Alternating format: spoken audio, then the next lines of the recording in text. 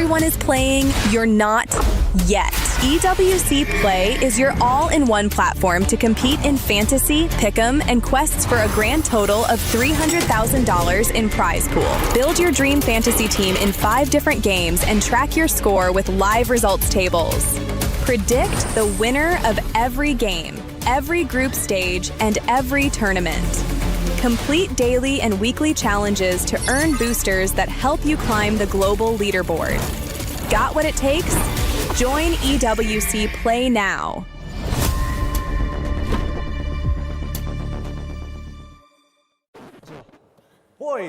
Boys, relax. Let me do the introduction first. I didn't know, sorry. No worries, of course. Welcome, everybody. We are playing Don't Press the Bell, a simple game that we've already played so far. Today, we have ND7's very own Akashi facing off against the one, the only Lutpi coming in from Onyx. Boys, I will give the countdown. You've already decided who starts. Are you ready? 3, 2, 1, go! Oh. Don't forget the tap. Yeah, they're getting it. I think this is like the calmest boys we've had so far. Everybody else went crazy. But it's so clean. Such minimal movement. Come on. Somebody. Oh! Almost. That was almost. Okay. You guys gotta go even faster. Nice. Good place. Ooh, you gotta be careful. Don't go from the bottom.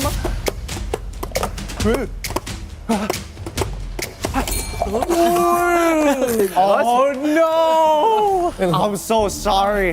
That was a great game, but it came down to that DQ at the end. The bell accidentally rung. I'm so sorry, man. Well done. Thank you so much. And hey, that was us here in our Flex studio. Guys, remember, don't press that bell.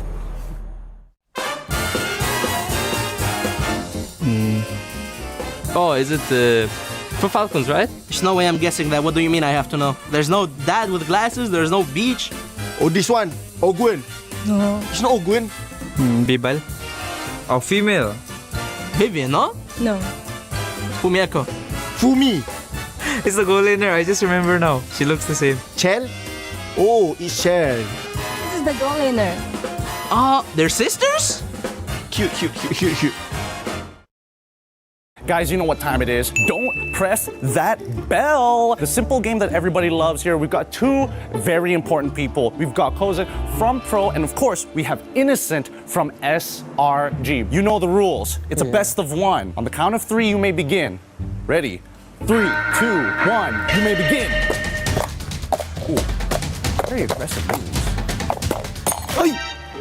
If it's like that, what's that? We're saying that's not that. If it happens again, we're gonna DQ you. You gotta be a little more precise. Because it's broken. I know, don't worry about it. Okay. Ready? 3, 2, 1.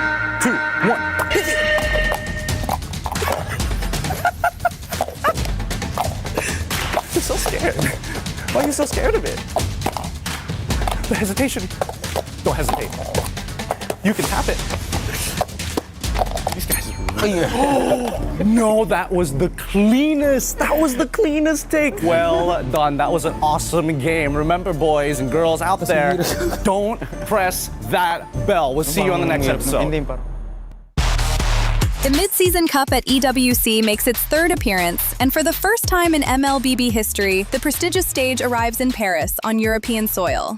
Awaiting the 25 teams from 15 regional qualifiers is a monumental $3 million prize pool and crucial club championship points. MSC opens with the group stage, where 15 qualified teams and 1 team from the wildcard qualifier will be split into 2 groups of 8. Both groups will compete in a double elimination bracket, where 2 wins secure a spot in the knockout stage, while 2 losses send teams home. The top 4 teams from each group will advance to the knockout stage. More unforgiving than ever, the knockout stage puts everything on the line. In this single elimination bracket, teams will clash in a best-of-5 series throughout the quarterfinals and semifinals. For those denied a place in the grand finals, 1 final battle remains, a chance to secure a podium finish and claim an additional $100,000 in the 3rd place match. Here, 1 moment can change everything. 1 mistake ends the dream, 1 clutch play creates a legend, and at the end of it all, 2 teams remain. 1 final series in a best-of-7, all for the grand prize of $1 million. 1 chance to rise above the rest. Who will become legendary? Who will prove unstoppable? 2 champions, 1 game. This is MSC at EWC 2026.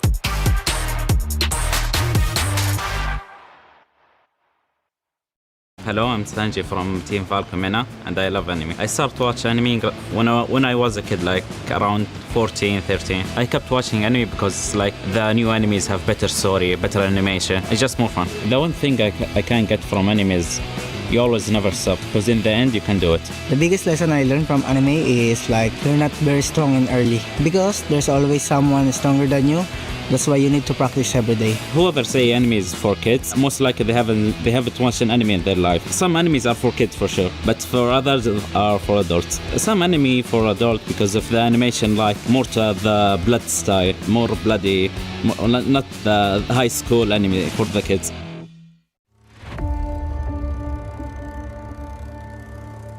Bloodshed, tears, and glory. The Land of Dawn calls for contenders once again. Against all odds, GK Esports is here to win MPL MENA Season 9. Guangzhou Gaming! They go straight to the main stage. Ignite Gaming! MPLSG Season 11 crowns a new team. True Rippers are your champions. The place where a new chapter begins. The newcomers. MSC at the EWC, Paris. For many of us, this is our first. We may be the underdogs. We may have sacrificed everything to come this far. We'll prove why we belong here. It's the first MCT Grand Finals, and Entity will be your first champions. Bro! Esports is the reigning champion! Team of Falcons will push forward to the main stage of MSC. Congratulations! Vamos, as you punched your ticket to France for EWC! Breaking barriers, defying limits. The aggressors come with nothing to lose. We carry the expectations of our country, our families. The fans who believed in us. This is the stage we've been working toward. Maybe this is where a new Dutch house is born. Aurora Gaming have wiped the Young Gun Galacticos out. Megatron have not merely joined the Kings, they have become the Kings. And the Dragons of the North defend their Empire spirit. Challengers of the throne, the Titans stand ready. We have already achieved what many thought was impossible. Whether it's defending our regional title Or taking down the champions of our region. We're here to break curses and set new milestones. Falcons AP Runner moving on through the Grand Finals. Slangor Red Giants are your new champions. MSC 2023 champions! Order! Team Liquid is your grand champions! The names that shaped history, the kings and legends. It's been a while since we stepped foot onto the world stage. It's been a while since we brought home an international title. Our fights continues because our story isn't finished. Our legacy awaits. The journey to rise above begins. Play is in our DNA. Whenever we let it out, it becomes our superpower. Now imagine an entire city being built to supercharge it. Kadir City, powered by Play.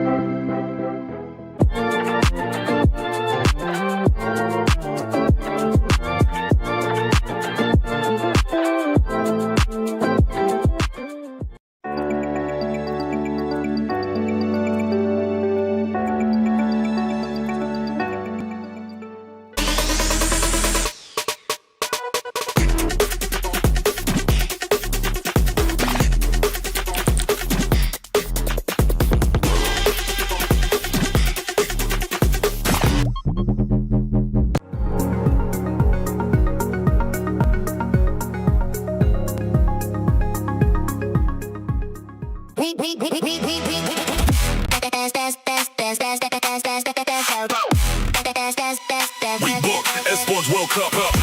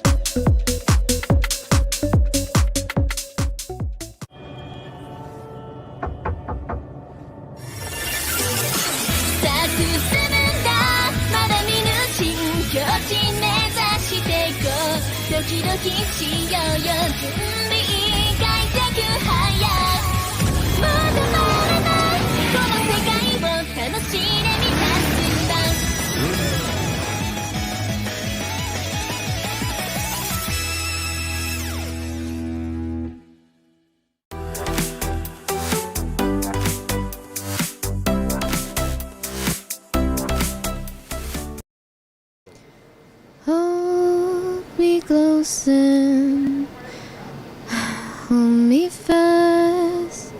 This magic spell you cast. This is. Well, what's wrong with you? I hate this part of the competition. 2 teams are going to be eliminated today. But I mean, we've got a couple of teams that are going to be going through to the knockout stages, though, right? It's not all doom and gloom. But imagine the keys. That's right, we get to crush the keys of some losers today. They're going home. It's day 3 of MSC here at EWC.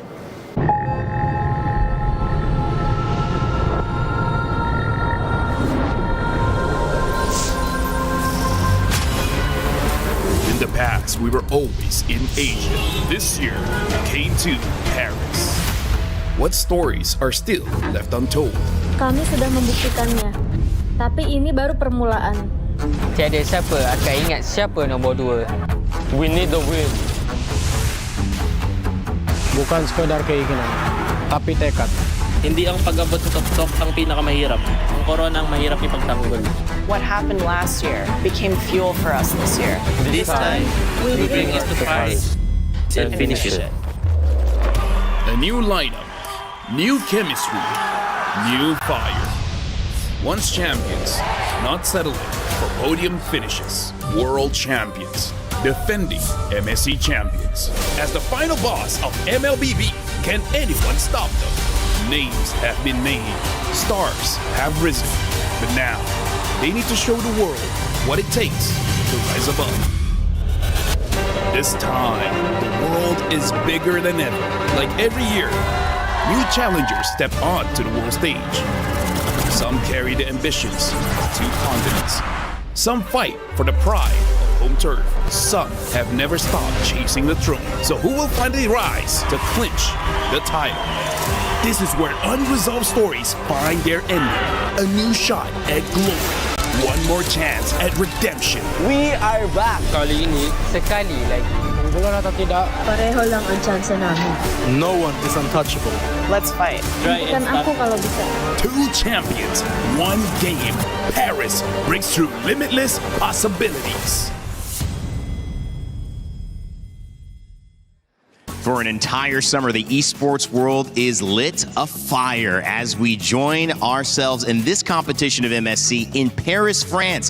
A new location with new challenges, new competitors, maybe some new stories, as yesterday's upsets are only the beginning of what MLBB may have to showcase in this 9-day event. What an exciting time to be here, and welcome back yet again for day 3. Yes, there are knockouts going to be happening here, but on the other side of that doom is a little bit of glory that you might be able to seize by advancing to those stages and having a chance to play for that trophy. Sitting up on top of the Lenovo Legion Gauntlet stage. Welcome back, everybody. My name is Rain Day. I'm joined by 2 amazing casters, analysts, I mean, do it all, man. Naisu, who's been, casting this entire time. Welcome on the stage, my friend. Thank you. And of course, LaFell, who we've seen next to me alongside. Naisu, you were having a different perspective than us on the desk. You were casting those games. What was your takeaway, man, just after these 2 days of amazing action? Man, I don't know. I think the biggest part is just how surprising the meta is so far. That's probably the biggest thing. And let's talk about, too, I know we'll dive into this more, the upsets. The upsets on upsets that were yesterday. Yeah, LaFell. I mean, it was a crazy day. I mean, like, again, for an analyst to see something new is always refreshing, because my biggest worry, and I feel like I've told this Nice time and time again, I'm worried when we get to the MSC, it's just going to be copy pasting. You know, it's like, what is the number one strat? And we all are going to do the same thing. But clearly that's not the case. We've seen teams excel better in the early game. Some teams, they want to scale up into the late game. And because of that, the meta changes. And I love that. It makes it so that my job is relevant. Because I gotta save everything. Which I love, because I get to see more of you all the time. Yeah. And you know, one of the great things is we get to look back at what were those upsets yesterday. So our STC Rewind has us covered for all of that action. If you missed it, big names fell. Aurora with the 2-0 upset over Team Liquid PH. That was a big one, but we saw it across the board, LaFell. Looking at yesterday, it was just surprise after surprise. Yeah, Slangore Giants put up a good fight against Pro Esports. I gotta say, all three games, they were very, very strong. People have their own opinions on the win and loss, but I gotta say, that one was worth watching just as an MLBB fan. Oh, I love Gideon's reactions there too, because, you know, in the talent room, we were watching that. And yes, in some cases, it looked like, again, it might be a repeat of what happened in the history with these two teams facing off. But I got to say, man, that when we got to that third game, that was probably one of the best plays so far that we've seen of MSC. And you're going to see a ton of reactions from everyone, because everyone online was sharing their reactions for this match alone. Dude, Keoli, man, like he on both. I think this is the one. Play. Oh my goodness, that does not need to speed up. That needs a pause, a slow. It needs frame by frame. That's how insane Keoli was. Dude, even this one, like, I know they had that for SRG, the Malaysians out there, but then you have a big just kind of support for Team Liquid Philippines coming into this for MSC. And of course, Coach Midnight, you guys talked about it so much in the drafts. You know, we got to He's a traitor. Yeah, dude. He's a traitor of the Philippines. He's a mastermind is what he is. I mean, who would have thought Raphael in the mid lane? Who would have thought that upset against TL? Only Midnight, man. Only Midnight. But then, it's a good thing, like, not a good thing. It's more like Onyx bringing it back to be like, hey, you know what? We still got to control this. We still got to hold the throne. Onyx showed up against Entity 7. And, you know, fun fact, like, they are not the champions in this group. And, hey, maybe that's why they've been looking so good, because, as we know, number 2 is usually the hungriest. Number 2 is, and even on that one, you know, get a good look at Coach but there's me, Gideon. Dude. Gideon, you? Gideon and me. You forgot to say your own name? Gideon and you. You know what? But that's the thing, too. Then we end up the day here. This was a sweep. I believe I was filming content for this, but I did get a peek at what was going on here with this last matchup of yesterday. And I would say, you know, you have these upsets that started off the day, but then, of course, I feel like with the last 2 matches especially, you kind of had more of a, this is kind of what was expected. What we expected. Now, yeah, can there be a bounce back for the teams that lost? I also got to say, for Onyx, the fan base was incredible here in the stands. I mean, obviously, so many fans online for MLBB, community so passionate about this game, which is great to see. And as a fan coming into it, it's awesome to experience just what you can see with the storylines and the players evolving. And I think maybe the biggest storyline yesterday that many were aware of was Team Liquid going down not just one game in a best of 3, but 2 games in a row to what many were surprised at here in the Rafaela, the pick of Midnight and this team to really surprise who many consider a favorite to return and defend their title. We had a chance to talk with the coach of Team Liquid, Aeon, to get some thoughts. We're here at the back now with Coach Aeon after that loss, a very upsetting loss, by the way. I think everyone was quite surprised. Could you talk us through what perhaps happened in that particular match? I think overall it's a mismatch of game plans. They are going all in on the early game, I think everyone can tell.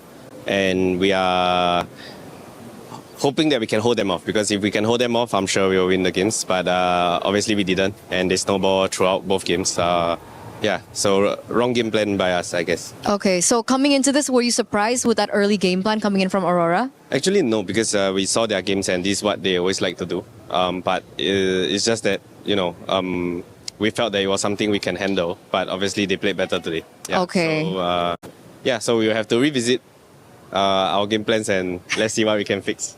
Were you surprised though? I mean, obviously they play early game, but like Rafaela mid, we saw Barat's EXP. Was that something of a surprise to you? A little that they will take it out so soon, but at the same time, we always knew that they had these pocket strats. Okay. Because they also bring out Angela mid, I think, in their region. Yeah. So we knew they like unorthodox draft. That's gonna be different, and to be honest, that's the biggest thing for us because regardless of opponent, it's just a different play style, right?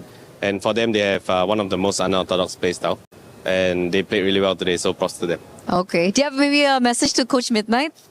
Well played. Well played. We might see you again. Ooh, okay. So the one thing that you feel like you need to repair come match 2 is the game plan, the strategy. Do you think it's just specific to Aurora, or you might have to revisit some other game plan to specific teams as well? Of course, we have to revisit what we think is the correct game plan because obviously everybody have a plan until you get punched in the face. And obviously we got punched in the face, so we will revisit that. But at the same time, of course, every opponent is different, so we will take that into account as well. And yeah. Best of luck for the next matches. Do you have a message before we go? Thank you for everyone that supported us. I'm sorry for this disappointing result, and yeah, we'll do better. We're excited for the comeback. Thank you so much, Coach. Back to you. Everybody's got a plan until they get punched in the face. That is probably the best way to sum that one up, Naisu. That's a good way to go about life, I'd say. You know, but no, I think everybody is going to have to deal with that because we've talked about this quite a bit. I think the draft or the meta right now allows everyone to just kind of have this personality when it comes to the draft. And yeah, you might get punched in the face by a different personality from each team because this is, I feel like, again, one of my favorite metas that we've had in a while. I would say one of the defining traits of this meta is the fact that it gives more advantages on many different states of the game, where before this, the biggest advantage is for that late game because of the def timers, but now they give a different advantage in the early game by enabling you to get more gold out of the jungle, right? And also denying a lot of gold from the jungler as well. So before this, if you win the early game, you can't really take advantage of that by expanding the gold lead, but now you can. So I feel like that really opens up quite a lot of strategy. And you know, in hindsight, after seeing the first few days here, I believe like that was the right way to balance the game, making it so that if you want to play early game, you have something to fight for. Things we'll find out as we head into the action for today. Group A's bracket should be on your screen in just a moment so we can show you what it looks like after visiting this group 2 days ago. We saw Group B yesterday. Now it's Group A. To remind you of the results, it was Vitality and Falcons PH that moved on alongside Vamos and Team Spirit. We will see those games today as well coming up. But we're starting off True Rippers and Guangzhou Gaming. That will be our first look at Group A. This is a knockout game. This will send somebody home from the tournament. So it's a scary day, but it's also an exciting day. You've got to bring your best MLBB, Naisu. Yeah, I've got to go ahead and agree with Eterna, you know, on the feels of this. You get to this point in the competition, eventually teams have to start going home, you know, and for this, it's going to be that first match opening up today, True Rippers or Guangzhou Gaming. I think both of them had a really challenging first match for MSC. Yeah. And so I feel like this, you can take it as, did they learn from that experience and what do they take to adjust going into this match? Because now tournament lives are on the line. I gotta say, between both teams, I am very much impressed by Guangzhou Gaming, even though they lost against Team Falcons, but they made Team Falcons really fight for it, especially when it comes to the early game. The reason why Guangzhou lost was because they couldn't extend that lead. They got kills, but they didn't get turrets, they didn't get anything in the jungle, they didn't get turtles and such like that. So I'm wanting to see, yes, you can win the early, but what do you do with it? That's the maturity I want to see from Guangzhou. I want to add real quick too, I was impressed. Game 2 of True Rippers, because game 1, it felt like they were kind of nervous. You know, I feel like they first time on the international stage, they got a huge community behind their back. And then game 2 was rather impressive. They held a lead against a team like Team Vitality, and then they lost it. It slipped through their hands. Garcia had an amazing game on the Mozkov, so maybe they can take what they did best in game 2 and then bring it into this matchup against Guangzhou. Well, let us know what you're leaning towards. Both signs of life for both teams who had tough matchups, but now one is going to prevail, one won't. So make sure to get your pick'ems in. You have a few minutes before it closes, so let us know. You think True Rippers are taking it? Is it GZG that's going to stay alive in this tournament? You let us know what the pick'ems. We'll tell you the results in just a few moments before the match, but get those in right now. Conversation in the green room. We kind of start the days with these conversations. An incredible shout out to Maui as well, who's helping us with the editorial side of things, helping me get caught up to speed. international tournaments are difficult for anybody, but for your debut, and a lot of the players on True Rippers are debuting in an international tournament here, feeling like they're doing pretty good? Oh, it's tough to say after one match. It's not enough time to see. It's not enough evidence. You know what I mean? I feel like any team, any players that first make their way into the international stage, and it's the first time for a lot of people really to see them. It's just one game's not enough. In a game against a team like Team Vitality, like more, you want more from them. And hopefully, again, we get to see what that case is going to be here. It's just unfortunate that it's so brutal, this stage, where it's like if you get 2 losses, you're pretty much done for, for MSC. Yeah. So hopefully they can make it come together here. But I think that's one of the things. There isn't enough evidence yet to really put them in a perfect place. And when we talk about getting punched in the face, you just hope that a game like this for both these teams who haven't had too much time, it gives them a little bit more time within game, right, Lefel, to learn some things and to not just have to react so heavily in game 2 and risk going home if it's a bad reaction. Yeah, I gotta say, since we're looking at Guangzhou Gaming just now, I want to talk a little bit about Recall, especially game 1 when he was using the Nolan, where Nolan is one of the top junglers now, but the only reason we haven't seen him just because Ling is open and Hirara is still open. So we'll see whether they will go to that again, because I gotta say, their draft was unorthodox, but based on what Aurora already did, I feel like for now, the draft is in a state of limbo where there's no tier list, but it's really about interacting with what the other teams want to do. And it's not even a hero-hero interaction. Sometimes it is just a hero-team reaction, right? You want to go late? All of our heroes are early. We'll win the game before you get a chance to fight back. This is a great talking point. I'm sure we're going to hear it a lot today, especially as True Rippers get ready to take the stage. This is a team that is, like I mentioned earlier, got not so much international experience, but is performing at, many would say, very well. Can they continue and get a win? Can they actually win this set? That's the question I think True Rippers is going to be asking themselves. Their road to get to EWC also hadn't been easy, but it's one that we should pay attention to before they maybe play their last match.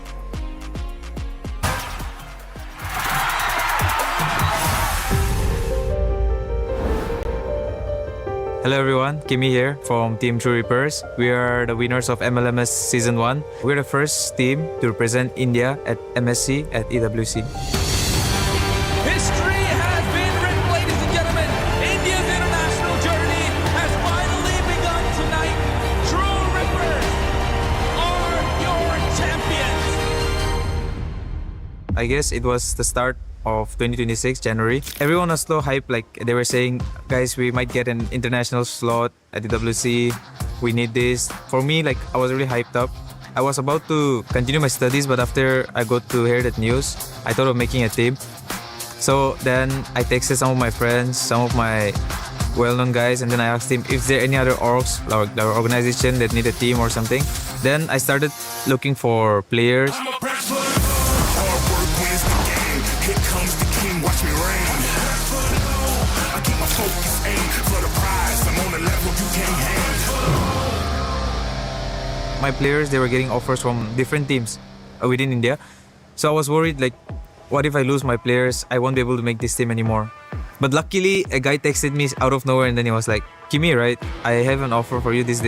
So I was like, yeah, anything is fine. I just want to bring this team to India and then, participate because I know we can win. Talking about Kyle and Asuna, Kyle, it's like he's with me since the past 3 years. He's known as the gold standard of India. So he's just too good at his mechanics. Asuna is also known as the best mages in India. He wanted to try out and then we worked out really good. Everyone liked Asuna and then that's how we formed the team. We Indian players, we never stop playing this game because it's the love and affection for the game.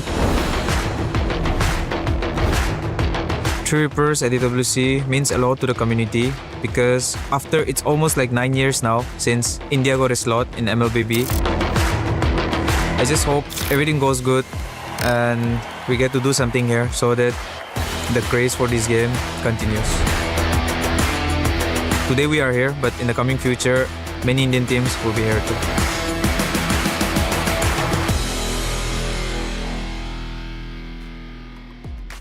The start of many more, says Rahansya, as he talks about representing India for the first time on an international stage. And this is truly an opportunity to not only do it for his country, but also to do it for his teammates, who he promised they would be able to make something happen if they could all stay together. Well, so far, so good. Let's see if they can put it into execution here as they face up against Guangzhou Gaming, who have had a different road here, representing China, and obviously a team that played well and had glimpses of figuring this meta out and prolonging their games. Can they finally get the wins that they need over True Rippers? It'll be a battle for sure, but their road to EWC was not easy either. They are here and they mean business.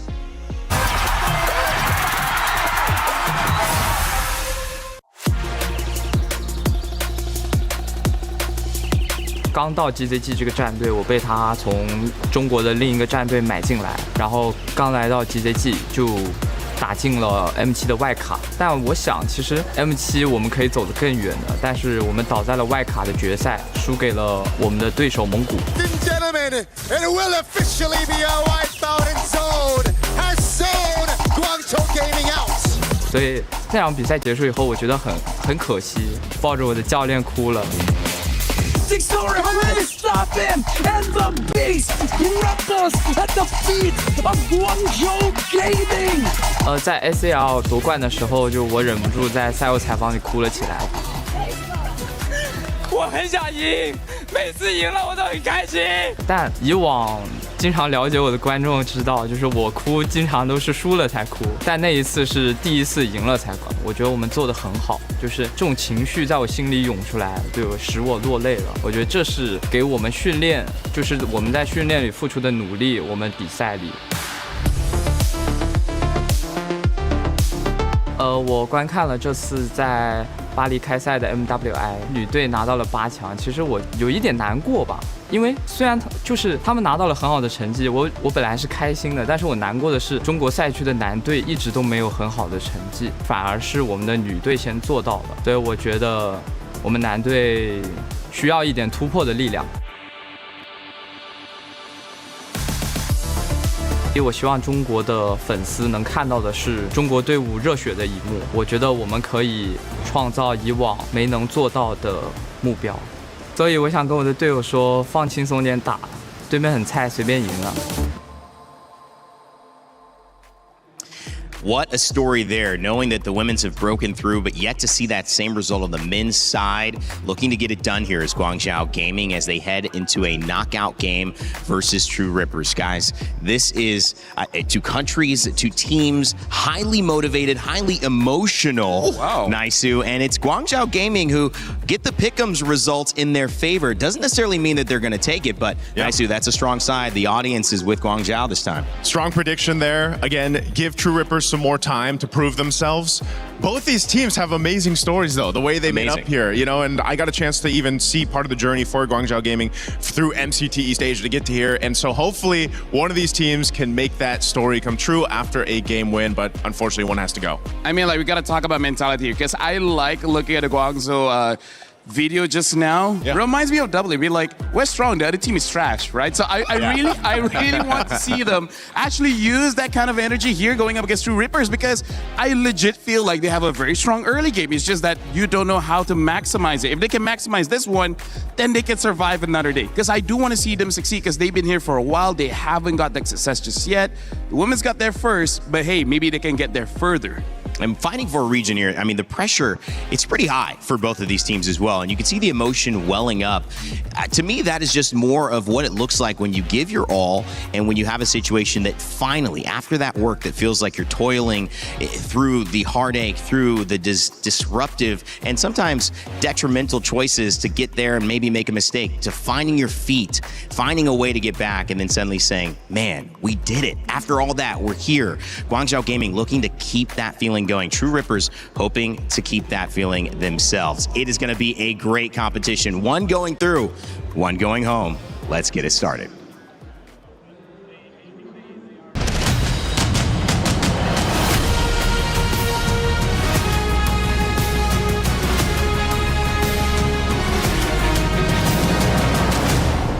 It's crazy how fast time flies, and today things heat up here, the elimination day of MSC. Yes, you are right, Milosh. Right now, we are actually by the Key Crushers, where today, two teams, Dreams, Hope, and Keys, get shattered. That's the beauty of it. Every single one of our 16 teams here at MSC at EWC 2026 have come in with a set of these keys. This is the heart of these keys, Rose. Yes, now these heart of keys is the main reason why they are still here and competing, because this is their ticket to potentially the grand finals. And there's only one that can remain like this, because at the end of our tournament, 10 days from now, they will look like this. Everybody, 15 out of 16 will be completely crushed in this way, and today will be the first day where we get to crush two of those sets of hopes and dreams here in our beautiful crusher. She's strong, she's bold, she's beautiful. She doesn't have a name, unfortunately, so we expect you to help us out with that. Okay, Milosh, now my question is, before we get into the game, we kind of need to get out of here, but how do we do that? Don't worry, I got you. Mumu, door! Oh. Oh, Hey. there we go.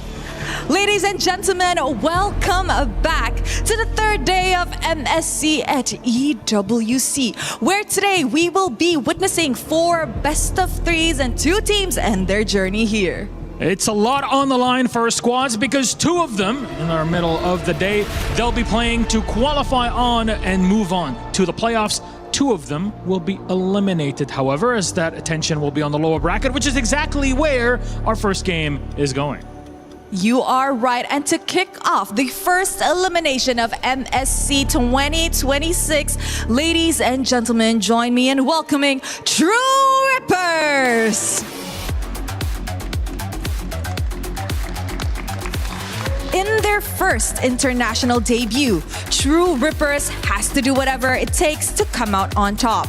Previously, they went up against Team Vitality, and oh boy, was game too close. But the question is being close enough to stay in the game? When there's a lot of pressure on the line, it can really get to you. Let's welcome their opponents, Guangzhou Gaming!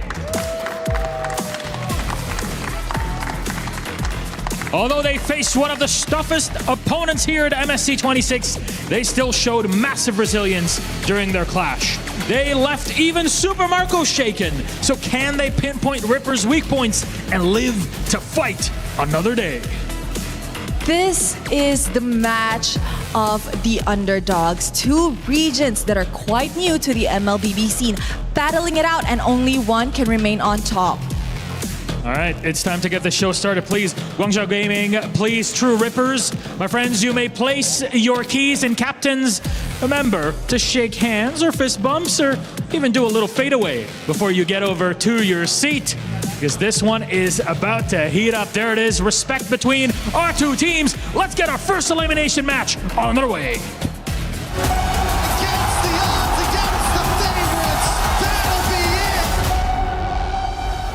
Day 2, the Group of Death. We've witnessed the unexpected fall of 2 champions, Team Liquid Philippines and SRG, and the unexpected rise of 2 contenders now between Aurora Gaming Turkey and, of course, Pro Esports. Nobody can get away with the re-engagement. They will take game number 3. I feel very happy at that moment because it's my first time in the international, and SRG is former champion and we didn't expect to win them. So when we won, I got really emotional. JP falls as well. Aurora is relentless on this mid lane. What a statement this is. It was a big match for us, and it's quite good because they're the last MSC World Champion. We expected to win because we can beat any team in this tournament. We're not afraid of anybody. Actually, they need to be afraid of us. And the stampede has been stopped. So the loss is unexpected for us, for sure. We know that coming into today we are the favorites, and we know that we are the better team. My thoughts on us and SRG both losing the first game of our bracket. Of course, it's a surprise to most, but at the same time, this bracket is so stacked, right? Anyone can beat anyone in the current level of competitiveness. Going into Day 3, we have 2 teams securing top 8 spots. Will it be between Team Spirit and Vamos or Vitality and Falcons PH? and then we'll also be sending 2 teams home. Will it be between True Rippers and Guangzhou Gaming, or will it be Falcons Meta and Ignite Gaming to be sent home? Well, it is a battle, to say the least. Representatives of India and China going head-to-head. True Rippers versus Guangzhou Gaming. Guys, this draft is going to be interesting, and the question I want to raise to you is, if you learn, are these losses okay? If you can take something from these losses, is it okay to be here to bounce back, or are you looking at today with a different sense? Is there cynicism? Is there optimism? What's the approach to this draft, and how are you looking at these 2 teams, Naisu? You know, that's always something that we think about. Like, what do the coaches say to the players here? Let's say they had a devastating loss, and whether it was the game or the series, how do you approach that? You know, how do you get your players to reset? And the champions, the multiple champions that have either won MSC or the World Championship, all have to go through that, right? You face losses. I mean, even last year's champions here at EWC face a loss, a devastating loss. So the reset has to happen, and I think the best of the best reset quickly before they jump into the next game, and they just go in with a new mindset. Well, 2 champions, 1 game. Make sure to grab your My Champions pick and pick your dual champions and win 50,000 diamonds. Grab the QR code with your phone, tablet, whatever it is, right now on the screen, and 5 winners win 10,000 diamonds each. Remember, this is live until July 27th, so make sure to act fast. LaFell? Randy, I got to say, when it comes to elimination matches, it's a good test for the coach as well as the players on how they know each other as well as themselves, because some people perform well under pressure and some people don't. And because of that, the strategy as well as the way that you talk to each other is going to be very different, right? For example, if you don't do well under pressure, you got to get them comfortable. And for people that works very well under pressure, that's where you make them lock in. That's where you make them extra focus. And now going into Flying Clouds here, this is going to be very interesting, especially because I want to see if other teams did what Midnight did and actually bring Rafaela to Flying Clouds, maximizing her passive. When you respawn someone, they immediately get to battle. I don't think people will be able to practice Rafaela the same as Rosa did, but at the same time, how hard is Rafaela really? I mean, like, come on. Wasn't there some advice out there like, yeah, what would you say to the people that want to now play mid lane Rafaela? Just remember, you're not Aurora Gaming, you're not Rosa right now. Well, the draft begins here, and it is going to be a big one. We're trying to see if we can start expecting certain things, but expect the unexpected has kind of been the nomenclature for these last days at MLBB's MSC here in EWC 2026. We'll see if that continues today, guys. I like that they just took out the Harara, by the way. You know, True Rippers, they're not going to let that slip through. But so what we're thinking is, yeah, you might actually see the Ling be picked up maybe first to go in the hands of Guangzhou Gaming, if that seems to be the play, unless they ban it out, because that's been the trade. I feel like so far, just like we saw weeks, you know, the past couple weeks here, even back in Wildcard, LaFell, where that meta kind of settled into place over the course of days. Now you're in day 3. You know, you have to go ahead and just pick that plan, that game plan that you're really comfortable with, especially for these 2 that are facing off this elimination. And now True Rippers will also take out a big gold laner that's been popping up all the time, right? The Claude and the Hirara is dealt with, plus that Freya. What are we thinking here? The Ling first pick? No, it's the Atlas. Honestly, like, I feel like the Ling first pick is okay if you ban out the Eudora, because I really feel like the Eudora is going to be quite a talking point, because it's good basically in most drafts right now. And when it comes to the Ling, we've seen basically 2 heroes doing well, which is the Eudora as well as the Moskov. I don't know how other teams are going to do with that information, because Moskov is just one of those heroes where either you're good at it or you're not. Yeah, this is, there's the Ling. I was expecting it to come up at least on the swing. Yeah. And the Valentina. Oh, I thought it would pick up the Eudora for themselves. To make sure that they don't get countered. That does mean the Moskov is going to go over on the side of Guangzhou Gaming. And we'll see what they pick up here. I really want to see a Eudora here, because then you basically have 2 counters for the Ling. And the Ling basically will be there she is. The main setter for True Reapers, right? He's going to be the position 1. He's going to take all the farm, and he's going to try to take over the game. Now Guangzhou, they actually have quite a lot of crowd control here. Naisu from the Atlas as well as Eudora. And then Moskov, his crowd control is just to protect himself. But now True Reapers getting Bellary, which as of right now is an S tier pick in Rome.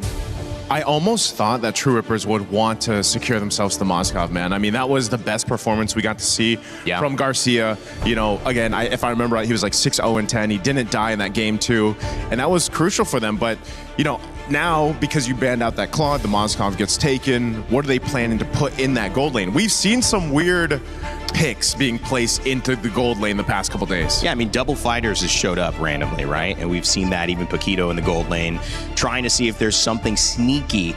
The one thing yesterday did tell us is that when you guys were looking at that ban, you're saying this is an honest draft, right? And that kind of exposed them to a very quick loss in our final set of yesterday. So maybe trying to hold a few of those maybe interesting picks later on, True Rippers, so they don't get caught out. Something that True Rippers can do if they do want to go for that double fighter. Other than the Paquito, we also got to talk about the Ruby. The Ruby can actually create quite a lot of space, making it quite easy for a Ling to go in and out, because that's one of the problem when you're not incredibly fast on the Ling. One stun and then you're done. And there's a lot of stuns here that can capture you. So I'm looking at something like a Ruby alongside the Belleric as well as the Valentina, just to create a lot of space so the Ling feels much safer to go in.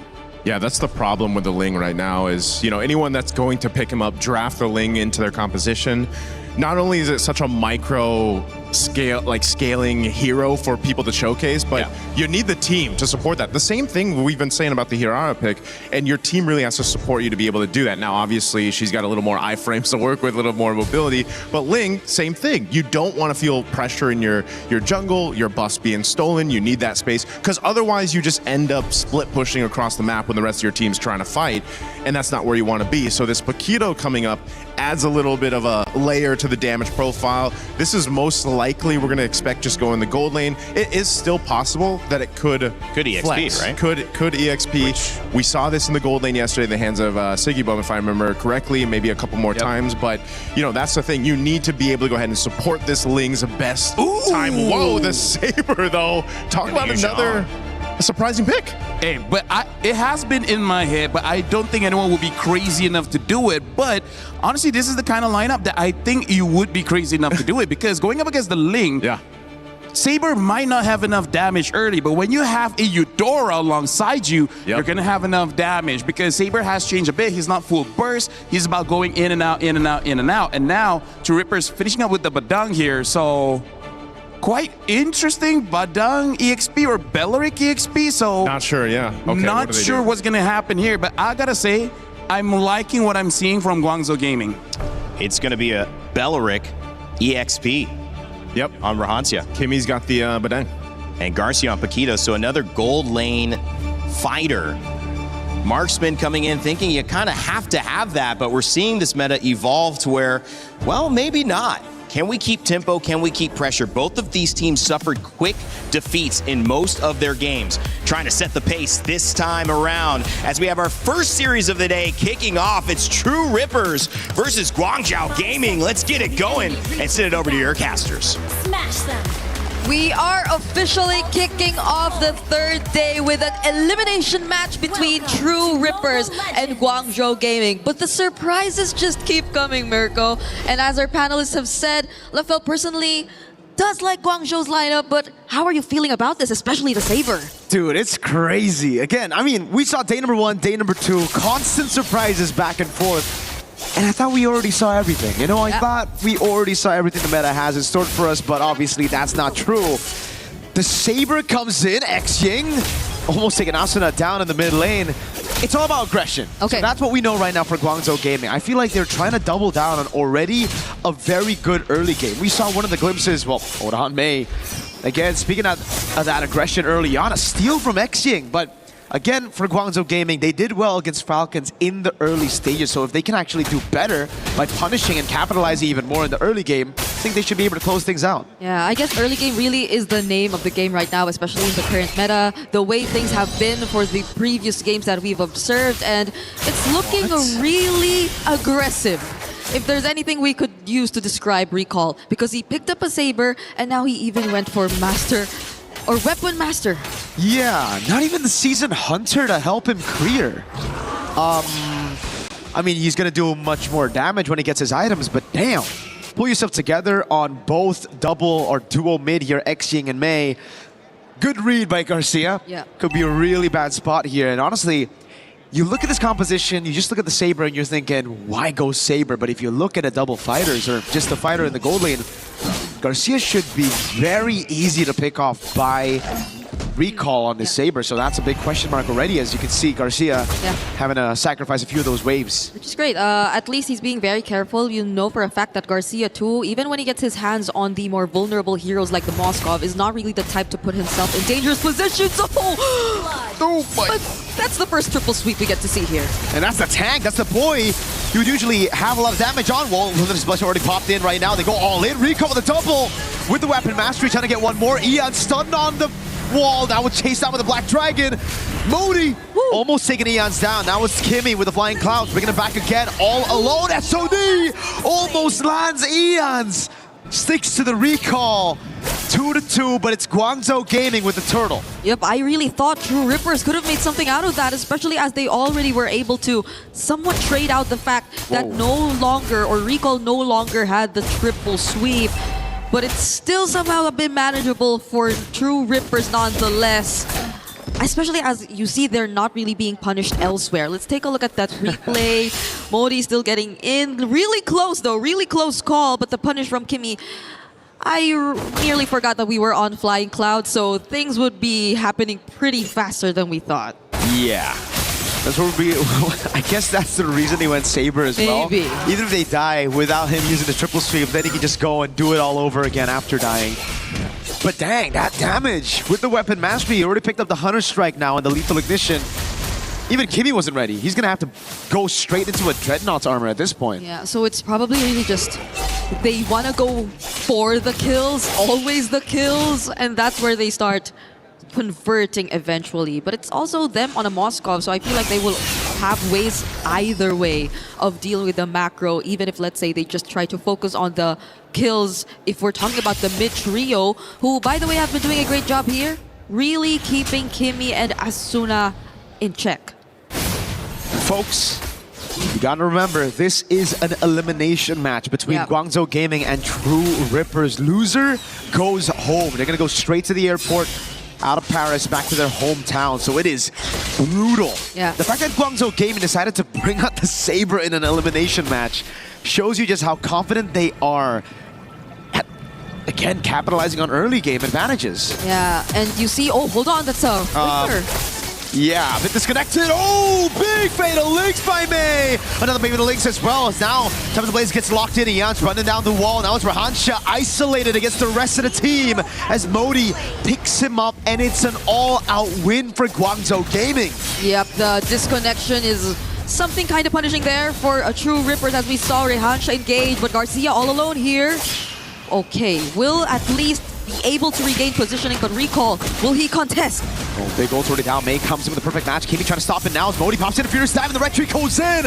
Garcia with the secure now as they go all out. Eon's picking up the kill, but gets caught with a triple sweep again as Xing takes him out of the fight. And again, it's a turtle to TRX, and Guangzhou Gaming with a trade as CY gets a tier 1 down below. Yep, that's all CY has been focusing on for now. And Garcia, the fact that he was really there, the participation he had in that team fight was really massive for True Rippers at least. Oh, was that the...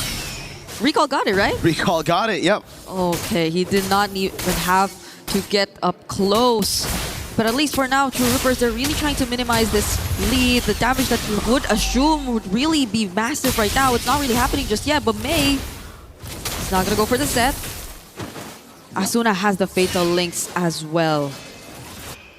That's been a way for TRX to actually respond to the Fatal Links from May, but the thing is, it's just Asuna, right? Everybody else who gets caught by the Fatal Links, they're locked down, so Asuna can purify and get his own Fatal Links, but there's just no damage coming through. Meanwhile, Guangzhou Gaming, on the other hand, they have the combos ready. And it's also that disconnect that TRX really got to fix. Rahansha, I feel like at this point, just wait for Asuna to get a set. Wait for the Fatal Links first, then Rahansha can go in with the Wrath of the Dryad, or just use it as a counter-engage tool. Which is... I don't know if it's counterintuitive, because they want to like go for team fights based on their composition, but you want to look for the damage too. Oh, hold on! Triple sweep. Eon gets away with the Tempest of Blades. Interesting. I thought that was going to be a one-shot by Recall. The Furious Siphon to DOT. Taking down on Eons. He gets the Finch poise, but it's not enough to keep him alive. Why did he walk back? Oh no. Did he not see that Modi was actually there too? Modi got him good. That was a surprise and very unfortunate for ENG right here because we were talking about where the damage would come from True Rippers. May? Good peel by Kimmy, but now he's going to be the sacrificial lamb. Straight into Modi, back-to-back kills for Guangzhou Gaming's XP laner. Yep. So at this point, it's going to be really tough to just stop Guangzhou Gaming in terms of what they want to do now. They're just bursting this objective. Oh, Yansha! Oh, Xing's still the one who actually claims it now. The Fatal Links locks down Recall. It's going to get caught by the Tempest of Blades. It's a big shutdown for Eons as he picks up the Blades, but now it's going to be Xing with the help of CY. Perfect match coming down. Finch poise gets him out. Modi getting a killing spree as he goes for a 1v3 now against Garcia. Still able to survive as well. Guangzhou Gaming now. We're going to siege down the mid lane. A stun coming down on Kimmy and the Spear of Misery. Doesn't connect on the wall. Doesn't pin Kimmy. It's just a tier 1 in mid. It feels so weird to think that the extended teamfights seem to be favoring Guangzhou a bit more because you would assume that they're very ult-reliant heroes, but at the same time, they have a hero like the Moskov. They have someone to just put out these sustained sources of damage, whereas True Rippers, on the other hand, I feel like it's mostly sustained. We are looking for the ways in which they could really clap back, but Rehansha, again, another Wrath of Dryad already committed. Oh, Garcia in the back, already using the Flicker as well. Make it go for the Fatal Links free! Recall coming in with the Shuriken, now the triple sweep on Kimmy. It's a fist crack coming down as Asuna is able to lock him down with the Fatal Links and a Terrify on Recall. It's EOS with the pick, CY with the damage. Now it's Modi, Black Dragon form flanking for the back as Rehansha's going to be isolated for the rest of the team. The Petrify lands for Modi! And he gets the Furious Dive to pick up a Mega. Garcia's all alone. Guangzhou Gaming going to go for the chase. A stun from Xing. Modi trying to cut him off. Garcia, can you get away? If he actually gets away from this, I don't know, but he won't. It's a killing spree for Xing, and these staggered teamfights are just not helping True Rippers at all. You don't really get to see them maximize the potential of their lineup. Even this moment you're seeing right now, it was the Fatal Links that Asuna got, which could have been the turning point. But the fact that they also had to take into consideration that GCG were just so good at kiting and that there was also a follow-up Black Dragon form punishing Eons.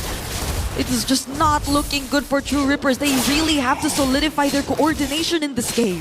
I think in this game it's looking just very tough already. They don't have a marksman, they don't have scaling aside from the Ling. Eons can still be a threat later on, but again, with all this CC, with all this lockdown, with all the tanky members that Guangzhou Gaming have, it's going to be extremely difficult for TRX to find another opening here. Yeah, because maybe you could rely on Kimmy to find the target, but who? Because you don't expect Sai, you don't expect Xing, you don't expect Recall to just be in the same spot at the exact same time. Oh, but they don't know Kimmy's here though. Oh, now he gets spotted. Now they know. My goodness, True Rippers, how are they going to play around this? Kimmy's trying to look for positioning again. But GCG. Oh, that poke. Yep. They can't. They can't. Look at the far lane up top as well. If Eon shows himself this is a bad time, Guangzhou Gaming know that it's been a bit too quiet for Eons. He hasn't shown himself on the map. Most probably sent up top, so it's them committing onto the neutral objective. True Rippers not given a chance to actually follow it up. Rehansha with a flicker in the top, but doesn't land on anybody. Now it's Modi who's trying to look for capitalization. Oh, Furious Dive and a Petrify from Modi. The SOD lands. May's trying to follow it up, but it will not be taken. Garcia with the recall in that bush. Modi, what? Reads out the position. Garcia's recall has been compromised. And now he's all alone, running again against Guangzhou Gaming. Oh, okay. This will take a bit of time for True Rippers actually get to track him down. It's only May assigned to do that. Look at recall, triple sweep, bang. Fatal Links the combo as well. Garcia was knocked up for a whole 2 seconds. Yep, ENG is just gonna settle with these trades. This tier 2 up top, but the Holy Shields are looking to go down now, and there's a Black Dragon form 2 coming in from Modi. But at least True Rippers can defend for now. At least for now. Xing, okay. Luckily, Xing didn't have the ultimate. Kimmy concealed right in front of the faces of Guangzhou Gaming up pin down as well. The fist back defensively. Asuna is able to find a fatal lace, but actually Quick Crew's out of safety, and now the Tempest Ablaze comes in for Eons, but he gets stunned up. The Spear of Misery as well. It's a shutdown, but at the price of Eons' life, as CY continues to push in towards this turret. It's so unfortunate. It's so unfortunate because even in that last sequence you saw, they had different targets, each of them. Oh, but they just went in! Full combo, triple sweep, fatal links, furious dive. Kimmy is gonna go down to Modi, and now the Black Dragon comes around again onto Rahansha. The furious dive lands onto Rahansha. Recall will walk up the SOD as well.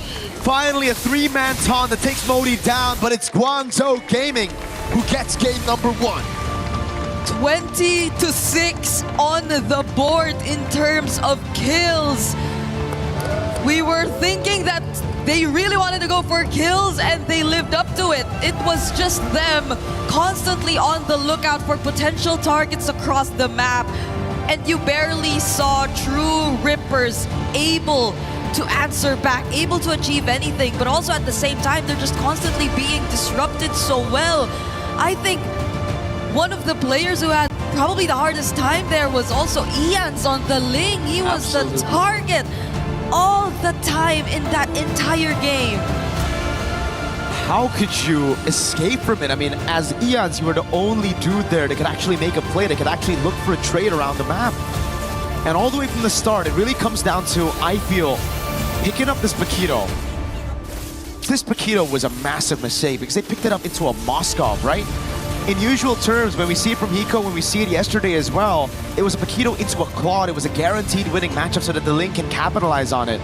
But against someone like a Moskov who has that Spear of Misery to keep him safe in lane, and even against this XP of Modi on Yuzong who knows how to play it safe, Eon just could never find a way to punish. It was, on the other hand, Guangzhou Gaming who constantly punished True Rippers. On top of the fact that they also prioritized the Valentina instead of the Eudora, which was also actually available alongside the Ling that they decided to prioritize in red side. Oh no! Oh my gosh, yeah, that's exactly the kind of emotion you probably would have for this entire game. It feels bad. It feels bad for True Rippers, but we hope to see them get back on track as we have to break that down, so we're throwing it over to our panel. As well, a quick game and a good game if you're a Guangzhou Gaming fan. 75% of you thought that was going to be where it ended. Naisu, they were certainly right. That was a tough one, man, for True Rippers, everyone rooting for them because, I just feel like this was reminiscent of what happened in Game 1 for them yesterday.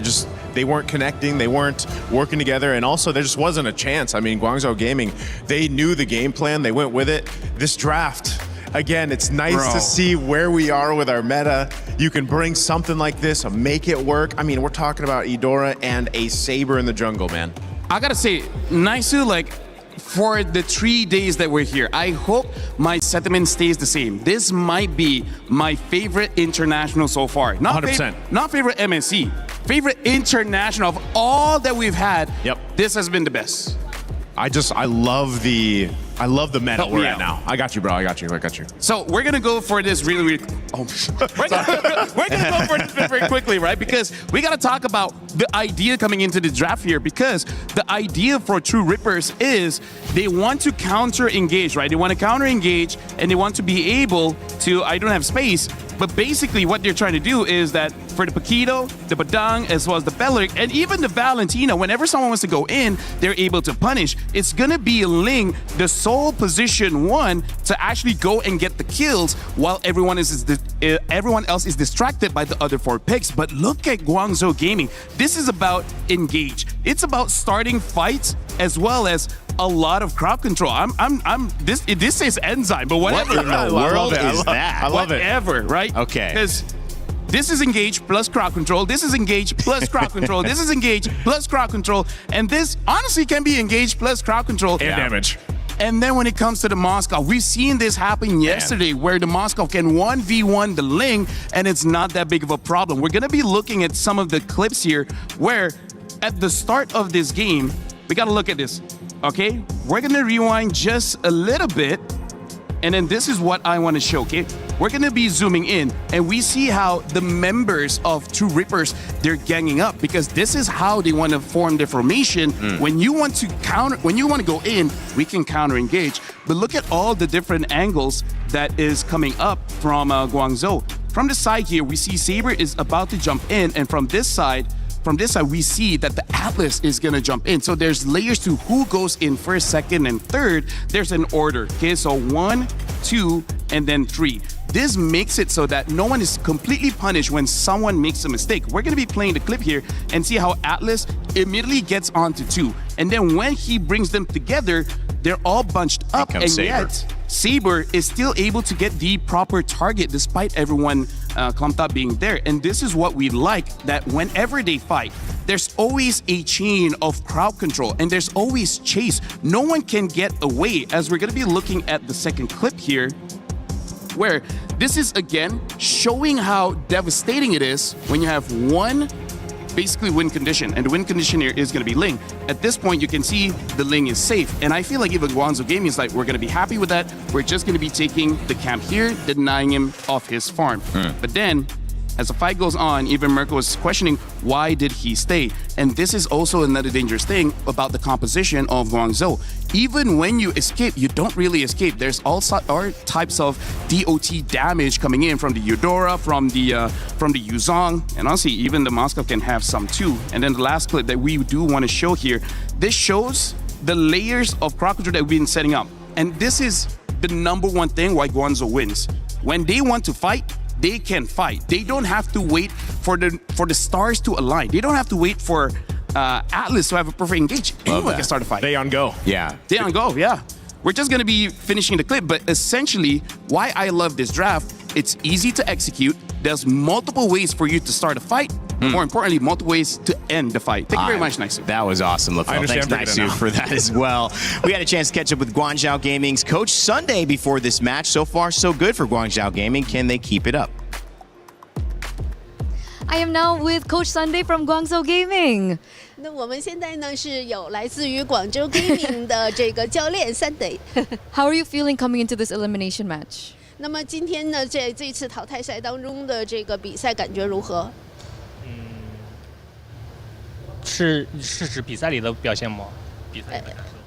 Do you mean how I feel during the match? Going into it, going into the match. 你进入到我们这个比赛，进入到这一个场次，感觉如何？感觉还是感觉还好吧，因为我今天比赛我还是很想赢下来的。Well, it's okay. Actually, I really hope our team could win this match. For sure, for sure. Because I've been hearing that you have a lot of experience in MOBA. And, you know, with that sort of experience and that sort of knowledge, what is the strategy coming to this next match? 是的，那我们可以理解。然后我听说你在 MOBA 这个 game 当中呢有非常多的经验。那么进入到这样的一个场次之后，你觉得还有什么哪些您的经验、您的这些战略策略，可以带到下一轮的比赛当中来？我觉得 MOBA 游戏的，整体的风格都是差不多的，但是有一些细微的东西是很关键的，特别是在这种高强度的比赛里面，越是那种细枝末微的东西，然后越能决定比赛的胜负。Well, I think lots of mobile games are quite similar. However, I really needed to pay attention to details, and those small details sometimes are crucial. That determines who wins the game. Okay, so was that one of the reasons why, unfortunately, you had to lose your first match up against Falcons PH? 那么这个是不是有一个你就是在第一场比赛当中输给 Falcons 这样的一个原因呢？我觉得是的。你们看，我们比赛第一局前期拿到了很大的优势，但是因为中间的一些小失误，导致我们输了比赛。Yes, that's right. That's what I think. Because at the beginning of that match, we were in a more advanced position. We were in a better position, but unfortunately, because of some small mistakes, we lost the match at the end. Okay, were there any other challenges in that match? 那么在当时的那个比赛当中，还有没有一些其他的挑战呢？主要来到这边之后，我们的训练时间也比较短吧，然后训练赛打的可能比较少，然后可能选手当时没有进入状态。但是我们前天输完比赛之后，昨天又打了一整天的训练赛，然后现在大家的状态应该还挺好的。Well, I think we got here and we didn't do enough preparation. The time was limited. So after we lost that match, we practiced a lot yesterday. Now I think all the team members have got this confidence. They are kind of getting into the competing mode now. So hopefully we can do better. All the best, all the best. But what do you think about the meta right now? Do you think it's like a little bit difficult? Do you think it's flexible? Do you think it's more rigid? 哎，那你觉得目前的这样的整个的游戏的状态，它这个方式是怎样的呢？你觉得是可以的吗？是很容易适应的吗？还是说整个的比赛这种形式就是让你有点无法适应，会觉得很激进呢？不会，我觉得我们可以适应这种问题，无论是我还是我们队伍。Yeah, I think it's fine and it's flexible and we just need to adapt to these methods. Okay, they just need to adapt to the meta. That's amazing things to know. And before I let you go into your next match, I do want to know, what do you say to the players before you get into this elimination match to motivate them? 那么呢，我们非常期待。那在我们正式进入下一场这个淘汰赛之前呢，你对你的团队有什么想说的吗？让给他们更多的这样的这个精神激励，让他们能够更好打好比赛。今天的比赛我们一定会赢啊！不光是今天，后天的比赛我们也一定会赢。Well, today's match we definitely will win. Not only today, for the match in the future, we will win too. Amen, amen, and very much good luck. Coach Sunday, thank you so much for this interview. Thank you for the translation, by the way, because we're going to throw it over back to them. All right, so Sunday talked a little bit about practice yesterday, and we said you don't lose, you learn, hopefully, and this is certainly translated what I would see Naisu in a very fast win and also hopefully some learning. Have you noticed that Guangzhou Gaming's approach is something that they can take through the rest of this tournament? You know, I think they can take the approach from Coach Sunday. You know, basically, we're going to win this match, we're going to win all the other matches, and we're going to go from there. I think that's a great way to look at it, especially when you need to go ahead and bounce back and your back's against the wall right now currently with your life on the line for this tournament. So, yeah, you go with that mindset, and maybe they replicate it and they get a sweep here against True Rippers. Sometimes when you stumble, too, you pay attention to walking. Walking, normally, you don't have to think about it. You just move your body. When you do stumble and you then correct yourself, you're much more concerned, LaFell, of the little things. Maybe that's going to help GZG. Oh yeah, for sure. Looking at the little things makes you appreciate as well the timings when we're talking about in-game here, which, by the way, just to add onto that interview, I really feel like if anyone is interested to play Mobile Legends, this is probably the best time to play because this is such an open meta where if you're from other mobile games, whatever logic you have there, you can actually transfer it here because in just the 3 days, we've seen healers work, we've seen counter engage work, we've seen split push work, we've seen strong engage, strong dive work, we've seen siege work, basically all the draft philosophies, everything has been working so far. Only the scaling late game one hasn't done well, but I think that's more on Aurora showing how strong early game is. And maybe that's the biggest thing to look at if that continues, because teams trying to buy time, well, it's like that card is declined. Time is expensive, man. There's no time to buy, you know? And so at this point, we'll see if True Rippers changes things up. Certainly the first two bans are similar to the other bans they had, taking away the Freya and the Harara. I like this too. Ling's not going to come into contention, at least for this one. Banned out here. And also, again, if the priority is just going to be the Atlas, again, this is at least one way up to fix it. Take out the Eudora. Maybe this is the Atlas still for GCG, and then True Rippers, if they want to. Again, they can get two great picks to bounce back. I mean, if you look at what they had last time, there's the Atlas. They lacked a lot. The concept of that draft lacked a lot. And I think, so he starts here with these first two picks.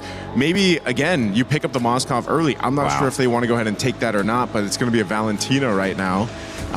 And, Valentina's been in an interesting position. You usually kind of have to do that when you see an Atlas across from you. Simply for the Fatal Links. And as I expected, this time, they'll take that Moskov. Yeah, but here's the thing. I like the Valentina better now than before, because before they had an opportunity to pick up the Eudora. Eudora in this current meta is a great position 2 or position 3 because she has great disruption in her kit, and the best thing is that it's so easy to do. Even if you're distracted, somehow you make a cool play. Now opening up though, with that Moskov, I do want to see whether Guangzhou, they will change it up. I feel like they need to pick up the Nolan now, because if not, the Nolan will be banned out. Unless, again, they want to go for something like a Saber. But the thing is, going up against a Moskov is more comfortable dealing with that Saber as compared to something like a Nolan. Even though he gets pushed back, he can just jump back in. But now Guangzhou picking up that Zhu Xin, and it looks like they have this philosophy, we want a lot of crowd control. It's the same thing from last game, man. You know, I think they said the same thing last game. We want some crowd control, and now that's the same case here with these first 2 picks. Plus, they got themselves the Claude, which again was banned out in the previous game. So this is already, it looks good on both sides. Harley comes through though for True Rippers. Okay. This is one of those cases where, again, similar to the Ling and the Harara, you need to make sure that your Harley is able to go ahead and scale up. We've seen it before already in MSC, where if you get delayed hard enough, you can't really do too much. Zhu Xin banned most of the time. Finally let through here as well. I mean, wow, Saber banned. Although respect though. Yeah. Because the Harley's gonna have a hard time. He jumps in and it's like, oh no, Saber. Belleric too. What do you think about? I feel like True Rippers, right? What can they do? I mean, that was a better game. It wasn't a sub 10. It was around 13. What can they do here to change things up and tie this? Honestly, looking at their lineup right now, it looks more spread here because they have, I would say, still the position 1 being Moskov. Moskov is going to take most of the farm, but then they have Harley as an assassin. And also, I do have to say here, Rayman, all 3 heroes that True Rippers has, they work well individually, independently. So it almost looks like they're trying to make this team fight messy, and I think the idea is to avoid the Atlas, to avoid the Zhu Xin. So trying to minimize the effect that they have with their AoE crowd control. This is interesting too, man. The Uranus comes up. Remember what Lutpi was able to do yesterday? Just basically, when you had that kind of lead, sit into the base. This is, again, if you're looking at the screen and maybe you haven't tuned in to some international MLBB in a while, you're probably looking at this being like, whoa, what is this meta? Look at these bans. When did we think we'd see these kind of bans, right? The Eudora, the Saber being banned out, a Ling on the other side. Like, there's just so much open right now for this draft.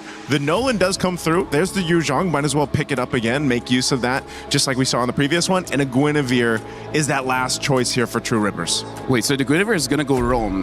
That's going to be very interesting here.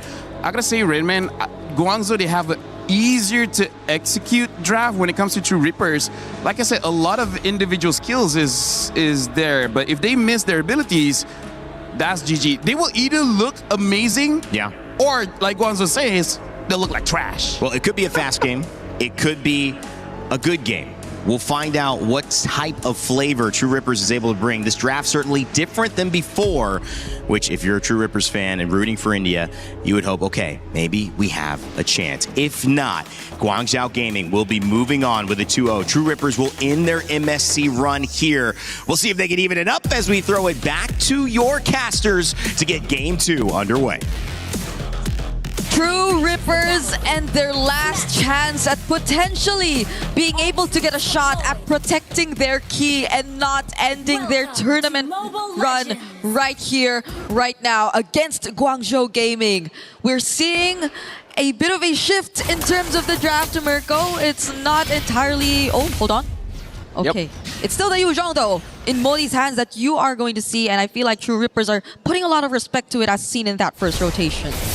Hey, True Rippers, I think just going back to basics actually fits the bill a bit better, right? True Rippers against Vitality as well. They were able to almost get that Game 2, a very close, nail-biting Game 2 with a simple composition. So I like the fact that they're going back to basics. Garcia on the Moskov that almost got them the win against Vitality as well. This time, nothing too crazy. It's still Season Hunter for Recall. No more of that weapon mastery. But it's still Master Assassin for both the gold laners here. CY and Garcia, not the bargain hunters that we've been seeing a lot more from the attack speed gold laners. Yeah, it seems that there will be a lot more of the micro plays coming in for our gold laners here, and they will have definitely a very huge task to fulfill considering this game, I think, would give a lot more room for them to operate around the map. But that was close. Rehansha. Okay, at least he doesn't get caught there by recall right before the objective. But they're on a much more balanced lineup right now, as we've been talking about. Oh, Purify for Xing. Yep, and he's gonna have to fall. Mei though, the frozen. Eons gets away with a space escape down below. Kimi with a potential gank, but Modi reads it out. Great stuff from TRX in the mid lane as CY. This time is actually trying to zone Garcia out. Garcia walked up to try to get that cannon minion. He does get it, but he's gonna lose out on the trade in the end. Okay, Guangzhou Gaming are yet to find a trade from what happened just now for Xing. They might do, but Asuna will be quick to react though. And it feels like True Rippers have really taken control over this, but see what? Capitalization for Eons across these winning lanes. Exactly what we wanted from True Rippers from game number 1 as Modi now walks up. Had that Lantern Flare already. Kimi is going to be locked down. The Black Dragon form comes around, just get away, but now it's going to be stolen away by the Valentina. Asuna on it as well. Rico going to be caught in it. Retry comes in, but it's not enough as Eons picks up the turtle and Xing is forced back. Kimi will walk up again. Asuna with just a splash of damage. True Rippers with a 4-0 lead and a neutral objective. They've completely turned around the situation. We were not expecting this heading into game number 2 after what we witnessed in game number 1, but True Rippers have reset. They've completely changed their draft, and now they're showing us how it's done. Even that Black Dragon form stolen by Asuna was such a huge thing to consider in that previous team fight. Eons with another rotation down bot. Modi's just not having a good time now. No Black Dragon form under turret. They are trying to juggle the turret in again. Rehansha with Eons. Picking up a dive down below. A gank on Modi. 0, 2, and 0. Yeah. Hey. Eons wasn't able to do this in game number 1. You know that for a fact. On the Ling, he was just limited, but now there's no one stopping him. Recall gets away. That's a Purify out for Rehansha as Kimi gets away in time, but Rehansha now is going to be caught by the Lance Flare again. Recall with the walk up, but not enough damage by Recall to take Rehansha down. This is starting to become a problem for Guangzhou Gaming. Yep, it seems like the slower games recently that we've been seeing so far, you do have to expect a bit more time for the club, but the fact that even the Yu Zhong's pretty much shut down in his lane is really not helping Guangzhou in this particular scenario. You would really expect them to have the slight upper hand, especially in that first turtle objective, but that was not the case at all. True Rippers, just because of what Eons has been able to accomplish on this Harley, has really set the pace for True Rippers in this early game. Now it feels like you could just expect a lot more annoying rotations with Rehansha too being a bit more free across the map. So Guangzhou, we really have to see them find that one play that could really set things or turn things around, because as we know, it's still a Nolan. You also still have multiple ways to set up with a Jusin Atlas, but at the same time, do you get the head of Kimi? Because Kimi has been very proactive on the good if you're just the same, and you could just not position yourself well enough. Oh, doesn't land though. No, it doesn't. It's a clone out as well. Now the neutral objective. Black Dragon form already used up right now to go all in. Rehansha's there, but Recall finds a Fatal Legs! Locking all of them down by Mei! Guangzhou Gaming on the back foot the entire game, and they find one opening, and it turns everything around. Garcia is trying to find some compensation in the mid lane, but it's going to be shooed away by Xing and Mei. What a set by Mei. Don't tell me that's all they need to do, and now you feel like it's Guangzhou taking control, because if you take a look at the replay, it was just a single Black Dragon form, the Petrify into the Fatal Links as well. It was just a perfectly layered setup shown to us by Guangzhou Gaming, catching almost every single member who didn't have the Purify either, so there was no way for them to get out of that. They were all crucial members, and you can see them celebrating, but that's a spatial migration. Wait, spatial migration on Mei? Modi gets away right now. Oh god, Rehansha walks up, and the SOD lands on Modi, but it's under the tier 1. Rehansha will be caught by the Lantern Flare. That's about it. True Rippers back in form somehow against Mei. They were able to make it work now. The clear from Guangzhou Gaming onto those turrets, or onto those minions to stop the turret from being taken away. But Garcia stays true in the bottom lane again on this Moskov. Okay, be careful. You gotta be careful, especially if you're CY. Okay, Kimi and Ians are gonna let go of that push though, but it could have been really dangerous. Now we're taking a look at the gold difference. It's not as significant, really, if you take a look at it. I feel like even, or if it weren't for that one play we got to see from Modi as well, this could have been bigger between the XP laners, but I think that pretty much lessened it even just a bit to a certain extent. And now Kimmy, okay, all alone here. Uh-oh, May's waiting in that push as well. Conceal already. It's gonna go in. Oh no, baits out the battle. Requiem, the Fatalings pulls him back just a bit as Exing is right there. Great peel from Garcia. It's a Purify in, a Lantern from the Crimson Beacon, but it's only onto the Roamer. Now the Dragon comes around. Asuna was able to find that trade. Turret down below. The main target for Guangzhou Gaming, as in the mid lane, Recall is dealing with Rahansha. Turtle already started by Eons. Picked up already. True Rippers finding the better trade across the board. That took a bit longer than it should have. At least Guangzhou got a turret though, because if they did not, then I feel like True Rippers really got the better trade. It was a turtle that they were able to secure, no contest whatsoever on Eons. And they just took a 1-for-1 trade, if ever that were to be the case. But right now, you're starting to feel how Garcia is becoming a lot more active across the map. He's also a level ahead of Sai, by the way, so I think it's been really great for True Rippers, at least for their laning phase so far. Now we take a look. Already has 2 out of 3 of the Trinity build. It's just slightly behind. But this is... Modi doesn't even have an item just yet. This is a Yu Zhong who doesn't even have an item just yet. Yeah. It's actually all components. Went for the robe, the Fury Hammer. Now May's looking at Asuna.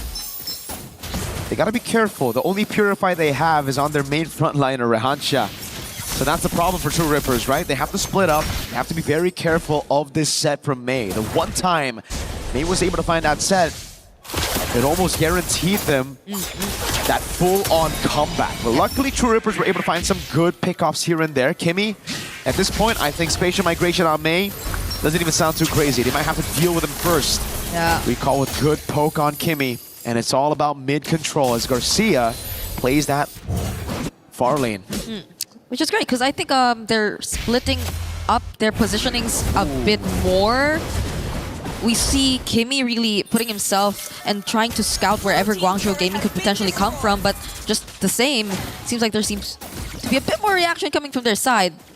Garcia has had no trouble opening up the map. Nope. For True Rippers. They haven't been able to pay as much attention to their lanes, and that could be a potential problem for Guangzhou Gaming, especially now that we're looking at the first Lord spawning on the map. And it's the far lane which has been really dealt with so far by True Rippers. Just look at Garcia. They have no idea he's doing this, but you know that he just has a really good grasp of what his job is at this point. He's feeling it. He knows exactly where he needs to be. And Guangzhou Gaming, doesn't feel like they have a composition to burst this neutral objective down. Oh! May with the Fatal Links into Kimmy as well, but he's able to escape, and now it's all the resources burnt. The Dragon down, the Fatal Links as well. Garcia already dealing with a wave in about top lane. Rahansha knocked up. Oh! Fatal Link from Asuna! Takes them all into the Vile Requiem. Now it's Garcia to miss it all with the SOD, tearing them apart as Asuna picks up a double, and TRX take full control over the game. Was that actually worth it? They were only able to zone out Kimmy. Now they lose tier 1 in mid, but at least Guangzhou have secured the objective. But now it's at the expense of almost all their outer and inner turrets, and this is True Rippers, I feel, being much more happier with the exchange. They get so much more map control, they only lose an objective, and now they might also get recall.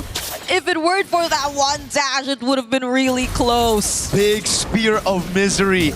I agree with you, this is definitely not the trade that Guangzhou Gaming were looking for, but it's the trade that they need to take. They bursted, they used all of their resources so early, and they couldn't even find Kimmy, which led to them having a full commit onto the neutral objective, right? Because if they backed away, it would have been completely chopped.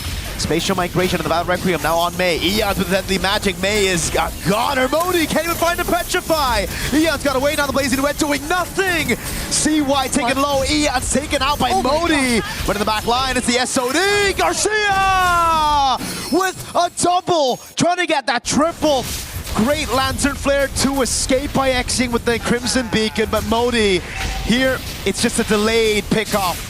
He's going to try to buy as much time as he can with the passive procs, but it will be inevitable. Modi Good night. Asuna walks up. The Furious Dive again. Wait a second. Whoa, wait a second. wait a Modi. second. Uh-oh. Asuna with the melee range again. Now it's 3 against Modi.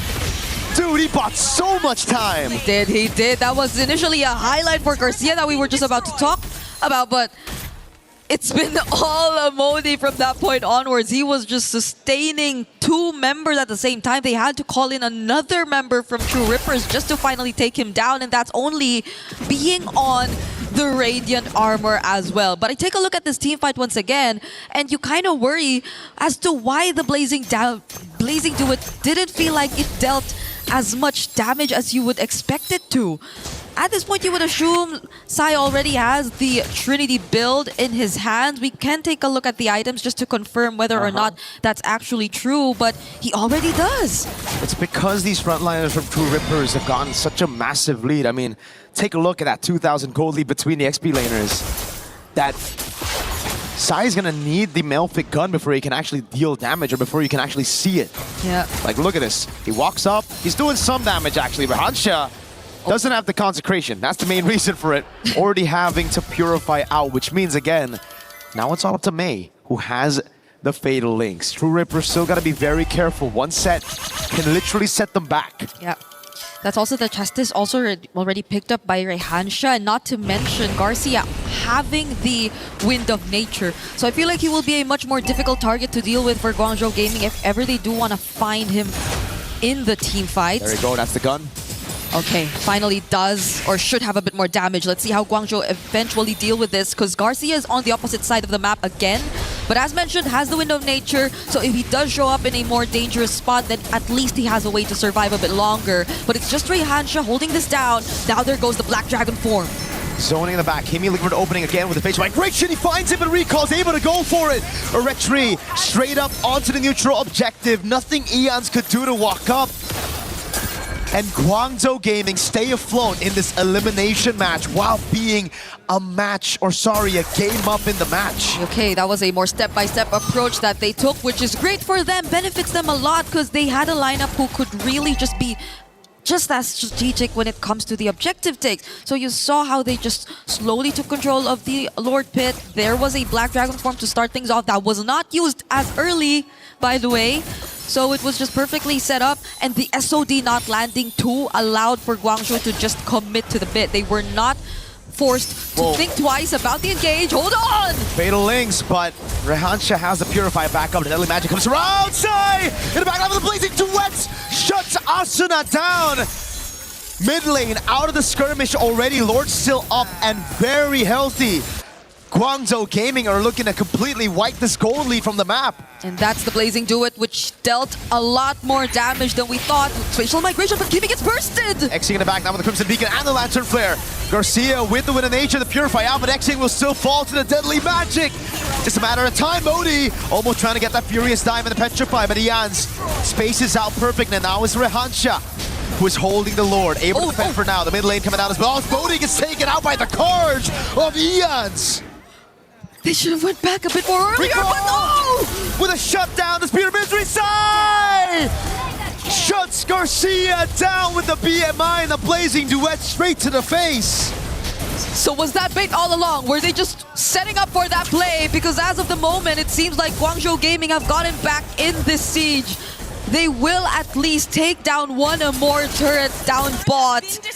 When in fact, you would think that True Rippers already could have just successfully defended it from that point onwards, but that was the play. This was Recall and Sai working together to make it look like it was still Guangzhou getting the better trade.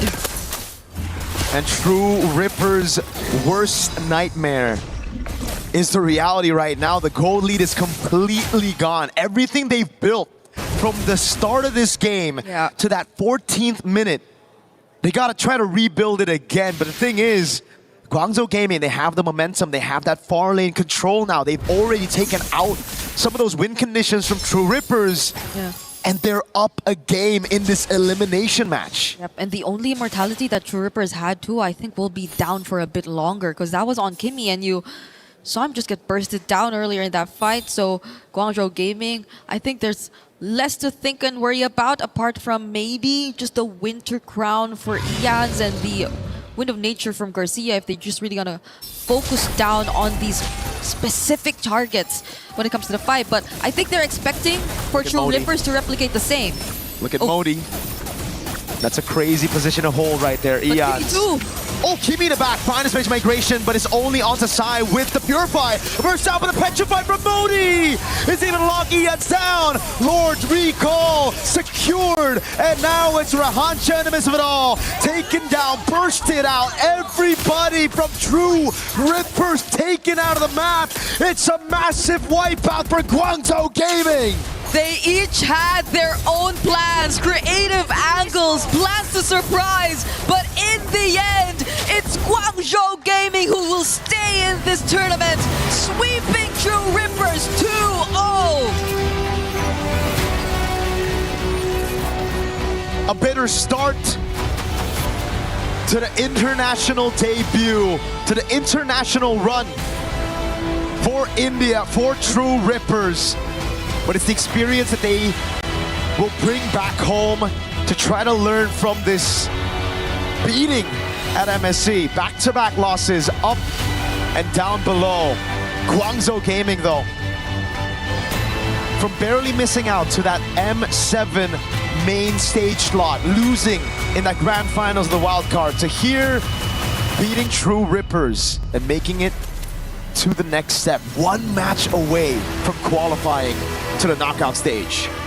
And the region as a whole, I feel, is a lot more proud of what they're achieving right now too, because even if you take a look at their women's division, they've also been starting to show us so much more in terms of their competitive MLBB gameplay.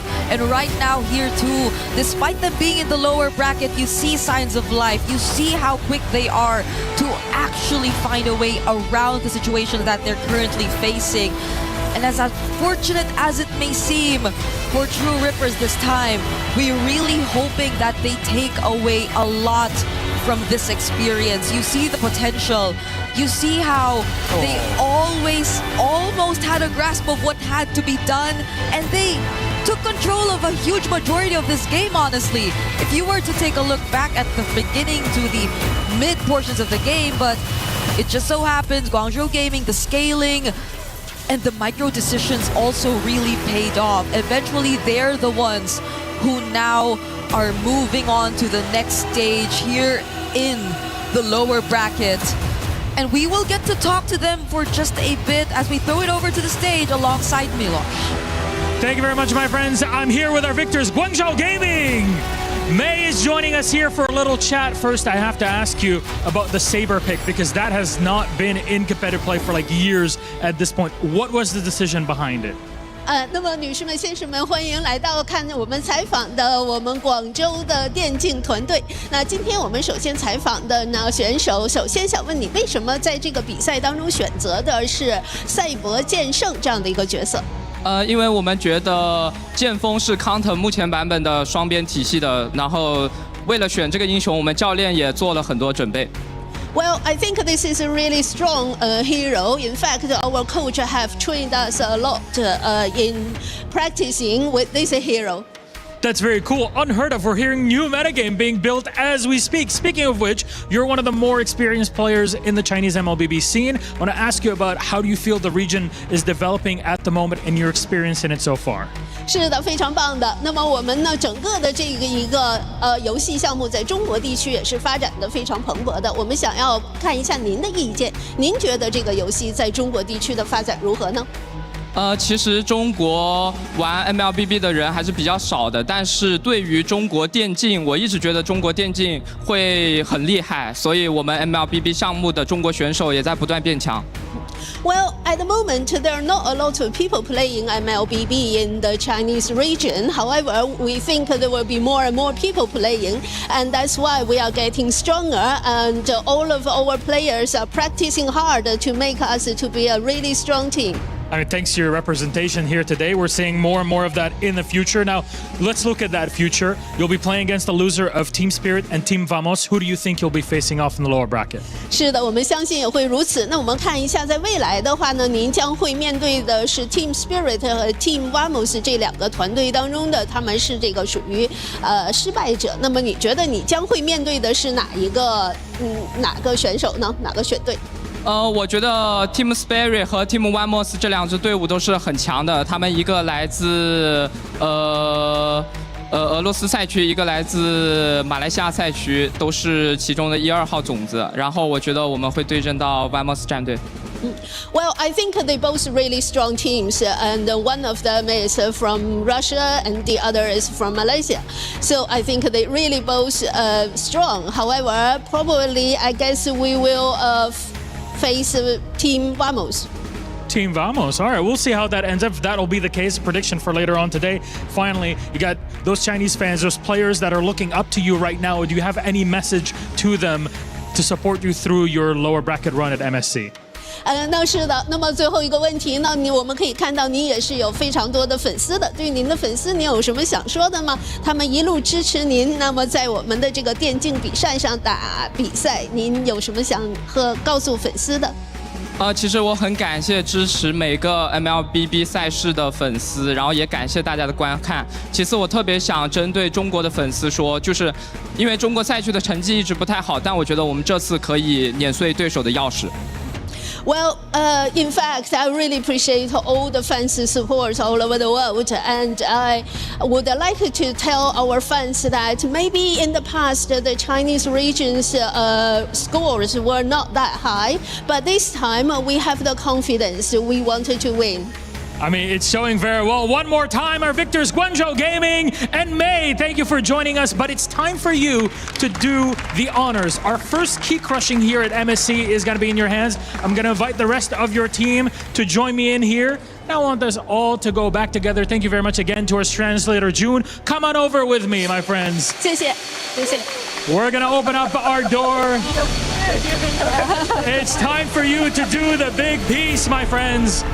Walk on in and crush the first key of MSC at EWC 2026. Go on in, all of you. 大家进来。 You can choose whoever wants to crush the key 我 together. 们现在呢，可以来看一下我们要做这样的一个仪式啊，您可以选择一起的来做这样的一个奖牌，还是说以某一个人来打印这个奖牌？ CY will be the one to do it here. That is the True Rippers key as they've been eliminated from MSC. 这是我们 MSC 方面的第一个这样的奖牌。 Pushing deeper, and there's the key, and it snaps in half. Our first key crush at MSC at EWC 2026. We talked about it earlier this morning. Everybody comes in with their own key, their own heart. And at the end of their run, should it end early like here in the group stage, their key, my friends, will look exactly like this.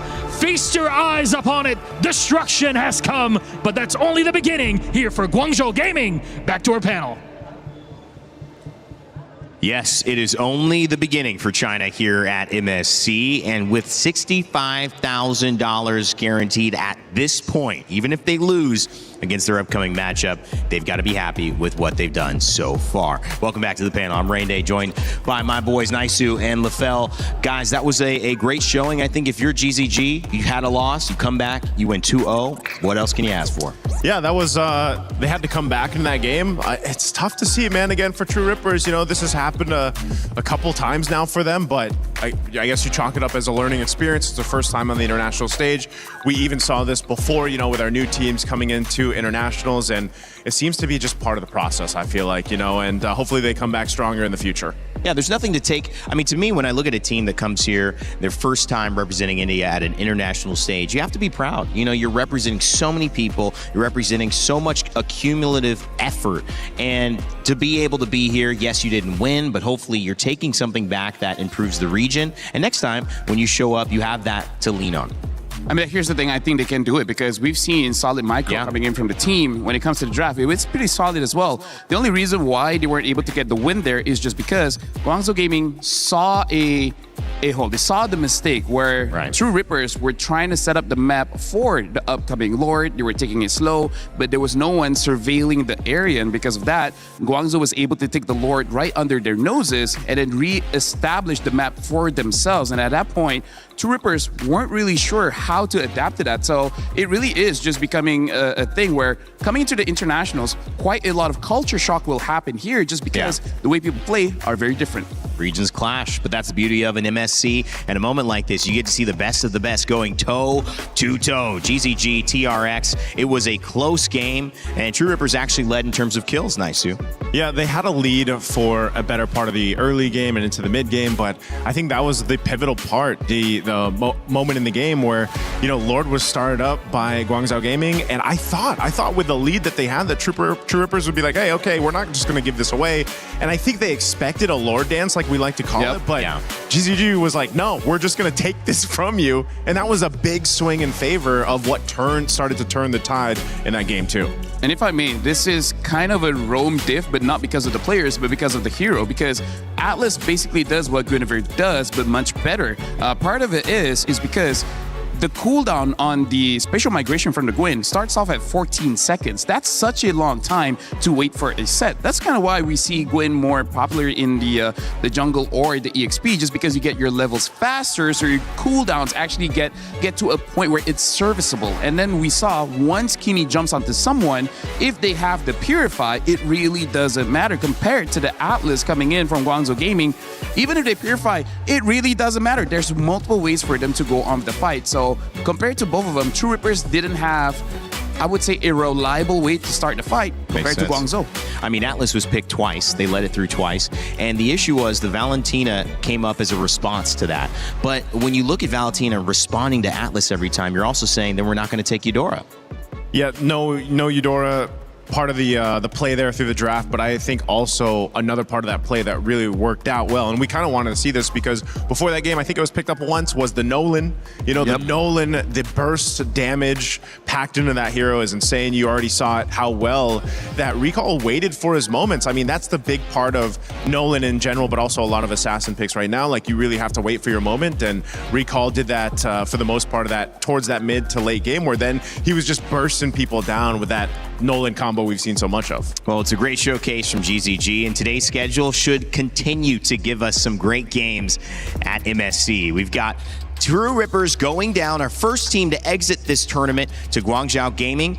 Like I said, they've upped their prize pool to $65,000 as a result of that, and another $65,000 on the line for our upper bracket in Group A. Our first match, Team Vamos versus Team Spirit, coming up next. These two teams, juggernauts in their own right, representing EECA and obviously, I believe, Malaysia. And that is a great showcase of two teams who have been playing well, who have nothing really to fear as well, LaFell, because even if they lose, they still have another chance. And here's the thing, I feel like for all of us here, this is the match that's very difficult to call because Team Spirit, we expected them to be strong, and they are.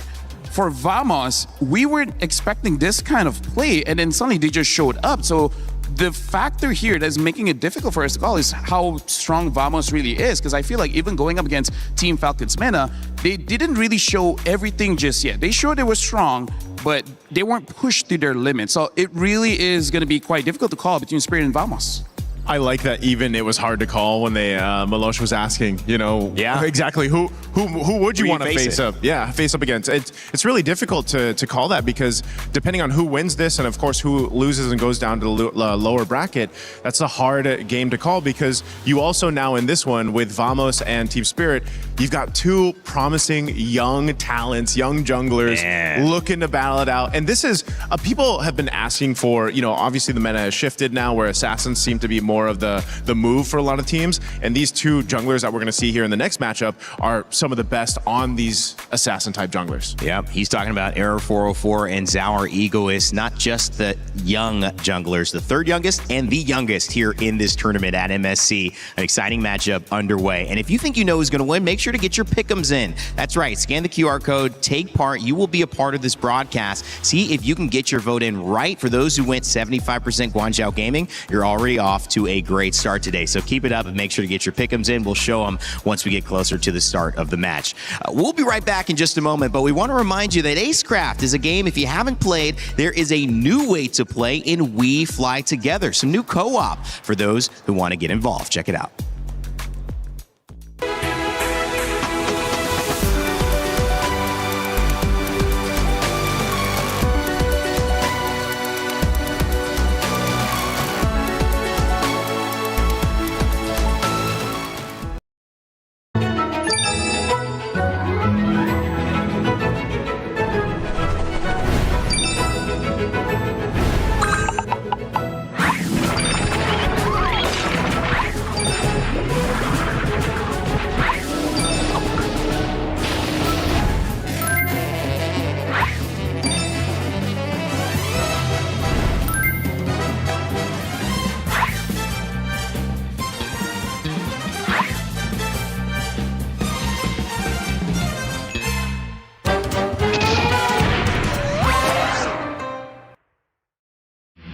A lot of people are haunted by their past. I'm inspired by it.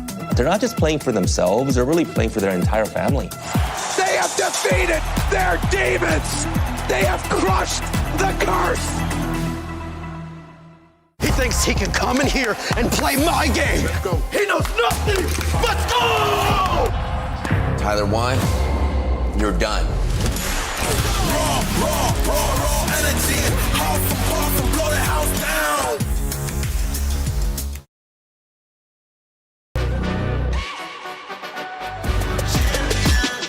This ain't no regular thing. Came for the ring, you know what I mean.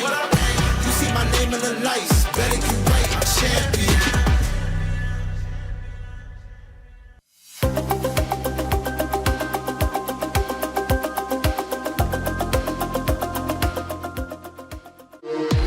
We were there. For every click, every clutch, every respawn. We were there for the years of grind. And we're here. Now. The proud founding partner of EWC. Powering the biggest event in gaming. Shoulder to shoulder with the world's best. Making history. Greatness deserves a stage. Lenovo Legion. Reach your impossible.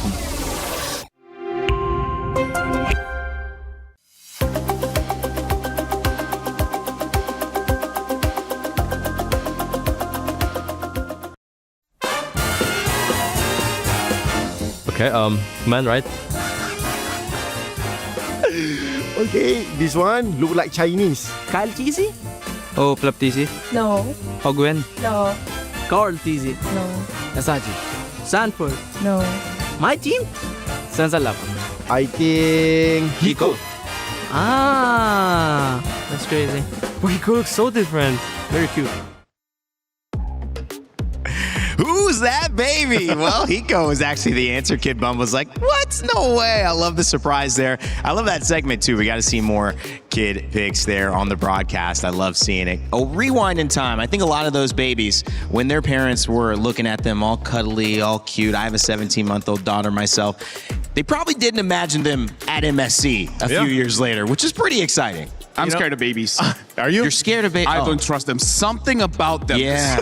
I don't know, man. Nefarious. Every time I look at it, I'm like, hold on. And I've seen enough movies to confirm my suspicions. Boss about Baby. What? Boss Baby. Boss Baby. I knew it. He knew it. Yeah. Rain Man knew it. The Rain Man. Come on, man. Don't get me wrong. It's Rain Day, man. Come on. Come on, man. Hey, come By the way, let me just say, I think they could have gotten Hiko if he was wearing glasses. Yeah, that's the big difference. You know, the baby wasn't wearing glasses. See, deceptive. It is, and you got to watch out for babies. That's the lesson here from LaFell as well. I know. I got to watch out for my baby, otherwise I won't sleep. That's the one thing I need to watch out for. Oh, yeah, for sure.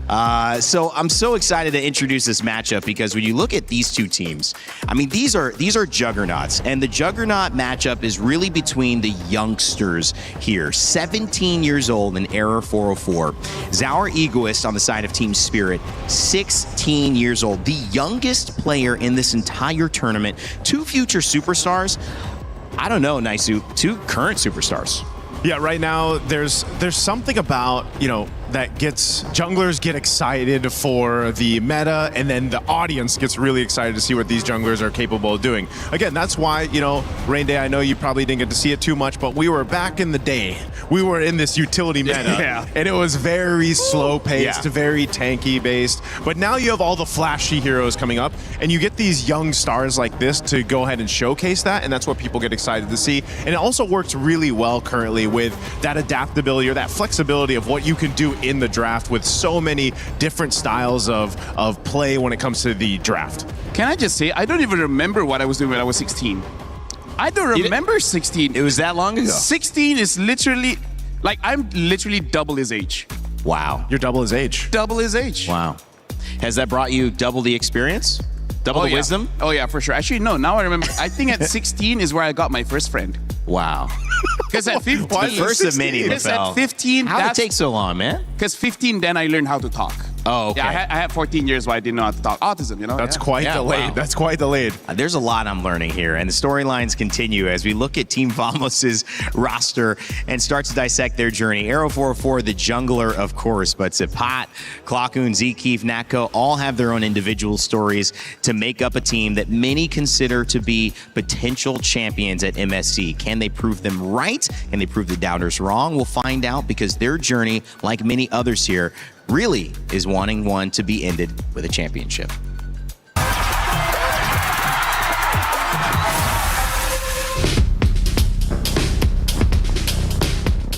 So firstly, Team Vamos started at season 14 MPLMY, and then we qualified to M6. When I left, they never qualified to international tournament anymore. I'm joined back to Team Vamos middle of season 17, and we made it.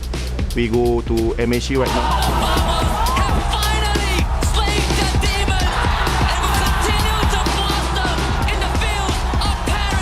For season 17, Team Vamos is a last minute roster, right? For me, I think going to EWC is a miracle. So when we qualify to MSC, I'm so happy and also proud for my team. We expect that Team Falcon Mena will be a strong team also, because they make it to the main stage and we just focus on our strength. We will not underestimate them. We treat them like all other teams, and we will give our best. Just keep improving in our practice. Yeah, bring a new meta. SRG always get the podium, right? In top 3 in every tournament.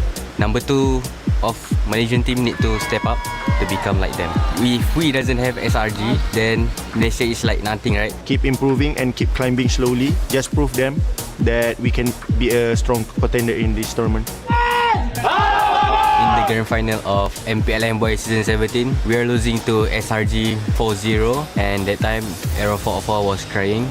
I feel disappointed with myself because I think I can do much more better. I always had a dream to help my mom, especially about money, right? So being able to be here at EWC is like dreams come true. The prize pool is so big. I think that is big enough to help my mom. So just keep believing us and pray for us also. Love you. The journey and the dream of helping your parents who, like when we saw Hiko as a baby, had no idea they would be in this position, but that is the life that they are living right now. What a great opportunity here to move forward in the prize pool. $65,000 to the winner. But again, LaFell, they don't have to worry about going home. This is truly a matchup that's going to teach both these teams a lot as to how they need to succeed moving forward. Yeah, and I gotta say, Vamos, honestly, like, we won't have enough time to talk about all of their stories, but there is a lot. Supa, as we saw in the interview earlier, he was a star, but then, you know, he dropped his performance and he had to go play in the amateur league. He had to prove himself, and then once he did, he got back into the pro scene and now back in MSC. That's a crazy story. And then Zkeef, like, if you know how tough he had it before becoming a professional player, he has a lot of motivation to be here and hopefully to go all the way to the championship, and hopefully his whole family's life turns around. Again, I think as you saw there too, a lot of these players, you got to remember, even the audience out there, that a lot of these players here are not just for themselves, but like for their families. Yeah. You know, that's one thing that is such a big deal. It's life-changing money. I know we have that with the EWC 2026, and for these players competing here, they all want to help family or, you know, their own selves excel in life, and that's kind of also what's at stake here when we talk about these matchups. Well, I mean, they're going up against what some have referred to as gatekeepers in Team Spirit. This is a team that has the youngest player, Zaur Egoist, as a jungler in an assassin meta, or a meta that might just be still developing. We'll find out. Kid Bumba, you saw him earlier, Sunset Lover Sao, and Hiko, of course, making up this team that has high hopes. And, of course, championship impact is what they hope to bring to this first set of the day and continue moving on into our top 8. However, we had a chance to speak with Hiko about his expectations going into this matchup against Team Vamos, who no one is underestimating.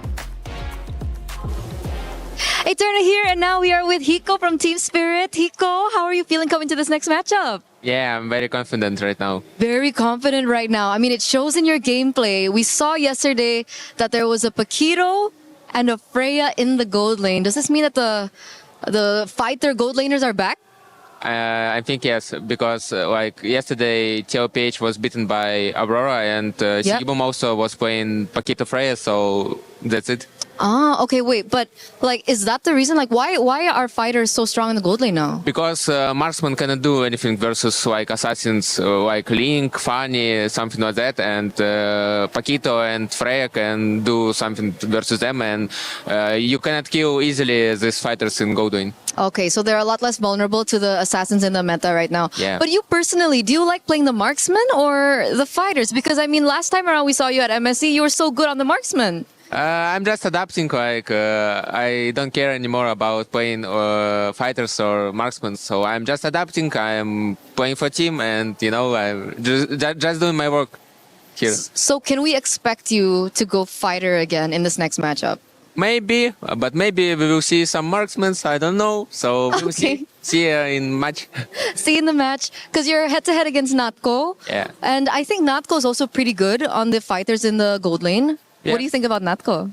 I think he good marksman, good fighter gold lane player, so we'll see who is better right now. Okay, so we'll see in the game later. So you can't tell me now who's better. We'll see. we'll see. But I heard that you've met Natko in scrims. I heard that you are scrim partners with Vamos. Is that true? We scrimmed like 2 times maybe. Okay, 1 or 2 times. Does that mean you have more information on Vamos? Does that give you an advantage maybe in this matchup? We'll see. I don't know. Okay, he doesn't know. But you did boot camp in Malaysia. Yeah. How was that for you? What did you learn from there? We learn a lot. We adapt to agent meta, like agent playstyle, and we have some good information, and we have great preparation for this EWC, so we're very confident in this tournament. What do you think will be your main challenge against Vamos? To play discipline. To play discipline? Yeah. Okay, so you think that that's a problem for your team? No, but you know, team like Vamos, they like to fight, and in these fights you need to like stay calm and like maybe dodge some fights and just play your play style, not like enemy play style. Yeah. This will be a very interesting match. And coming into it, do you have a message to Vamos? Good luck and have fun and enjoy the game. Okay, thank you so much, Hiko. We'll see you later. And of course, back to you guys. I don't know, man. Good luck, have fun, enjoy the game. Feels like that could be like start of a horror movie right there against Hiko. That's the start of enjoy. I have nothing to say. That's the standard. Let me go. Let me go, Eterna. Stop asking questions. This interview has so much to say. I just want to play the game. But yeah, he did give us some really good insight onto the gold. Why, if we were seeing fighters more, it's their ability to deal with assassins. Yeah, they need to survive, because otherwise, if you do pick a traditional marksman, we've seen it before, you get picked on, right? They're going to go right for that lane, try to take you out of the picture. And, you know, Hiko is one of those prominent players in the gold lane. When he was introduced to us on the international stage, it became Hiko Mania, because he got he was the first one. Was this M6 where he got the Savage? Honestly, I feel like almost every international that he's in, he's got Savages. So, and honestly, when he played it earlier, he could have gotten the Savages, but was stolen by Czar Egoist. Even Mirko was like, bro, why'd you do that, right? Because he's Czar, Egoist. Czar. He's like, like, here's the thing. Egoist, you know? We even saw yesterday in the Onyx matchup against 57 how Doom was using the Claude. Bro, you could not do anything as a Claude going up against Auroras and the like. So yeah, I feel like in this matchup, getting a marksman is going to be rare, except for Moskov. I feel like Moskov, you can protect yourself. Well, he's got that pushback, right, on the second ability, and I think that helps to clear out maybe an assassin that's jumping at you. We asked you to get your pick'ems in. You got them in. 83% for Team Spirit. That is lopsided. Team Vamos, LaFell, are you surprised by this or pretty expected the way you think this matchup's going to go? Roughly expected just because, again, Vamos coming in, people are saying that in Malaysia, the only threat is long-range giants. Vamos is not a big deal, especially because maybe they thought, hey, you know what? Maybe against Falcons Mina, they had a bad day, so Vamos just took advantage of that. I mean, that's one of the things, Naisu, they said they need to improve on. Everyone thinks that it's SRG. They've won everything. Can they make that moment now? I think they have to. A lot of people just put SRG, like LaFell mentioned, as that big threat. Well, this is a chance, an opportunity for Team Vamos to take down who a lot of people put in the top 5, power rankings of Team Spirit there. Yeah. They've been amazing.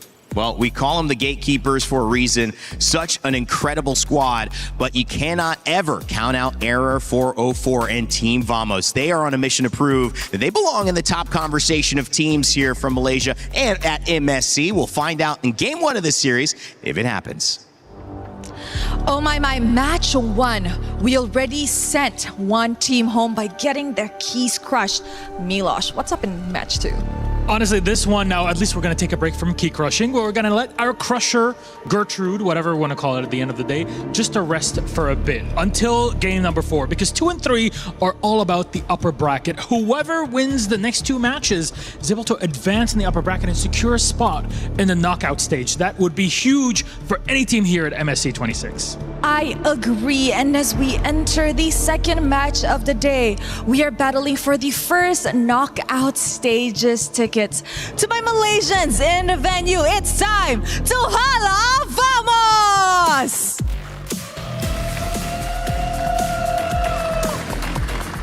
Back in M6, their journey got cut short by Team Spirit. And as they meet their former foes once again, can Team Vamos settle the score across the boards and make Malaysians proud by getting that first ticket? Oh, they're going to have a tough time because their opponents are Team Spirit! The Prodigies showed off his skills on day 1 of groups, clearing Ignite Gaming as planned for and even expected. Today, the opportunity to advance to knockouts arises. Can they seize the moment against a tough opponent? And you know what, Milosh? I think that in the Land of Dawn, this will be a battle of the junglers. We have Error 404 and Czar Egoist, both the Prodigies. I can't believe it. This is the head-to-head that we've been looking for, and you're only getting this here at the MSC 26 group stage. So please, gentlemen, Team Spirit, please go ahead. My friends, Team Vamos, place your keys. Captains, remember to shake hands. Let's keep it clean for this one because there's a lot on the line. I know there's a lot of respect, but still, there it is. Respect between both of our teams and our captains. Who can advance to the knockout stage? Our first one is up on the board. We'll send it back to our panel to get us ready. Thank you so much, Rose and Milosh, as we take a look at Team Vamos and Team Spirit. 2 teams with a lot to prove and starting their journey here. Hopefully one moving on into the playoffs, one still having a chance, even if they lose. So maybe a little bit of lighter, maybe a little bit more learning as a feeling here going on, LaFell. It's just you still want to show up for your region, for your team, for your organization, and for yourself. Those bigger stories we talked about. And of course, if you are joining us, I want to remind you that there is a new interactive effect. Happy Rhino Day, brand new in shop. Make sure to check it out. Get those interactive effects. Those look cool. Rhino Day. Rhino Day. It's close. Rhino Man, Rain Man? Rhino Man, Day, Rain Man. That can work. It's something. It's close.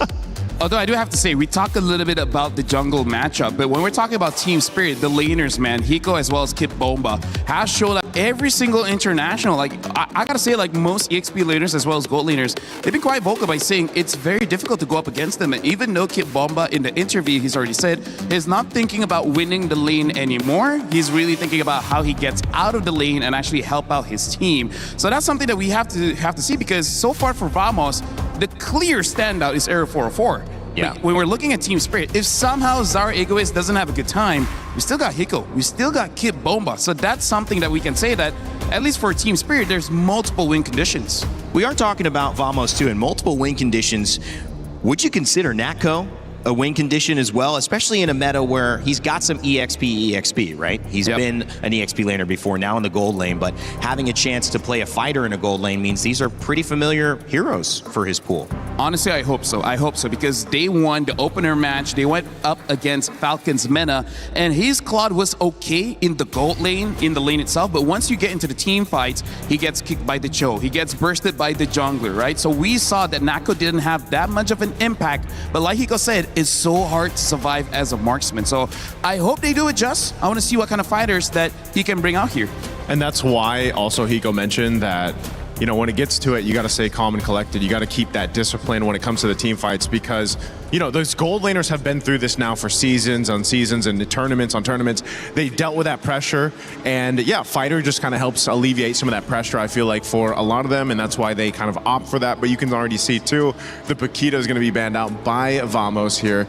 Now for Coach Coldstar and the rest of Team Spirit here, we'll see what they're deciding to lean towards, because now that's the case with the meta, because before it was almost so standard that you'd be like, all right, this first pick on blue side, here comes right away the first swing on the red. But now it's like, what does the team want to play around? What is that personality or that composition that they're going to bring to the table? And that's why when LaFell mentioned it earlier, there's just so many different approaches you can take to the draft that it's not as easy to call off those first picks, other than the fact that, yes, you might have an Atlas come through if it's open, a Eudora, the Ling obviously still contested, Herrera hasn't been banned out yet, so that could pop up here in game one.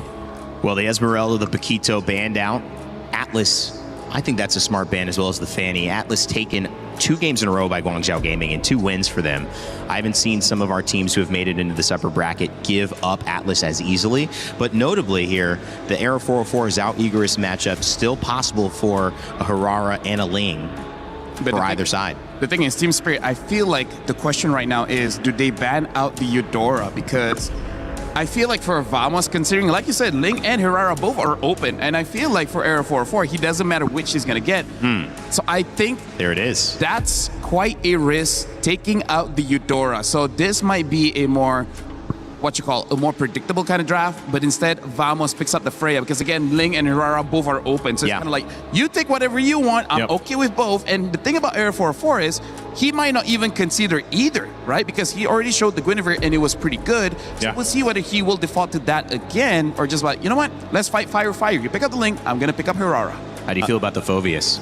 Nice, just I think it's good so far. Yeah, I think you need to go ahead and grab that, just because, again, you know that there's going to be a lot of chances for you to go ahead and utilize your Infernal Pursuit, or just, again, Phoveus is he's a bulwark from the beginning of the game all the way towards the end, and he's going to have to deal with the dashes. And this is one thing too, you know that potentially if you guys are planning to take the Ling, that Hirara is going to go on the other side, so then again you're utilizing Phoveus to like max capacity here. And over here, I gotta say, Clockwood is gonna play a pivotal role, because he picked up the Zushin, which is a good way to deal with the Phoveus, but they gotta make sure that they have enough shred. For now, they don't really have that shred just yet, especially because right now for Vamos, it looks like they're opening up an opportunity for them to go for double fighters. The problem is they really don't have a lot of range. They already locked in the Zushin as well as the Herrera. So kind of like Aurora, they gotta win basically immediately, so that it doesn't really matter. But I like that they're opening up a chance for potentially something like a carry, something like a Moskov, to be able to deal with this kind of composition against Team Spirit, which now they have the Valentina. A lot of picks for the Valentina, by the way, here in MSC, but not all of them really worked out that well. Yeah, it was tough for Asuna and True Rippers last game. Valentina waiting for that Atlas Fatal Links, but just could not really pull it off, didn't find the right moment to get in. Barat spanned out, which we've seen come into the meta as well, Naisu. Yeah, it's been interesting to see Barat's growing in the XP lane. You know, it's just, we're so used to before seeing him in the jungle, and then it was actually Kid Bomba that brought him first to the XP lane, and you know, they're going to be the one to go ahead and ban that out just because, again, they already have their XP laner locked in. They essentially are planning to go ahead and get the upper hand of the XP, which is so important because, like LaFell mentioned, you know, Kid Bomba himself said he wants to get to these fights. He wants to help secure these objectives. That seems to be the main point, where before, and depending on the heroes, sometimes your XP is, I want to win this lane and try to snowball and make it happen. This is usually the case too with Yu Zhang, for example. Yeah. Like we saw, where if you get an early kill, you get an early snowball in the XP lane, then you're even more deadly than you'd expect on a hero like that. So there's the Moskov ban coming out from Vamos. Right now I'm looking at Ruby, because Ruby is a potential pick that honestly Team Spirit could take up, because having the Phoveus as well as Ruby, there's a lot of crowd control, making it easier for the link to go in and out. But Vamos are already banning out the Moskov, because looking at the trend here in Naisu, honestly there is a chance for both teams to have marksmen in this game. Belleric's still available as well. Jerome been picked up and highly prioritized. The answer to the Ling or to the Herrera, it feels like if either one of those get off, who do you think feels right now has a better answer? What do they need to do, I guess, if you're looking at Vamos, to have an answer for what this Ling is going to bring on the side of Zhao Egoist? For Vamos, I feel like they got to pick up an Alice. If they want to play double fighters, pick up an Alice to deal with the Phoveus and basically everyone from Team Spirit. Because right now, they do have the Valentina. It's a mid-range mage. He should have a lot of impact there. They're most likely, I'm expecting Team Spirit to go ahead and take the Belric here. I can't see what else they would want to plant into the Roam, just because, again, Belric's going to be banned out, so they don't get it. That's good. So now, that leaves the question, what do you pick up in the Roam here? You still want to go ahead and wait for your gold lane too, or do you pick it up now? That's something they can play around. Something that Vamos has used before against Falcons meta was that Minotaur. So maybe that could also potentially be an answer in case they want to go for a lot of bursts. Then the Minotaur with the Flask of the Oasis is able to help them out, survive that initial burst damage, and then eventually just win out. Because looking at the Freya, the Zushin, as well as the Herrera, this is telling me in a prolonged fight, we will win. Yeah, this is why it's such a big decision here right now for Team Spirit. If they want to go ahead and show their cards in the Roam. The shields that are going to come through too, I mean, that'll help extend the fight if you're Team Vamos, but it's also just the amount of... They take it away. They take it away. This is a really good call here, LaFell, too, that you get that. Because think about it, the Minotaur with the Jushin that paired up, that amount of crowd control that comes with that is a whole lot to try to burst through, especially if you're a Ling and you're trying to, find that right window of opportunity to jump in, Tempest Blades, get the damage off. So really good to lock that in. And we wait to see what Hiko's going to end up playing in that gold lane. And so now these last two picks for Team Vamos. I feel like Alice would be a pretty good answer going up against Team Spirit for now. And then in terms of the Roam pick, I think HO could still be serviceable. It is difficult because there is a Phoveus, but they need someone to slow the engage coming in, because the Zushin can pull the Minotaur in. If you want to... they pick up the Melissa. Wow. Melissa as well as the Hylos here. So this is very interesting. They're just saying, in case he goes to the late game, we'll be able to do well. And the Melissa pick really is just to win the lane. Yeah. However, interesting enough, Nako before this did not use the Inspire, used the Flicker. I wonder if he will still stick the same style. Does this do anything with...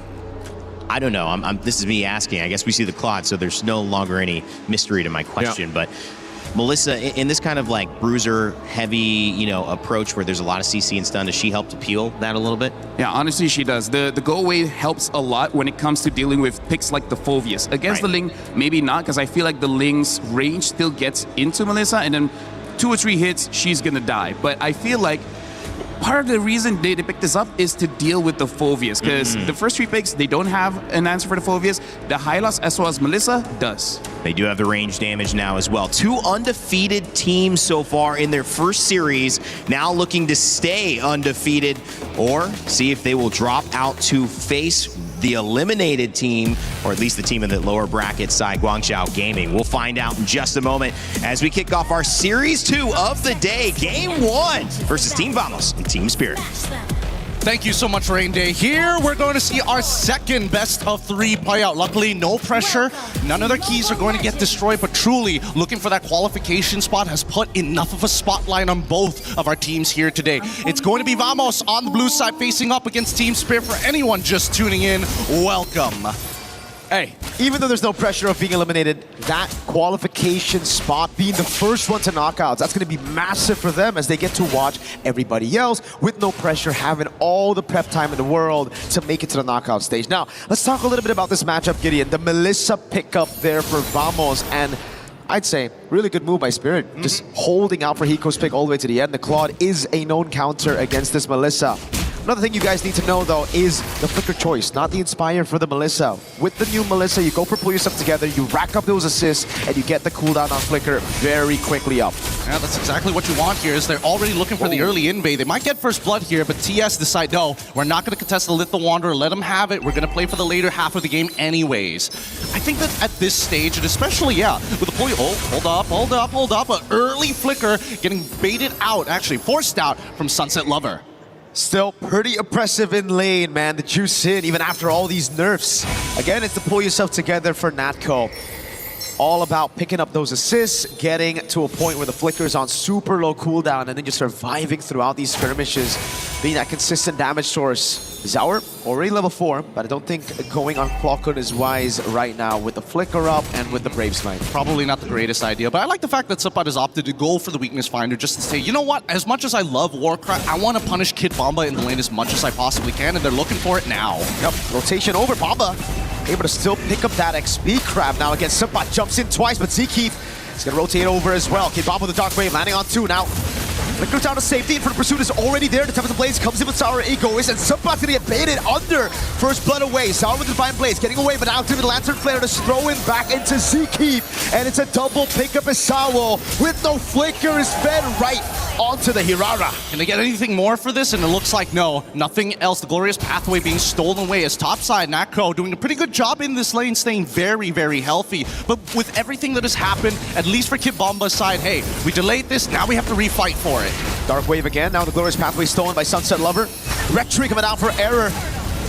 Zaur was still on the purple buff, and it's just a good escape as Zkeef lays down the carpet to get them all out. Yeah, but this means it's an instant invade on the side of Team Spirit, right? They're not going to give this up. They know for a fact, hey, Zkeef has to recall. He already used the Glorious Pathway. He's not going to be here for a couple of seconds, so let's take what we can get and quickly rotate back over to the mid lane, maybe give some pressure over to Hiko, because so far, it looks like he's getting punished. Zkeef's been playing an amazing game, man. Getting these Law and Orders at the right time, also just slowing Bomba. It's a zoning that we didn't get to see for some of the games we witnessed yesterday, and now they're already putting the pressure onto Zaur. Ego is giving Error 404 all the space to take Letho, to take control of enemy map, and just to get that advantage that they have technically already built up with that first hurdle. Honestly, the one thing I'm really happy with the meta right now is the way that, you know, the jungle is intended to go vertically against each other in these moments. I mean, obviously, Ling is super, super quick, but at the same time, if you make some decisive decisions, and more importantly, you actually struggle to fight for the tempo, you can get first movements in certain parts of the map. And you can tell, with the side laners, they want to keep it as neutral as possible to punish the opponents, but those mid lanes are constantly moving around. And that was the reason me and you, Gideon, during the draft, were talking about a Cho pick instead of this Minotaur for Sawo, something that could guarantee the mid-prio to rotate around the map. That right now, Vamos have complete control of. Look at this. Error, double immobilization now with a stun of the Law and Order, and the pickup straight into Error again. Forces the Glorious Pathway defensively. Subpot as well with Prio down below. Zaur's gonna have to go for the Retribution. That he does. 18 seconds for the turtle. Vamos. Oh, Error also used Retry, so he'll have it quicker. I think overall, it's all right. At the end of the day, it's no harm, no foul. It's still putting Error in a pretty decent position, and at the same time, his Retribution is going to come back up just slightly earlier, 5 seconds worth of difference between the two. So let's see how TS is going to delay this, right? Look at They're that already cut. sending. Oh god, Zkeef, so well played, but Clockun, Error 404.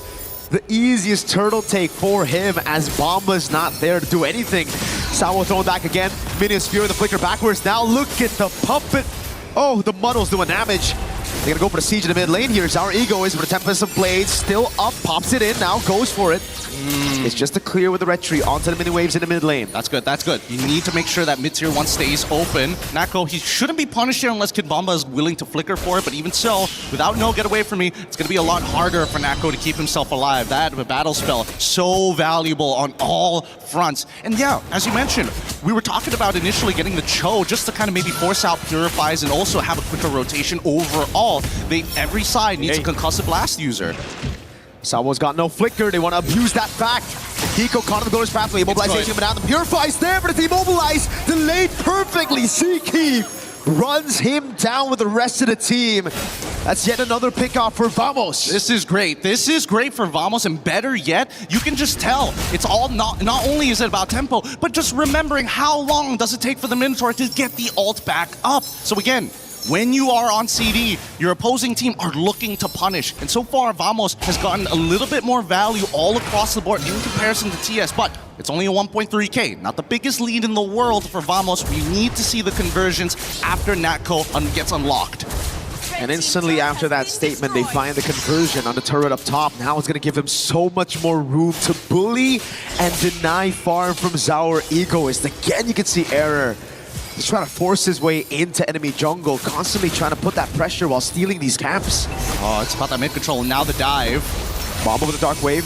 Those muddles doing a lot of damage. Lancer player throws him back straight on. Sawo has him in his fury, won't go for it. Hiko doing some damage right now. Sapad's able to pick up the turret down below, and look at the muddles. Poking Spirit down, all of them clumping together under this tier 1. Error is going to get another free turtle.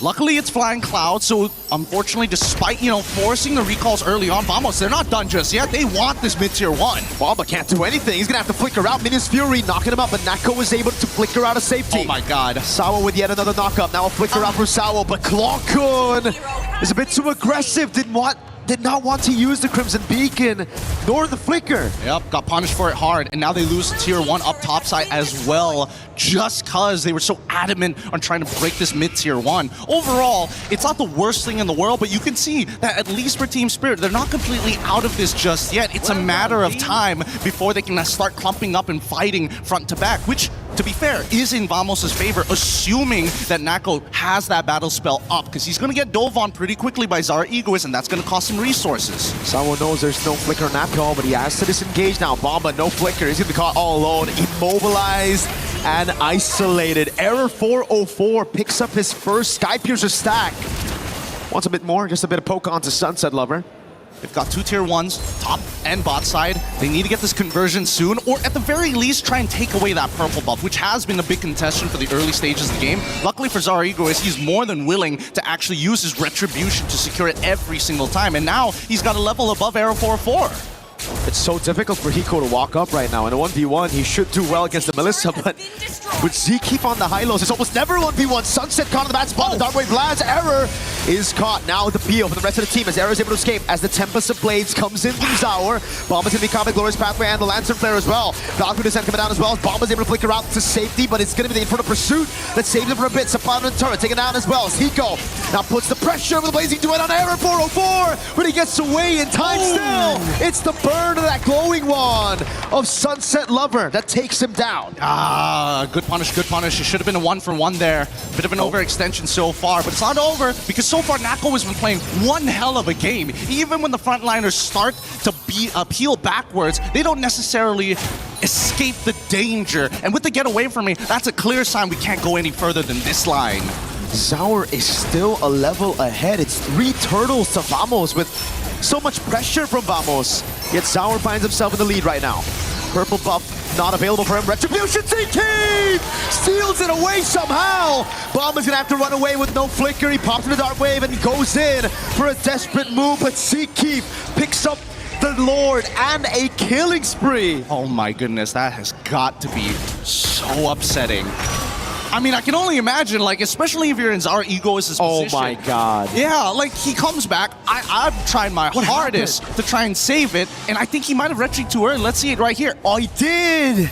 Like, it was right on the border. He retreated right as he got. Oh god. I hate the fact that this visual indicator, that line is too thick. We need a cleaner line here to know exactly when, or do the smart thing and crunch the numbers as they're looking to siege underneath the inhibitor. Muddles placed down. Nako now brings it back. Hiko's gonna be caught by the stun of Law and Order.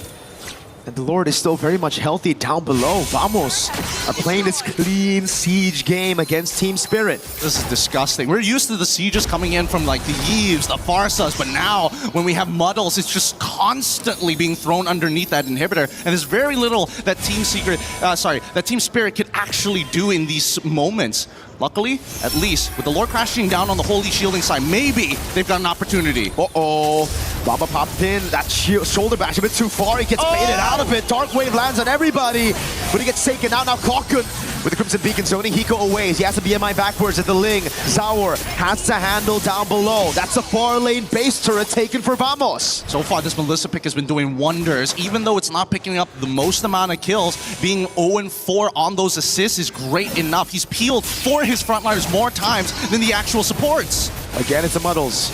Onto the back, doing some damage. Just poke and poke. Spirit able to keep their 2 base turrets alive. But I think for Vamos, it's already a win. They wanted the far lane. They wanted that control. They didn't want Zaur to be able to dictate the pace of that far lane. And now he shouldn't be able to. All right, I think we need a quick item look here. We see the hand cams. Everybody, top tier mechanics here. Trying to make sure that they're keeping up fast, but we need to see what they currently have. 3 items already done here for this Melissa, looking for a winsome nature just to keep themselves alive against someone like the Claw, who, unfortunately for Hiko, hasn't completed the Trinity himself. From everybody else, I'm most worried about anybody who wants to go up forward, people like Kid Bomba, because the Ice Queen's wand is completed for Clockun, so running away is even harder. The biggest problem I see right now is the fact that they just don't have enough damage, right? Like, this composition really relies on both Zaur and Hiko to be ahead. Zaur's doing a pretty good job at keeping things level despite the 3 turtles that Vamos have taken, but Hiko on the other side, because they've been trying to give all the farm to Zaur, Hiko has suffered. He's only now finished up the Swift Trinity. And you can see it's almost a 1-item difference here. Natko gonna pick up the Win of Nature very soon. Yeah, I mean, as much as Clockun has already, given his life in weird times, he's still a full item up in comparison to Sunset Lover. I mean, yes, the Lightning Truncheon is always going to be good for that extra bit of damage, but there's so much to staying on Subbot. Unless he gets it on Natko, I don't see it happening. Zaur's gonna try to go for the steal right now, but he's only able to get the Finch poised. Kid Bomba flickers out, but there's no one there to help him out. That's been the Lantern Flare to bring him back. Suppot right there as well.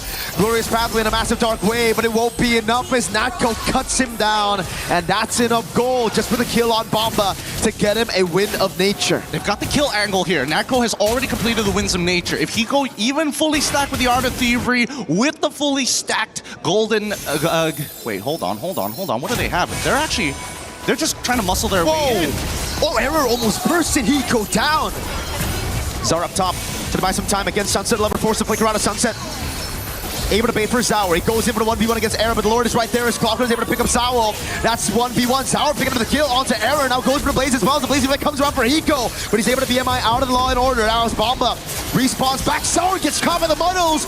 Bomba has to jump in front of pursuit onto Natko. The Win of Nature saving him right now as Bomba's gonna have to jump one more time. Clockun's right there. Bomba with the jump again. Now it's Hiko with the rest of the world. Natko kiting back. Hiko with the BMI. Vamos on the base. It will just be game 1 to Team Vamos. So close to the wipeout, but what an absolute destruction of the base there. Again, I thought at some point Vamos was going to start backing up, but sheer confidence saying, hey, no, I've got the damage, I've got the items, we just have to play this perfectly and peel backwards and we can win the game. There were so many fights happening everywhere on the map in that final siege, Gideon. It was Error distracting Zaur from going for the rest of the team. The rest of the team capitalizing on the fact that Zaur, the main guy, the only guy who actually had enough damage to threaten the Melissa, was kept away.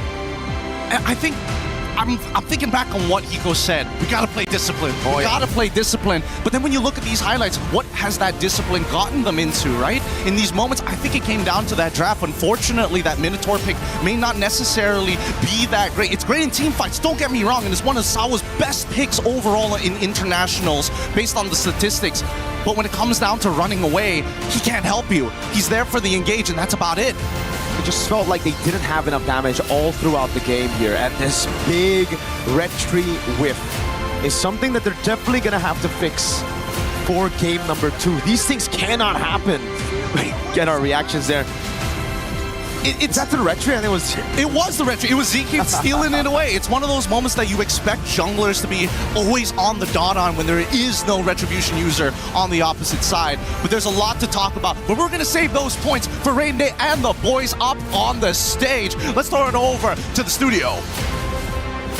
Thank you, Gideon and Mirko. Great cast there on game one as Vamos takes the win over Team Spirit. As we welcome you back to the panel, my name is Rain Day, and I'm joined by LaFell and Naisu. And guys, that was a game that gave us some fireworks for sure. Many people thinking Team Spirit were going to come out strong, but it was Vamos with that draft that really set things up. Melissa maybe rounding out a team that just Spirit had a hard time dealing with. I like how the Melissa is just this weird pick right now that gets brought up, but then when you see it in action, especially against a team composition like this from Team Spirit, it works so well. There's a whole lot of choke points that they try to go into, and with the Glorious Pathway and the Go Away working synergistically together, there wasn't much room for Team Spirit to actually follow Kid Bomba into a fight, and like the boys on the cast mentioned, there's just so much delay happening here with your main damage dealers on that composition that it slipped out of their hands quickly. And I know the draft was a big talking point. It was in the green room for a moment. Vamos seemingly like they won that. They certainly won the game. LaFell, what were your thoughts taking a look at it a little bit more in depth before we head into game two? I mean, like, first of all, Vamos winning is already, like, quite the surprise, but it's about how they won, because Vamos was known as a team that's like a hurricane, right? They just come in with a lot of chaos, and yet over here, there's a lot of control, and that's where we're going to be seeing in the draft here, where, interestingly enough, we got to talk about this Melissa pick, because usually when we're looking at the gold lane, is usually position 1, but this is not a position 1 gold lane. It's almost like either 2 or 3 or 4, because this is the closest that we can get to a support marksman that we can really see, because not only is her job to protect, which is already pretty weird, but also to siege, because that's the thing that is lacking from Vamos, which is they don't have range, right? So that Melissa helps out a lot, where the rest of them, they just want to be there to protect. And then when we look at Team Spirit, this is the unfortunate thing, because the one that was heavily countered was both the Minotaur as well as the Phoveus. And funny enough, they're countered by the same pick, which is the Zushin. And this is one of those picks that, like you, Raindy, has said, Zushin has been banned out quite a lot. The moment that she's not banned out, we see the value here, because the Minotaur is good at engaging, but he likes to engage when he wants to engage, not when he's forced in that bad situation. And now we're going to be looking at some of the clips. Oh, hold on, one more other thing is that he has low HP. He has low HP, making it so that if he gets caught, he's dying. That's why the Minotaur didn't look good in the early stages of the game. And this is where I really want to look at the pick here for Nako, using this Melissa, where we're going to be seeing an engage coming in from Team Spirit. And then look at what happened here, right? Huge.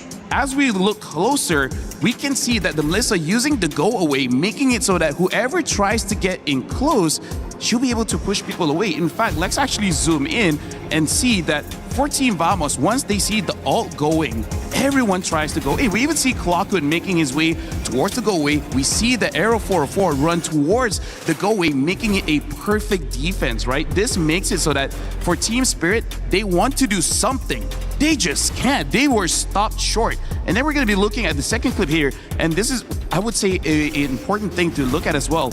Look at the positioning of Team Vamos, but more importantly, look at Kid Bomba. Kid Bomba will always be the sole target, as we see him hovering around, trying to find some form of space, and yet Vamos just quickly engage. Look at ZK being the primary one, even though Kid Bomba flickered. Usually after flicker, you'd be safe, but look at the relentless pursuit. He was singled out, and the reason why this is so annoying for Team Spirit is, where's the front line, right? Once your wall is out of the picture, no one is there to protect you. When there's no protection, none of your damage dealers really can move forward. So right now, honestly, what Vamos did well is eliminate the Minotaur and eliminate the Phoveus. When there's no protection, everyone's dying. And it's one thing to have a good idea in a draft. It's one thing to execute it. And they clearly saw those moments where they could take advantage of Kid Bomba and find a kill and then open up the rest of the game, finish off that Lord. It was a dominant performance from Vamos. It was a great draft. It was a great game. And one of the reasons why was that Melissa that went on to Natco at the end. We had a chance to actually catch up with the gold laner before this match. We're now here with Natko from Team Vamos. Hello. Natko, Yeah. how are you? Apa kabar? I'm very excited Very excited. Why are you so excited? because after we win this match, we're going to playoff. So Okay, you're going to the knockout stages. What does it mean to you that you get to go to knockouts? that's our Goal? Yeah, that's our goal. for Okay, now. so that's your goal right now. But on the way there, you're going to have to go through a very strong team spirit. Yeah. And I heard that you guys have scrimmed together a few times. Is that a few true? times, yeah. So is that something that you can, use in this next match? It could be, yeah. So Okay. let's see. Is there any insider info that we should know about team spirit? They're very strong at, I don't know, maybe at team fight. Yeah, they're very strong at team fight. Team fights. How do the scrims usually go? Do you usually win? Do you lose? Sometimes we win, sometimes we lose. Ah, okay. So 50-50. 50-50. 50-50. In this next match, how do you think the game's going to go? What next match? Against Team Spirit. Against Team Spirit. I think we can maybe win. But maybe it's okay. close win. So that's going to be an exciting match, isn't it? Especially that you're going head-to-head in the gold lane against Hiko. Hiko. Is that? What do you think about Hiko? Hiko, I think he's a great player also because he can use fighters, he can use marksmen, so it's gonna be a good fight lah. What do you personally like? Do you like the assassins or do you like the fighters in the gold lane? I prefer the gold lane fighter lah. Fighters? Why fighters? Because fighters usually I don't know, maybe the team fight will be very strong at fighters. Okay, so the team fights are going to be strong with fighters. But we saw yesterday that you picked up a Melissa. Melissa, yeah. Why did you pick the Melissa there? Yeah, we train with Melissa, and then I think Melissa also good against melee heroes. Okay. So, yeah, that's our strategy. Yeah. So that's one of the reasons why you picked up the Melissa. Is Melissa good against the assassins as well? The assassins, yes. Okay, so it's one of the choices that you have when you want to go marksman. That's right. Do we think that we'll see another Melissa? Let's see. Let's see. Yeah. But compared to you and Hiko, who do you think is the better gold laner? I think we both have the same gameplay. So I think 50-50 lah. 50-50. So it's all gonna come back down to this next match. Yeah, that's right. So do you have a message maybe for Team Spirit or maybe even for Hiko? For Hiko, I don't know, maybe let's give the best gameplay. Okay. Laning maybe. We're excited. We're excited for that laning. Thank you so much, Natko, Okay, for this thank you. interview. We're going back to you guys. Bye. Well, just polite trash talk. I mean, another thank you, good luck. They're struggling now. You're an amazing player. It's just, we love to see it. MLBB staying positive. Now, we get Vamos and Team Spirit in game one. It's a 13-41, guys. Vamos takes the win. That Melissa does come out as expected, Naisu. Yeah, it's, not many players. It's been Natko to bring it out and make it work. And I like the way LaFell pointed it. He was like, this is, hey, there's the good shot, by the way, for the caster desk. I need to see that move again. They I were see that in the feeling big room.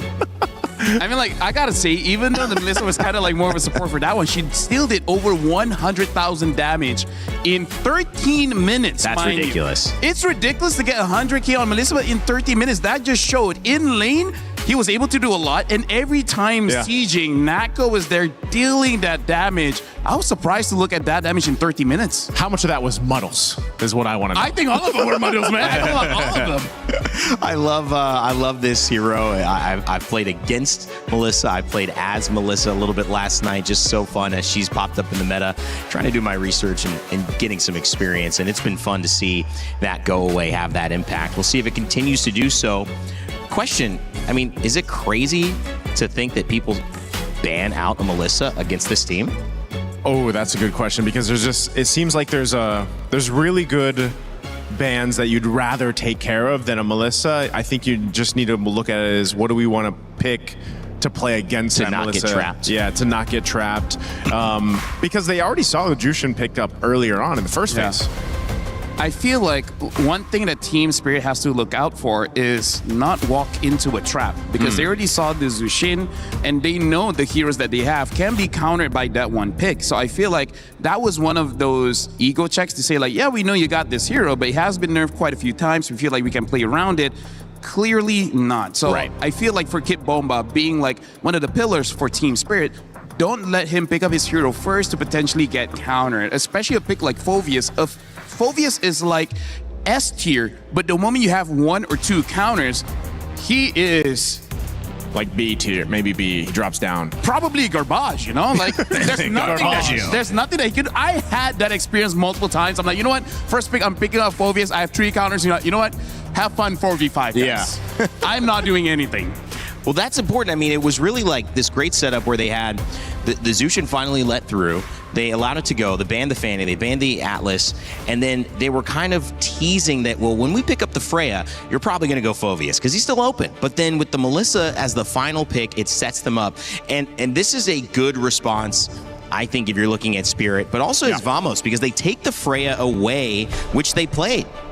As well as the Paquitos. It looks like Coach Valdo is here. Is just saying, like, as long as we don't go give them crazy fighters, they're still human. We can fight them. If they get a Paquito, they get the Freya, then that's going to be an absolute nightmare going up against Team Spirit. Oh, look at this, Hiko. Both Team Spirit and Aurora bootcamp in Malaysia, and because he drafted fighter gold lane so far, I do have to say, when it comes to bootcamping in Malaysia, it's not really going up against Malaysia teams. It's more about the accessibility. You know, there's a lot of good places where you can have the majority access for the Southeast Asia region, making it quite easy to find scrims, you know, easy to get food, transportation, and all those kind of things. I think Kid Bomba's mentioned that in an interview where they asked them, where's your favorite place to boot camp? And he mentioned it was Malaysia. First, a lot of people speak English, so it's very That's true, too. That's easy. And he mentioned the food as well. Yeah. Love the food. Always got to look at the food. I mean, if you're going to be there for a while, you got to think, guys, what are we eating after and before these scrims? Maybe even during these scrims. I don't know. A little snack here and there. Kind of hard to do on a mobile game. Kid Bomba picking up the Atlas. Obviously, this Atlas going roam, but the fact that Atlas is available, it seems like it's a setup that they wanted to have in terms of an upper hand that was not in the pool last time. Harar and Valentina as a response.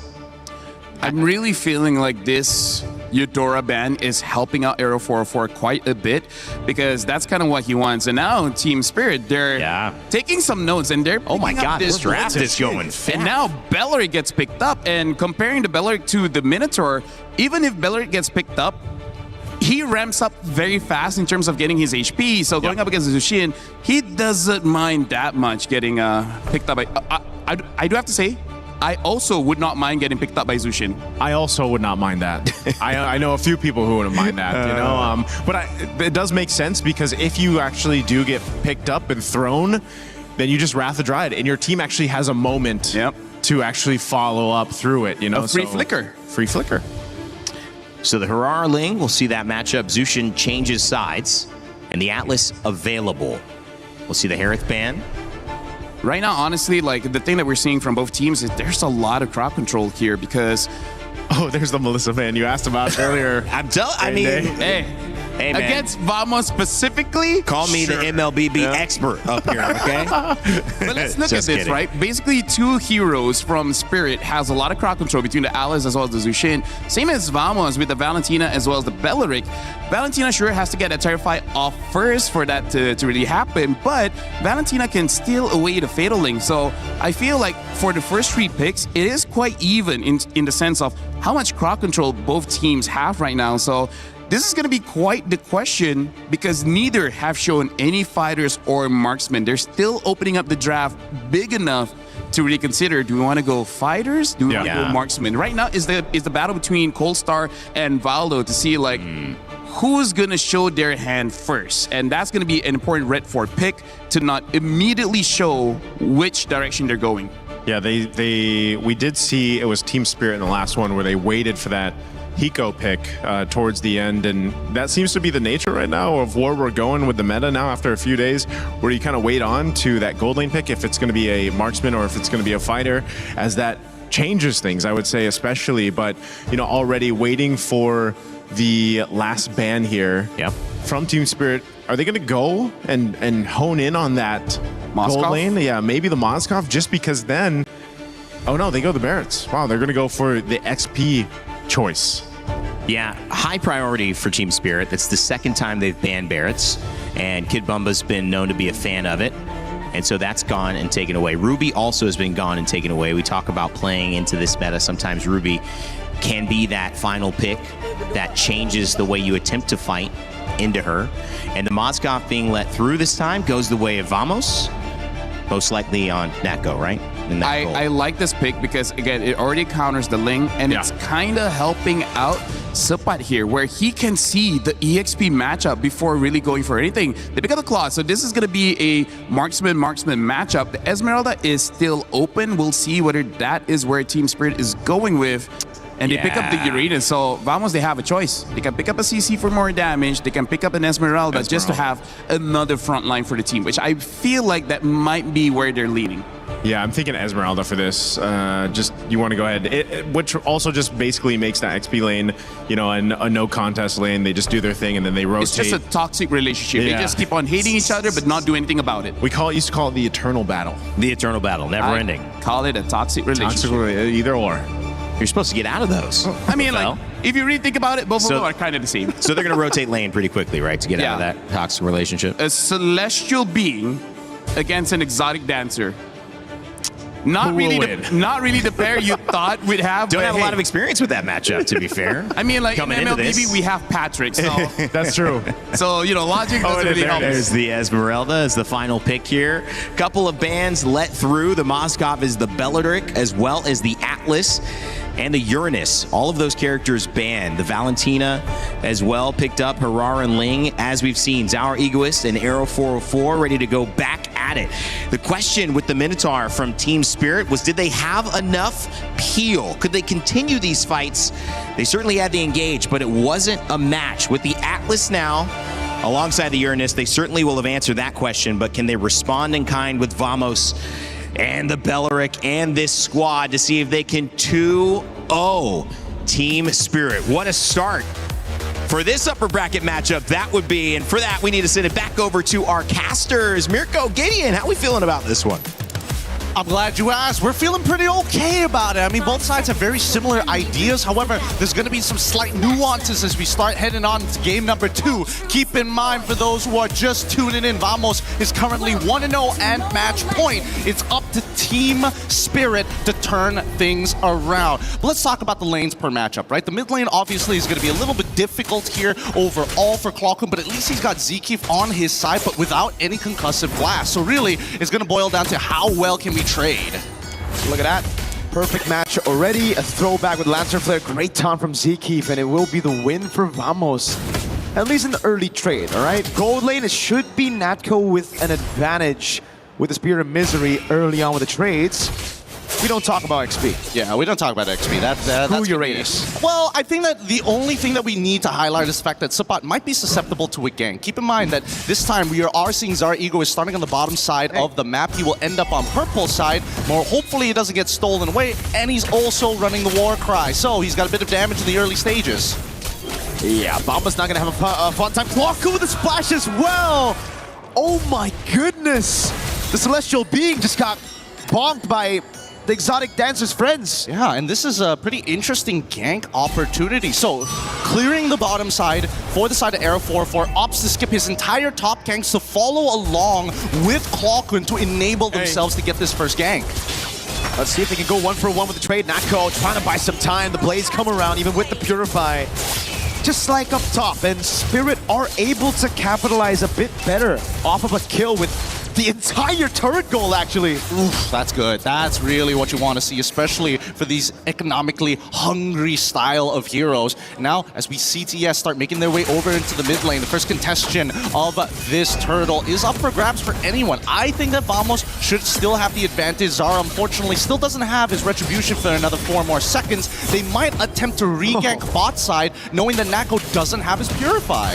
Even a Fatal Links committed there by Clockwood. After the Purify of Sunset Lover, trying to catch her just barely on the edge of the Purify.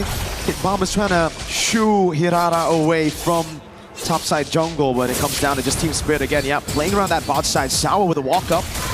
Perfect match of the taunt coming down to Sour. Pops in a bit of damage. Sour's gonna be careful here. Error did not go for the immobilization. Respect. Okay, I can respect that as well. Knowing that at least, getting Battle Spell will be good, but the invasion might just be better. Look at that. Kid Bomba's already rotated as well. Suppot under turret has the Purify. Bomba with the chase now. They've taken the Golem, and that should just be it. It's definitely a show of force for the side of Vamos. This is a lot of conditioning being put onto Zar. Egoist, he might get a little greedy and call for more help, but they're immediately on the opposite side, trying to take away this purple buff. No retry! They forced Sour to retry on the orange buff. Error had a free purple buff to take. Oh my god. It's great, right? And now they set up for another attack on that top side once again. Luckily, Kid Bomba is able to at least get the EXP crab at this point. But just look at the way that everybody's starting to play this. Hiko, with the advantage that he has put some great damage, structural damage even, on bot tier 1. And at the same time, Zar, he's looking for that opportunity again. Unfortunately for Bomba, it was actually still Error who got it. Just that little tick of that retry, or a little tick of the jungle. Burn. Unfortunately for Bomba, unable to last hit it, so Error is just 2 levels ahead this time. A completely, well, now it's 6, but 1 level. He's about to get 2 levels though as he gets the purple buff. It's a completely different difference. Yeah, a completely different story to game number 1, where again, Zar was still able to keep the lead from going too far from at least that jungle matchup. And he's got to maintain this for a while until he gets his items. So this is what we should expect, especially in the earlier stages in the Herrera versus Ling matchup. And Hiko, now we're seeing that Vamos are trying to tilt the scales into Natco's favor, give him a little bit of support. His top side is kind of done for at this point. But even Kid Bomba is getting involved and really opening up this map. Opening it up against Error 404. Immobilized already. Pops to the Consecration. And in the lane is going to be Sunset Lover with the Crimson Beacon. Still. Oh, it's already down. Someone just dives him on the turret. Sour's going to go in. Wrath of the Dryad from Seakeep. Locks Sour down, but the all-in for Error. And it just works perfectly. Now they go into the mid lane and threaten the turtle at the same time. Unfortunate indeed. Honestly, if that Wrath of Dryad was just moved a little bit. Oh, whoa. Suppot might be in some trouble. He just ran out of mana, but luckily he does get his item down. Error, do you really still want to be here? Hiko's going to be able to steal that one away. Sour with a perfect match. Gets Error out as well. Team Spirit keeping the gold lead at bay. But Vamos have been outplaying them in a lot of these skirmishes. It's really interesting to see because, again, a lot of commitment has been given down to this bottom side. Like, even both Kid Bomba and Suppot have been leaving this lane and honestly wasted 2 waves neutrally blowing up in each other's face. That doesn't matter. They've missed out on that little bit of gold, and I think they can be a little more efficient of it. The only problem is that now you're missing that bottom tier 1. You have to deal with Hiko already unlocked from the lane. Double waving now has to be the only way to kind of keep Natco up financially against Hiko. Now they go back to the same plan. Give Zaur one of the side lanes, and Hiko's gonna have to share with the rest of the team right now. Zaur. I would love to see the items right now to see if Natco is ahead or if Hiko's actually doing better. Fatal Ace with the Blazing Duet coming down now onto Clockwood. Hiko's gonna stay on him, but he's so tanky after stealing the Fatal Ace himself. The SOD lands Natco! With the rotation, the AoE mobilization from Error as well.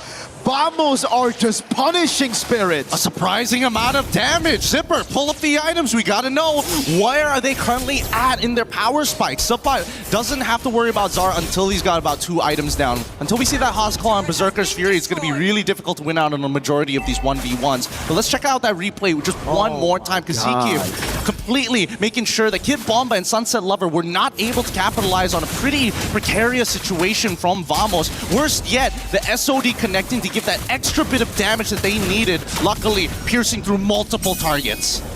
You can see that frustration, man, from Kid Bomba. I'd be mad too. Oh, dude, they spent everything on Clockwood. Suppot just taking Sour to half HP. He might actually solo kill him. Sour with the Retribution on the orange buff. Error assassinates Sunset Lover in mid. Now it's the all-in by Sour with the Wrath of the Dryad. Keeps him at bay. Clockwood! Tempest Blade Steel gets him away. Error with a maniac! Oh my god!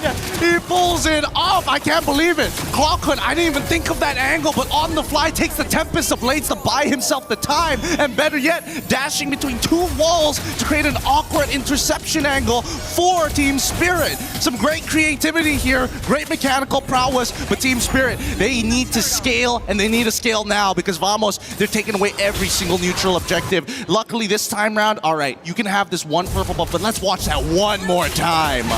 It's Zkeef again with a perfectly timed Wrath of the Dryad. It looked so good for Sawo, but Zkeef's just been better than him across the 2 games so far. It's just him outplaying him, and you can see it, man. From the whole team, they're fired up. They were able to capitalize on that so beautifully well. Now it's another attempt from Natko. Someone's gonna jump in as well. Natko, oh, that time away! Takes the SOD, outplays our Egoist! And now it's Clockhood with the Fatal Links. Can he use it? Does he even need to? Boom! Bang with his own ultimate. Clockhood takes Sawo out. That's crazy. I blinked and I nearly missed the SOD transference. God. Holy cow. Vamos, they truly are fired up, and I thought maybe it wouldn't apply here at an international, but these habits have been seen in our local leagues. Vamos, once they feel that momentum, how long can they maintain control of themselves? Hopefully they do not overheat because they get a legendary 4-error 404. Vamos aren't just winning this game, they are stomping Team Spirit. This is a team that has constantly been up there in the top 5, top 6 of international tournaments. Vamos, this is their first for a lot of their players. I mean, Clockhood has that experience from MSC 2024, but everybody else, oh my lord, I support to be fair, but yeah, dang. Even so, I mean, those showings weren't as good as this one, right? They feel more polished, and that's, you know, for me, hard to say for a Malaysian team of this caliber, seeing them, you know, grow up throughout the local leagues, and now seeing the next generation so eager, so hungry to take the win so early on. For now, I think Vamos still needs to check a couple of boxes. Has to be this Lord. They need that Lord to start cracking on through. There's the tier 2 down bot side. Ideally, they would like to get rid of it, but you know what? It's going to take at least 2 Lords to crack them through. The best part is that Team Spirit, they don't have great wave clear. They can delay those waves, but they can't clear it efficiently. I don't know what to say, Gideon. This game looks completely cooked for Team Spirit. It looks like Vamos is gonna steamroll out of control. Look at that level lead. Again, 3 levels on Error. We got a 2-level lead on Supat as well. Like, Spirit needs to find like a 5-man Fatal Links. There's got to be something crazy here. As long as Vamos, and especially with Supat, he's making those decisions super easy. He's such a big tank here. He's opening up the map for free, and there's nothing the Team Spirit can do. I'm trying to think of an option. What could they maybe happen? They could bait with maybe Sunset Lover and get Zara Egoist in, but that's a really big, risky gamble. Team Spirit are forced to play inside of their base. No chance to walk up. The Holy Shield's already made it out. Vamos gonna play the clean game. They're gonna freeze up. Maybe. Oh, Natko. Okay. All for a Holy Shield in. Okay. You know what? Here's another freebie. Here's another one. Here's a door gift for you, sir. You know what? My bad. You know, our bad, right? Like, we should have known. It's Vamos. Like, they're great. They're amazing. It's just, they're Vamos. Hey, that's our time. It's the classic. It's the classic. They gotta at least get one of it in the game at some point. You know, they didn't do it in the previous one. This time around, they're like, okay, we put our stamp, our seal of approval, and now we're back. However, 6.3K lead is still so big. I don't know how they're going to close the distance here, especially if we don't see a steal from Zara Eagle. Oh, God. Oh, whoa. Let's come. Oh, my God. Oh, my God. Error just going to go for a legendary. SOD? Here are the SOD lands as well. Sao's going to try to escape right now, but he gets caught in immobilization. 2-time for the 2-time. And the Fatal Links from Clockhood. Dear God. Error 4-4. He is just rocking it right now. He is such a devastating force. 9-0-2. Zkeef has also been just the absolute backbone for Air 4-4, just the springboard off of. And I can only imagine the frustration from Team Spirit with not a lot of options left. And even for Hiko, he's level 13, but now with the conceal coming out from the side of Vamos, let's see how they try to close this game out. Bottom lane, Vamos trying to clear out the waves. He's actually able to do it. Zkeef all alone. Are we not going to break this turret here? I mean, Azar, he's thinking about it. He's thinking about the chase, but it might not be a good idea. Okay. They only lose Zkeef. So far, Vamos have only lost players with no bounty, right? So there you go. If Error dies, then we have a problem. Cut to Nako. I'm 0-3-7, guys. I have nothing. Oh, Winions! Nice. I can't believe it. I can't believe it. We're really this is oh whoa. Sapan, let's chill for a second here. Uh-oh. He gets away. Doesn't even need to burn a Purify up top. It will be Spirit with a trade. They'll finally be able to crack another structure. This is tough. If you're in Spirit's shoes, where do you go to? Obviously, you got to deal with that bottom wave every single time, and only Zaur has like a decent amount of damage other than Hiko to kind of like cut the... Whoa. You go with the damage again. Oh, wait, Error! Oh, in the midst of it all, gets shut down by Spirit! Zaur finds it. That's a Wrath of the Dry that lands on two, but they've lost their main member. Now it's up to Natco to try to carry this fight. Hiko getting caught in Spirit Misery now as TS just pull it back, and that's what we were talking about. I can't believe it just happened. Yep, and now Zaur is equal level to Arrow 4-4. Obviously, the economic lead is still there, but this is good enough. The Retribution are of same value. 10 more seconds until he has it. Zaur's on it. Last time Zkeep was able to steal it away. Can he do it again? Zaur just waiting this time around. Retri is good. Team Spirit. Oh, Zaur wants more. Baits out the Crimson Beacon. And it's back to Spirit, building it up again. Oh man, Vamos. Unfortunately, may have overheated on that moment, that one moment that they needed to take this Lord and really just play with that bottom wave hard shoving. Guardian Helm being purchased by Sawo. He understands that he's getting chunked out way too often and he can't afford to keep recalling 13 minutes into this game. It just takes too long and costs too many resources. At the same time, let's pull up the item list. I want to see where the tanks are currently at, especially for Kid Bomba, right? Because if Subbot was already this far ahead and able to tank multiple people, I would assume that Kid Bomba is finally catching up at this stage, but he's been sticking with the rest of the team. There's no retreat. Everybody's here though. Okay. I thought Vamos were going to be able to catch out Egoist, but he has the Finch poise, goes back to the purple buff, takes it as well. And Team Spirit will be building the slow push in the bottom lane. Zkeep gets chunked to half HP. Sunset Lover looking for the angle again, sees Error, forcing him back. Zaur back up top as Error is visible on the map. This is a ridiculous amount of just raw respect, not only for Vamos, but even for the side of Team Spirit. They recognize each other as true competitors here, and I think that Vamos, after that one mistake, had to look... Oh, whoa. Fatal links onto Sawo. Hey, Sawo as well. Takes a turret shot, survives with 1 HP. And the Lord will be able to charge in the bottom lane. That's the first tier 2 for Spirit against Vamos this game. Yep, and with the delayed waves on that top side, they finally break the mid-tier 1 here. Vamos is trying to make sure they don't get much value. They gotta be real careful. Purify out already. Oh, that sets up for Sawo later on with the Purify on down. Did he see him? Wait, they don't know. Purple buff taken by Error.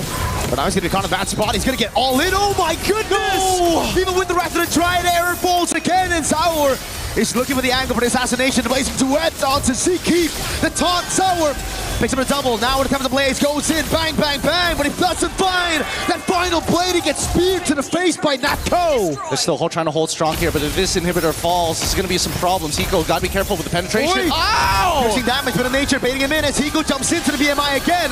Natko responds over with a nature as well. Sapat now pops in the falling Star Moon. Tries to go for the chase on Kid Bomba as it's tier 2 up top balls. I don't think they can keep on chasing this. They don't have enough damage to actually take out the frontliners, and Sunset Lover is a little too far. They can't do this. No. Without Natko, there's no point for the chase, but they're guaranteeing at least the rest of the members aren't dealing with that top side. And now, 16 seconds left on the clock before that Lord spawns. And unfortunately, Hiko, he might be a little late to the fight. Vamos will take first position.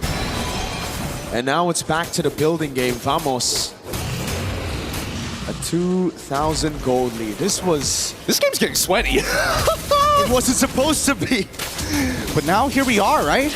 It's just the raw resilience coming out from EECA. They're not backing down. They ain't giving up. But now Vamos has to play macro. Uh-oh, Sapat doesn't have to purify for another 2 seconds. Wrath of the Triad saves him for a bit. Now it's Tep High and Blaze, but Error 404 is able to secure the Lord. That's Sapat out. Sawo with the fatal links on Zkeep. That's an immortality down, and the 2 frontliners of Vamos taken out of the skirmish. Oh, the timing couldn't be worse. The Lord just spawns as soon as he goes down. Great play overall as they take their time. They need to make sure that this Lord counts, but I think that even Vamos understands the team fight has now come to a point where now even Sawo is pretty difficult to kill. It's not like they were trying to stack up a high level of Sky Piercers as well for the side of Arrow 4-4, so there's no guarantees at this stage. Look at Natco though. Up top he goes, trying to go for this clear on the base turret. Nah. This Lord will be just more gold into the pockets of Team Spirit, unfortunately, for Vamos.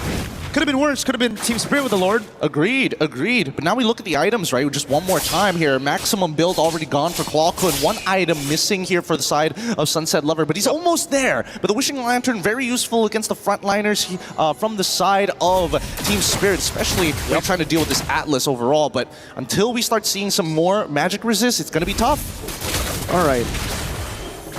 So now with the full items on Hiko, it's all about those item swaps now for Hiko up against Natco.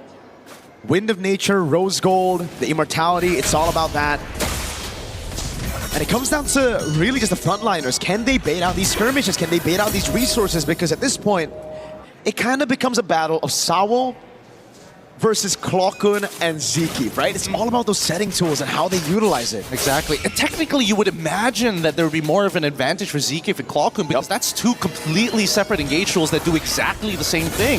And yet Sawo has been finding some premium picks overall. Hey. Might get another one. Oh, Fatal Links catches Zorigo is Clawkun! The battle of the sets, it's Clawkun that wins it out. Now it's Error with immobilization. SOD lands as well, but Natco is going to take it. A Purify out already. Now as the Crimson Beacon gets used up to disengage. Hiko trying to counter out. Seakeep again! This time it's a Wrath of the Dryad. Oh my goodness. This has been great stuff. This has honestly been a crazy game of not only cat and mouse, but just throwing the ball at each other and catching it every single time. As soon as you fumble, it's an instant tackle. Oh, and now Vamos looking to get one more inhibitor here. Could they stagger this? No, Zara up in 13. Error gets away in time. The mini waves in the mid lane is looking good for Vamos right now. As Hiko pops into Blazing Wind and the Purify out of the Fatal Link. Sawo with the basic Battle Links as well. Sunset with a shutdown right now. The Wind of Nature gets popped in right now by Hiko, but it's going to be the Immortality. That's a bit too late for Hiko. Zara's back up. He jumps back in. Immobile for Error as they go straight for the base. Zara trying to clear it out right now, but Natco stays focused on the Crystal. Vamos! Make it to the knockout stage! And there you have it, Vamos! Oh my goodness, with such momentum and a quick reset, they take the game back 2-0, but they have to fight for every single inch of it. What a game coming out from Team Vamos. And of course, Team Spirit, they're going to have to go back to the drawing board here because again, as soon as they adapted in draft number 2, that early game is something that they got to focus on here. Because goodness gracious me, this meta is so punishing. It's all about punishing, man. We were talking about these setting tools and how it's going to be big at the later stage of the match. And we saw back-to-back Fatal Link steal by Clawkun, finding Zaur, and then the Wrath of the Dryad by Zeke that catches Kid Bomba, who had already used the Purify, baited out by Natco. Such a complicated game, because if we're not talking about the simple things of just the abilities, what about just looking? Where do you look in the middle of these team fights if you are one of the two? For Zeke, it's a lot easier, especially if he has that flicker. But for Clawkun, it's all risk and very little reward unless he hits some priority targets, and he catches Zaur right at the end. You can't expect a better game than this at this point, truly. The layering, the drama, the comeback potential of Spirit after some famosable moments, but a good way to close it out. To erase the doubts as well that people have had for Vamos. You know, they've been great in skirmishes, they are amazing mechanically, but can they close it out when it matters most? Oh man, we gotta get the final thoughts here, and especially with an interview with Rose up on stage with, of course, Arrow 404.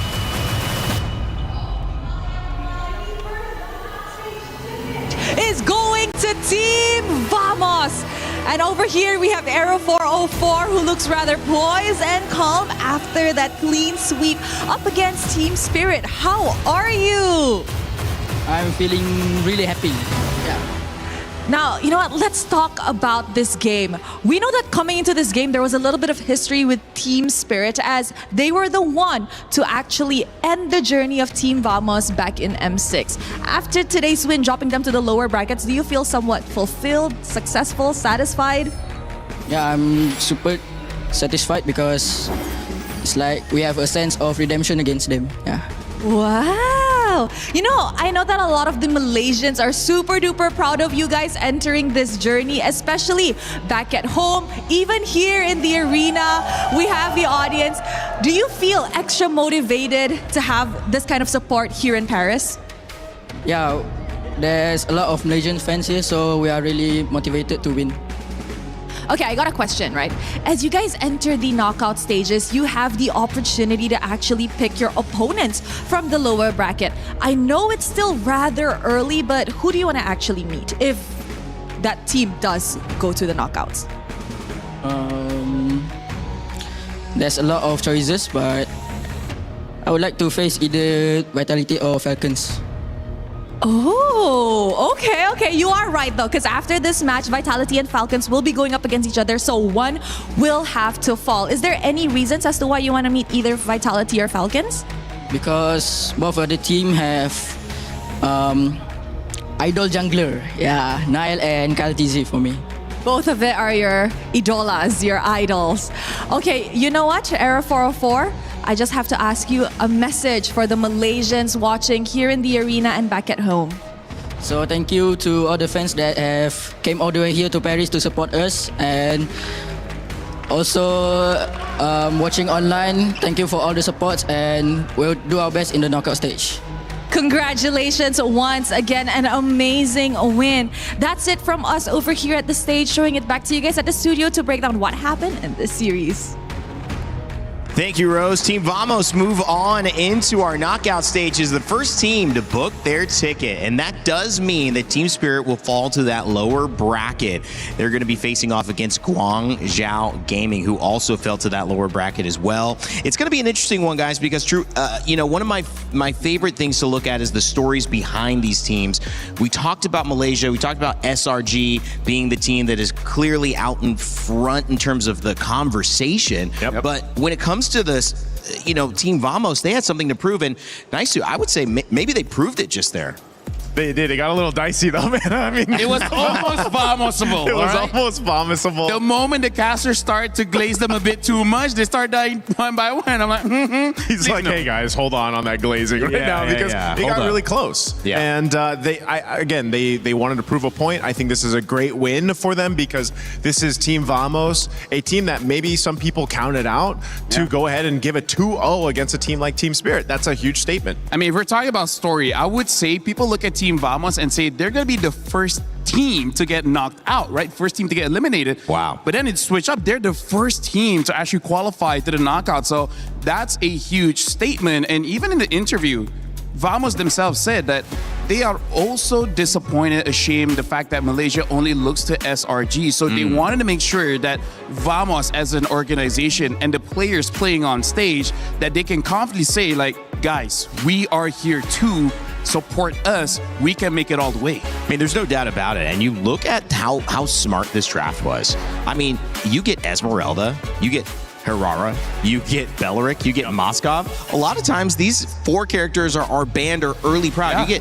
You had a really good setup in both drafts, Naisu. Yeah, I love this because you have key picks here for the heroes, but there was some hero plays, I would say, for this one. Because as it was starting to slip out of the hands of Vamos, some key plays, those in for Clockhoon especially, to go ahead and get that lockdown on Zara Egoist was massive because, it was Team Spirit knocking on the doors again of the base of Team Vamos, but a couple plays brought it back in their favor, and then they capitalized on that. And I would say that's one of the key features of extremely good players, because it's one thing to do your job well. It's another to have that clutch gene. And Clockhoon definitely showed that one by picking up the Fatal Links. And the moment they got Zara Egoist, I feel like the call was, they won't have enough damage. There's no burst. Natko, you hit your SOD, jump in, everyone goes in, ends the game. Like, Clockhoon, that was his MVP moment. Did we have any information gathered around this Herrera Ling matchup? Two junglers at the top of their game. Arrow 404 was a masterclass in whatever he did. But how do we feel about Herrera Ling? You prioritizing one or the other now, or still in the same spot? I think we've seen a lot of more cool plays or cooler things happen with the Hirara just because of the nature of her kit. You know, especially when players decide to go and pick up a Sky Piercer. I mean, whether they have a Sky Piercer or not, the things you can do with the Hirara are.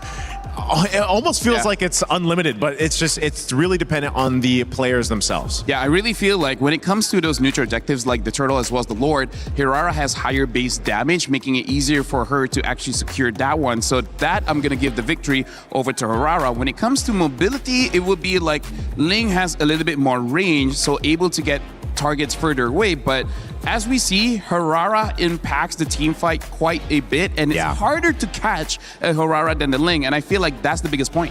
Yeah, she's blending in really well to these team fight compositions, and it was amazing to see kind of all of the storylines start to bubble up here. Again, I had mentioned earlier that it was $65,000 on the line. That's actually only for Team Spirit, who's going to go and play that matchup and still have a chance to stay alive. They'll have earned that, but $100,000, I believe, gained for getting into the knockout stages.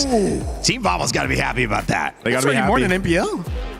In terms of what they got in MPL, Yeah, technically. That's why it's such a big deal. You know, we heard it in the interview for these players. They want to help their families, and that's how you do it.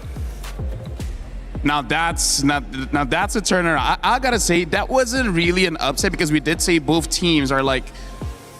It's hard to call for both of them, but the fact that Vamos won 2-0, and I would say especially in game number 1, I think that's going to create a lot of conversation moving up into MSC because Team Liquid lost, SRG lost, and now Vamos is showing up.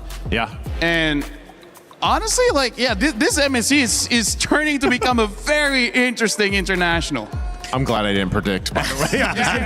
You could have gotten in trouble. You could have gotten in trouble there as well. Obviously, just expectations, just keeping things fun. Well, we got more expectations coming up. Let's take a look at today's schedule because, of course, we just saw Team Vamos and Team Spirit. We also had a chance to see Guangzhou Gaming take the win. They stay alive. True Ripper's our first team to go home. We will be sending another team home, but not yet. Team Falcons Meta Ignite Gaming is that one, and we'll have to wait to the end of the day to see more drama. Team Vitality and Team Falcons PH coming up next, though. Guys, that's going to be a banger as well. I'm not calling that one. Yep, we're not. Good thing you're not even touching that. No. Not with a 30-foot pole. I mean, like, here's the thing. Like, I've been known for cassacres, so I feel like if I say the team is going to win, there's going to be a lot of DMs. They're coming for you. So, you know what? Mouth zipped. Hey, locked. We're not here, at least. Oh, yeah, we're not. We're not going to be here. We're going to have lunch. Yep. And enjoy the game. Two different guys. Okay. All right. I was going to say, I think if Mirko was up here, he would say one team over the other. No, he also had a cast curse. He will also be afraid. He's also got a cast. I think almost most casters have some sort of. No, you have that year 1, year 2 naiveness where you're like, I'm okay, I'm okay. But then after year 2, you're like, never again. I will never make a prediction. I am scared. Right. I have fear. Okay. All right. Hesitant to make the predictions. That's okay. We don't worry about those predictions when you're playing MLBB. You just go out there and have fun. The good news about it, if you've been checking into some ranked games like I have over these last couple of days, you'll notice in the shop there's a brand new collaboration with one of the oldest and most classic games of all time. That's, of course, Street Fighter and MLBB. Check it out. Human body was built to move. Not trapped at a desk in one singular posture for 12 hours a day. It's time your chair evolved. This is Secret Lab Titan Evo. Ergonomically engineered for you, gamers, hybrid workers, artists, backing your every move.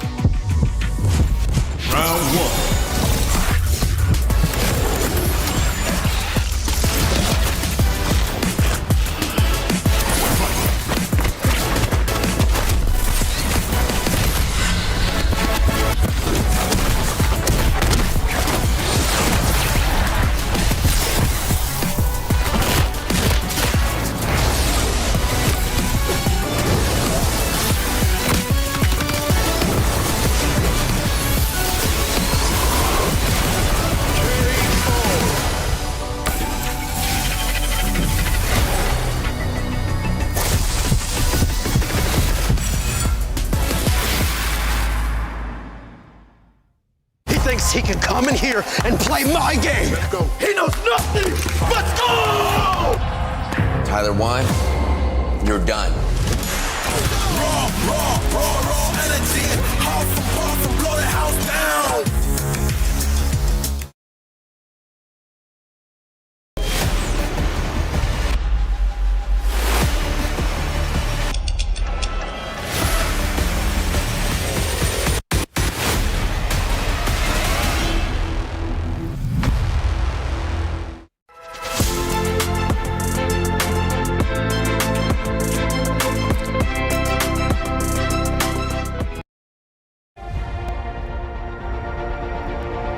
We did it. Back-to-back champions. You think you can do it? If we did it in MPL, I think we can do it here also. That's overly ambitious, don't you think?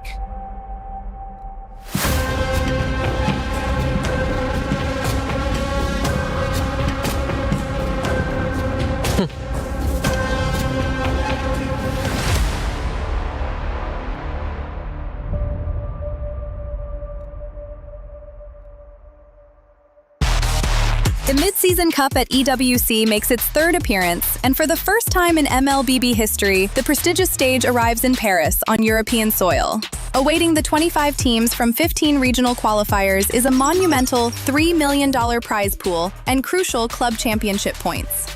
MSC opens with the group stage, where 15 qualified teams and one team from the wildcard qualifier will be split into 2 groups of 8. Both groups will compete in a double elimination bracket, where 2 wins secure a spot in the knockout stage, while 2 losses send teams home. The top 4 teams from each group will advance to the knockout stage. More unforgiving than ever, the knockout stage puts everything on the line. In this single elimination bracket, teams will clash in a best-of-5 series throughout the quarterfinals and semifinals. For those denied a place in the grand finals, one final battle remains, a chance to secure a podium finish and claim an additional $100,000 in the third-place match. Here, one moment can change everything. One mistake ends the dream, one clutch play creates a legend, and at the end of it all, 2 teams remain. One final series in a best-of-7, all for the grand prize of $1 million.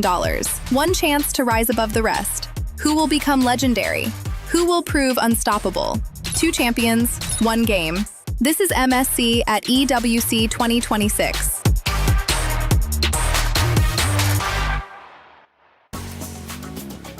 Welcome back to MSC at EWC 2026. We're here in France having a great time as 2 matches have just gotten underway. As we begin Series 3, more upper bracket, $100,000 for that top 8 spot at least guaranteed. And that means one of these 2 teams are going to be very happy about this result. One team will go down to the lower bracket and fight the winners of the next series. My name's Randy. I'm joined by a new but very familiar panel to all of the MLBB community, Renmar and Trex. Hey guys, how you doing? Renmar, we were in the backstage. You were talking about those drafts. How you been feeling about today so far? Oh, very happy. I think my sentiments towards the drafting and the unique choices still remains. People are still getting creative, but some teams proving that sometimes the safest, most viable pick can't go wrong, and they're doing really well with it. Trex, you were down there casting a little bit. You've been on the desk. You've been all over the place. It's day 3. What have you picked up on heading into this match?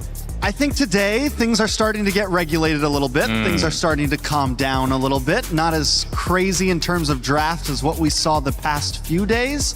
But we'll see. We still have 2 great games ahead of us, and anything can happen. Yeah, all right. Well, we'll see. And of course, today, and in this series specifically, our 3rd series of the day, there's a lot of important storylines. So important that we had to give this one our Crunchyroll storyline of the day. It's the Maestro versus the KDA Machine. Of course, when you talk about the Maestro, I mean, there's really only one person to say, Renmar. Yeah, man, it's Moreno for Team Vitality, and you really see why he is the Maestro for the team. I think he really earned that, especially the previous season of MPL ID, where they became champions, how he placed the juice in, and how the symphony and the orchestra that is Team Vitality just looks so much better when Moreno's leading the charge. Loyalty as well, a big name, finally getting them to this position.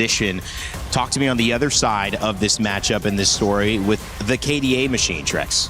I mean, he's got the name for a reason, and this is going to be a big match for Vitality, and there's a reason why this is the match of the day in a sense, the anime battle, what we've all been waiting to watch, and it's even bigger because it's a deciding match, right? Yep. One of these teams will move forward, and one of these teams are going to have to fight for life in the lower bracket after today. It's going to be a big run and an important run as well. Every moment here can decide your fate. One draft, one pick, one setup for a Lord fight that goes awry or goes your way could be the difference between $100,000 and maybe even $1 million if you can make it all the way up. Renmar, stakes are super high, but focusing in on this Vitality roster, you know, there's just so many players to pick up from that can make an impact today. Yeah, I mean, we've already discussed Moreno, but I think you really have to look at Eman. Eman against Super Marco in the gold lane is going to be a battle for sure. These are two gold laners who do not want to lose the gold lane. There are some gold laners who just want to stabilize things, make sure they get their farm, but these two really want to win. Well, I love that you highlighted Eman. We've got 5 players on Vitality that are going to hopefully make a big impact coming into this set. And whether it's Niall, whether it's Moreno, whether it's Eman, you know that Vitality's story is going to be very, very special. With a series that has so much money on the line, but so much pride for this organization and this team, we had a chance to sit down and talk with Niall about his impact heading into this series. We're now here with Niall from Team Vitality. Niall, yesterday we saw, I think, a quote from you. Top 3 junglers in MSC. It looked like your name wasn't on that list. Because they say it excluded me. Oh, okay. But if we had to include you, what would your top 3 be? 1, me, Nanael. 2 is TNG. Rest of it, no one. Oh, so not even Kyle, no Carl, no one, just you and TNG? I'm talking based on scrims, right? Based on scrim, for me, only TNG is matching my scrims level. You know, like not tournament level, like scrims level. Oh, okay. So, wait, you called yourself Nanael. So do we call you Nanael too? Up to you Or guys. Niall? Up to you guys. Which one do you like more? I prefer both. It's okay. Oh, so both can? Yeah. Okay. But what do you prefer in the assassins in the jungle? I mean, we see a lot of Lings, we see a lot of, Hiraras, but what if those two get banned? What do you choose next? I mean, I still have Fanny, Nolan, and one more secret assassin. One more secret assassin. It was flashy also. Oh, because earlier on we saw a Saber in the jungle. What did you think about that? Saber? Yeah. Speaking of them. The one before this match, I forgot as well. I have bad memory, guys. I think Saber is not fit in this meta, I think. Oh, okay. So more assassin. Yeah. Do you think the tanks in the jungle still might work? Absolutely, because if we play tank jungle, it will become more easier, I think. The game, it's not complicated. Oh, okay. So, Niall, we got to ask you, I think someone's asked you this before, but we want to get you on camera here for the main broadcast. What difference do we have for you? Back from M4 and now you're here. What makes you you now? First of all, I've been through a lot. Like, for example, I'm losing my brother or something like that. So it gets me humble right now. It's just that. And maturity, yeah. So does that mean that you're also doing this for your brother? Yeah, of course. That's my number one motivation right now since MPL. Okay, so everyone's rallying behind that. That's a really good motivation, Niall. So you're motivated. Are you confident as well up against one of the biggest teams here at MSC? For us, whoever the enemy is, we are so confident against everything, and we prepare the same thing for everyone. Like no special. Okay, that's what we like to hear. By the way, you keep coughing. Are you okay? I'm good, but it's just cough, because of that thing maybe. Oh, okay. Yeah. Best of luck. Get well soon as well Thank for you. your next match. Hope I get to see you after. And there you have it. That's Niall. Back to you guys. We won't talk about what that thing might be. However, I will say that it is an amazing journey to witness Niall just being open about his brother and the maturity needed to go through this process now after M4 being here at MSC, wishing them all the best. And honestly, what a journey that's just a human experience, and sending lots of love his way. Of course, when it comes to the game, there's another element to start picking up on, and the teammates and how they fit with Niall. He said that it would fit with Tank Jungle. And also, as you see here, Eman says he misses competing against Super Marco on stage, expecting that it might be one of the hardest matchups that he's going to face, and maybe even hard to beat. So that's going to be on display. You mentioned that as well, Renmar. Yep. Just that matchup, something you're keeping a close eye on. Oh yeah, I hope it's going to be exciting. I hope they both don't realize, like, hey, this guy also wants to fight. Let's just play it safely. I don't want to see that. I don't want to see safe. I want to see them burning their flickers early on, being aggressive, getting that win in lane. Going for the kill. Trex, the pacing of a game like this, when you're in the upper bracket, do you feel that the approach is, let's take some risks, we can lose, we could even lose twice and still have a chance to stay in this? Or do you go with a little bit more cautionary? I think, as what we're seeing today, is some of the teams that survived yesterday, some of the teams that won. It's less about where they're at in the bracket and more just about the teams themselves. I think we're going to see a slower pace game, possibly. It's what we've been seeing earlier. Yeah, it is. And that's kind of where we're getting to that true play style of what's going to win you games. And knowing Falcons and the way they like to play, even Super Marco, for example, sometimes it takes him a little bit of time. He wants to farm up until he's got those items he needs in. And then it's bulletproof Marco time, right? Then it's, I'm going to come in, power up Marco. Yeah, exactly. So I love it. I love to see it, and we're going to see how that matchup goes as well. Keep your eye on that. Also, we talked about the KDA machine in Haji, who is here for Team Falcons PH. There are stories along all of these members' journeys, but we had a chance to speak with Ogwin heading into this one. It's Eterna here with Ogwin. Ogwin, what's going on? You okay? Everything fine? Yeah, all good, all good. All good? Any nerves coming through? I mean, you have so much experience. I mean, do you still feel nerves at this point? I don't think so. Just the interview. Just the interview. What is up with players on interviews? Why are you so scared of the camera? I guess the surprise questions. Oh, the surprise questions. Don't worry. All the questions are nice today. Just for today. But Ogwin, moving on. There are a lot of, sentiments out there, maybe mostly from like the community and maybe some casters from different regions, that it looks like the meta is shaped in a way that it may favor ID teams over the Philippines. Do you agree with this? I think I agree because the ID teams are really good in their mechanics, especially in this meta right now. All of the assassins are buff, so it's really hard. It's really hard to play utility jungles right now. So do you think that may be the reason why TLPH lost yesterday? What did you think about that match? Were you surprised? Were you shocked? I think it's a 50-50 match because we screamed in Turkey.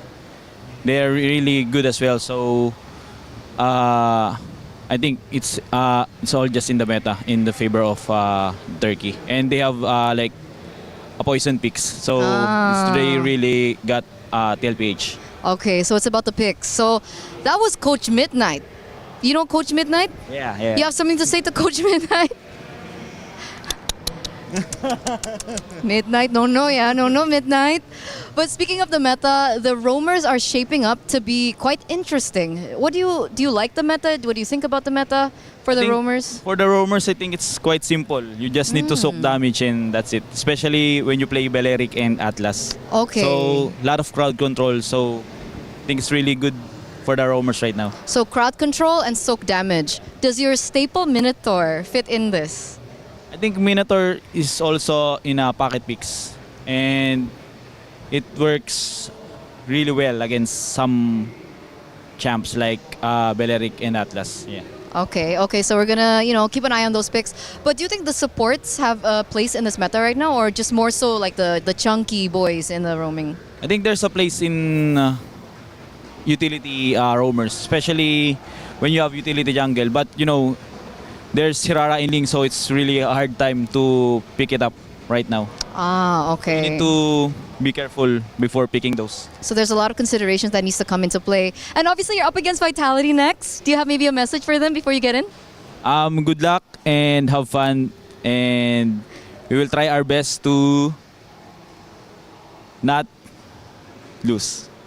Try their best not to lose. I like that's confidence, right? Is that confidence? I'm not sure. Well, we're gonna throw it over back to you. Thank you so much, Ogwin. Trying their best to not lose. It's not soccer, it's not football, so I think a draw isn't available here, guys. I think that means win? Yeah.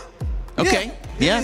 If you look at it a certain way, it means, Okay. they're going to try to win. Yeah, well, we'll see it. I mean, Trex, there were kind of two different thoughts on that meta as well. A little bit where tank assassins could work, we heard from Niall, but also like he's saying, no way, that's not going to work on this side with Ogwin. I mean, we have not seen tank assassins here so far.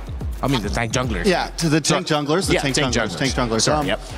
I think, again, I said it yesterday, I've been saying it for the past 2 days, the meta is still unraveling. We still got a lot of layers to go. We saw yesterday, we saw the Rafaela work, which me and Remar were theory crafting that on day one, and the possibility of that coming in, day two, it comes in, it works. There is still a lot to see, I think, from MSC. So we'll see how it goes. I don't want to make any hard calls yet, but I do think Utility Jungler could possibly make a comeback, especially with something like a Wrath behind it. Yeah, and real quick, Niall even teased the assassin we haven't seen yet that's equally flashy. I'm trying to go through the list in my head. I wonder who it is. Poison Picks, he called. Midnight Hat. I mean, do they have a Poison Pick, an assassin we haven't seen? Let's see, man.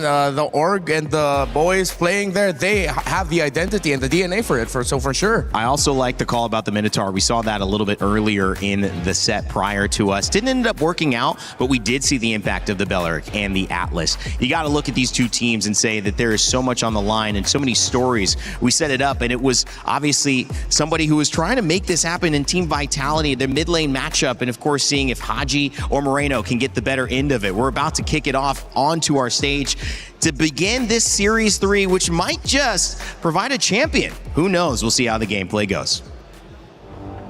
Yes, my friends, this third series has a lot on the line for it. Two teams that you would not be surprised to see in our grand final. But first, Rose, my dear, you look like a very proud mom in our post-game interview.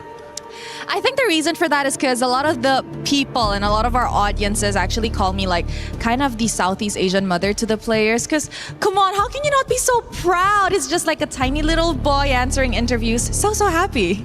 This is why we're here, right? To see those stories growing. And now we have another story to tell in our upper bracket. Please join me in welcoming Team Vitality. The hometown heroes made a buzzing entrance into the MSC 26 group stage. Their harvest has been bountiful so far, but the real juicy pollen awaits in the knockout stage. Is this run meant to be, or will they be left behind? We're about to find out. Oh, wow, I love the bee puns in there. They're the buzzing bees, that's how it is. And of course, going up against the buzzing bees, it's none other than Team Falcons Philippines! Taking it one step at a time, Team Falcons Philippines wants to reclaim dominance on the international stages. With only the MSC trophy missing from their cabinet, they are ready for whoever they will face. I think it's heating up in here between these two.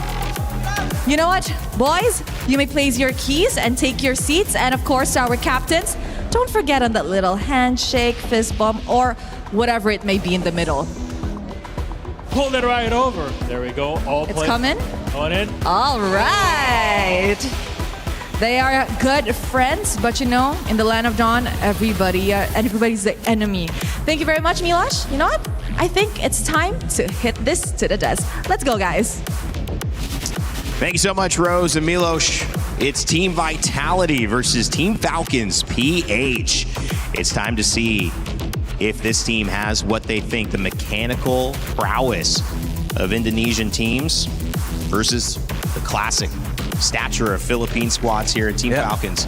Bryn Mawr, it's going to be a good one. Yeah, it's going to be a great one. And I have to admit, this is going to be a very difficult match for me. Why? Because in many years, I have been very honest with my professed love for Vitality as an organization and my professed love as Falcons being my favorite team from the Philippines. So I don't know where I'm getting pulled towards, man. I was cheering for Vitality. I was cheering for Falcons. this feels like the MWI Grand Finals all over again for me, bro. That was me yesterday with Aurora versus TLPH. All right. Yeah. Just to remind you guys before we jump into this one, My Champions.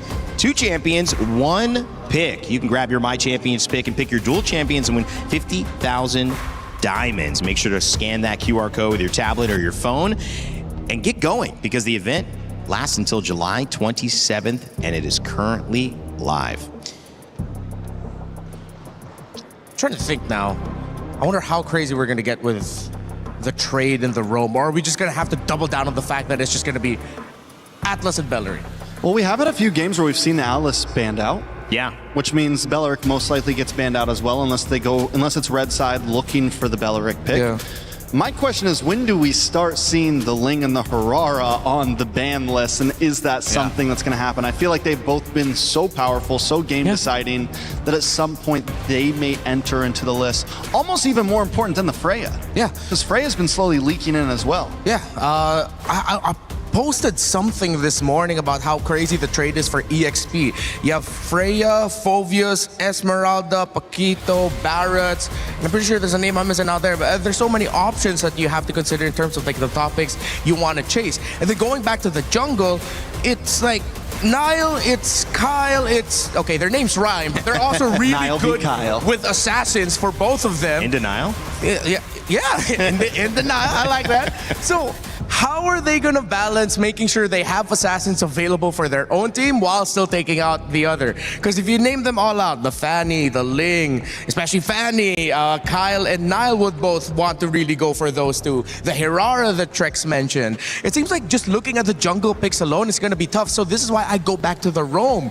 Will we see an earlier prioritization for something like the Cho? Will Hilda somehow make a comeback as a means to invade the jungle a little bit more? That's where my brain's going through. Notably, we didn't see Cho at all in that first series. Yep. And what has been missing in the first 2 days is him as a pick. Atlas was heavily prioritized, either banned or immediately first picked, which opened up the Belleric. He was banned alongside the Belleric, like you said, Trex, earlier on as well. What has been happening, though, more so today, has been Eudora getting banned instead of getting prialed on that first 2. And of course, Freya also the first ban as well. So maybe that's a little bit of a different evolution of the draft, Trex. Some of those things that are becoming more of a problem, right? Because the Eudora, it doesn't matter what assassin you pick, it'll always do well against it. Even if there's no Ling, even if there's no Harara, Eudora will always have a place there. Outside of that, we talked about the Cho a little bit. You know, I think Cho got a little exposed the other day. The Ruby was just a beautiful answer to it.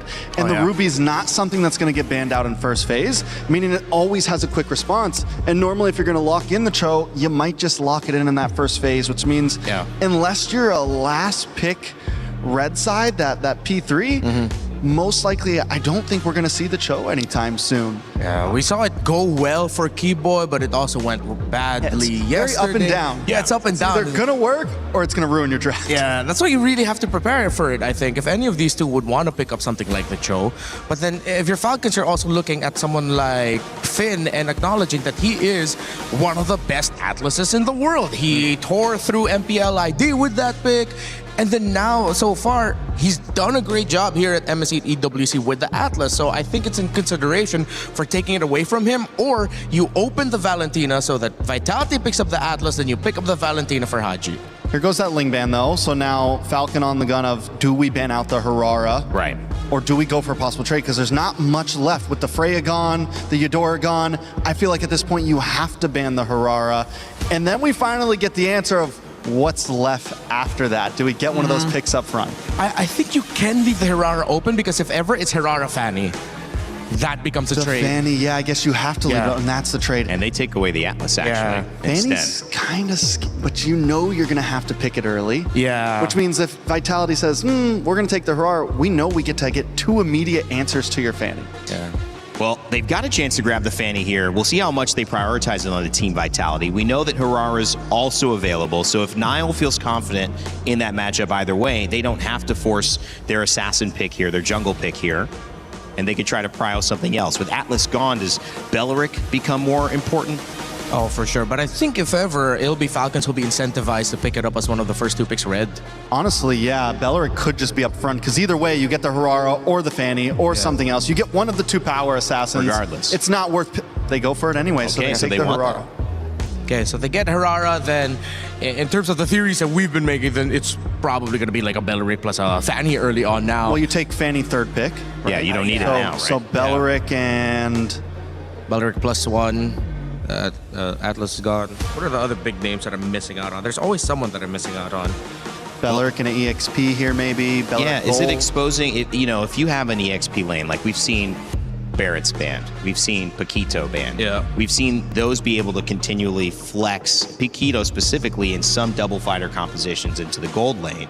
Is that too early to grab something like that because you have more options? What's your idea, Trex? What's a good I mean, a lot of here? time you do want to save that EXP. You see a lot of them save it for last, especially on blue side, but also sometimes you want to pick it up front. It really just depends on where they want to go from here. They go for the Valentina, a safe mid lane pick, something that's always going to be viable, and this still gives them some room to flex around. Selena's going to get locked in as a preemptive to the possible Fanny, plus you get some range. Not a bad answer to the Valentina either. Yeah, I think of the Uranus. I think as much as they want the assassins, they have to decide whether or not they'll pick up their Fanny now or an assassin, or they go for their EXP laner, either in the Esmeralda or the Barretts. The Uranus will be playing away from the lane often, invading. Esme matches that, while the Barretts can also just be really annoying because right now Vitality doesn't have enough of a damage profile to deal with it early on, especially through the Selena. It's not going to be a good time. Then they start banning out things like the carries or Moskovs, if ever they do decide to pick up something like the Barretts here. So it's a tough choice for Falcons. In a weird way, if they don't pick up the Fanny there, I was going to say, they risk it getting banned. But if you ban the Fanny, that means you leave something else open, like the Barretts, or the Moskov, which had been getting banned in this second phase. So both assassins on the sides of both teams. Nile able to get his. And Kyle able to get his. I don't know, the Fanny feels so telegraphed. Like, you would think Vitality would be ready for it, right? The moment they know they're both open, it's like, okay, you're going to get the Fanny, and we're going to get a bunch of answers to it. Not completely sure how I feel about the Selena still, but I think on Vitality's side, they need some hard crowd control at this point. They went for the Uranus instead, which has a survivability against the Fanny, but still nothing to extremely lock it down. Yes, the Selena could land an arrow, but that's not a whole lot. They still need something, Kaja, Cho, some of those types of answers. That's why Falcons decides to ban out the Cho for themselves. Okay. Also, I'm thinking that what if Falcons are considering putting this Belleric in the EXP and we don't see the roam just yet. But with the Valentina, I think Belleric and Valentina already is a pretty good roaming duo that will provide difficulty for the Selena. So I think for EXP, if they're not going to go damage, then they go tanky. So as expected, Vitality will ban out the Esme. I think it'll be also very safe for them to ban out the Barretts. And then in terms of the really tanky EXP laners, the lineup is too mobile to pick up a glue. They might have to fall back into something like a Terizla, which is really slow. But you just want one lane that you know is going to be hard to kill. Brody banned from the side of Falcons. They're going to be on first pick here. They do still need a marksman. I think Moskov, yeah? Moskov could be a decent answer. You have the movement. You have the shred. Already have the Belleric, so you don't really have to worry that much about the Claude. I mean, just about it, yeah. I mean, even the Claude, like any of it would kind of work at this point. I don't think it's too heavy of a reason. They could, honestly, I feel like the marksman may be the better first pick here, and it still gives you a little bit of room to possibly get the EXP flex in. Yeah. Moskov still available, still unbanned. So is Paquito. And 2 picks remain. 1 ban remains on the side of Vitality. They're already taking their time. You see, it's Eman who's being very vocal in this phase of the draft. So I think, instead of taking away an EXP, they were thinking, okay, matchups, gold, what are we going to end up with? I think if ever this is a Moskov, he's confident that his Claude will be able to handle it. So he just calls it to ban the Harith instead. So there was a little moment earlier you saw he was really being very vocal about it. Great to see those little things in person, right? Dyroth comes out. Yeah. I haven't seen that very often, Trex, but we have seen it a little. Yeah, we saw one from Flap. From Flap. Yeah, it was him. Yeah, it was Flap. Yeah. This is a pick that used to get used against things like the Uranus, the Esmeralda. It was kind of a cheese pick back in the day, but it has the armor shred. It has the burst damage. It is a high risk, high reward pick for me still. If it pops off in the early game, this could be a huge threat to everything down the line. If he takes 2 or 3 deaths early on, it's a wrap. He'll be useless the whole game pretty much. Okay, so they'll pick up the Badang here, and they'll go for the Melissa. I wonder if Falcons will lean back to a very old combo with the Deeroth, which was the Irithel, because the mobility would help from getting away from the getting linked by the doll of the Melissa. I mean, most likely they're still going to end up with either, I don't know, maybe like still a Moskov, but no, they still go Claude, and they played with like one of the safest gold laners. I'm going to be honest, Vitality, yes, they have a lot of defense against the Fanny, but not a lot of answers against the Fanny. You have the go away, which can stop you from getting dived on. Yes, you have the fist crack, some of those things from the Badang. You have the arrow, but outside of that, you have no hard crowd control for this Fanny, and it could be a problem.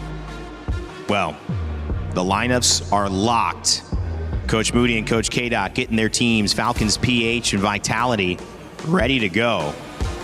And this one, well, looks like fireworks are set to go off here at MSC EWC 2026. Our 3rd series of the day is about to begin, and this is going to be a banger. Team Vitality and Team Falcons, PH. Let's send it over to your casters to begin game 1. It's Brigitte and Gideon.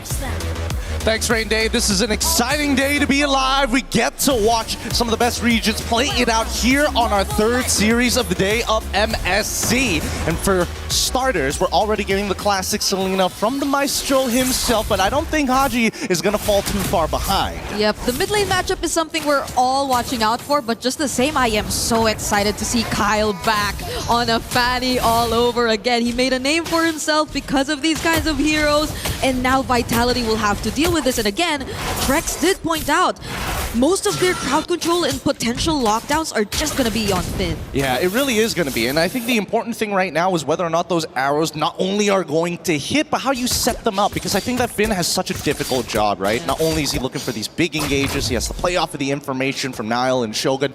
But the hard part is catching this Fanny half the time. Yeah, because like you're torn between catching the Fanny or also going for a backline play, because we see Badangs do that oftentimes, but that's more so when you get to the late game.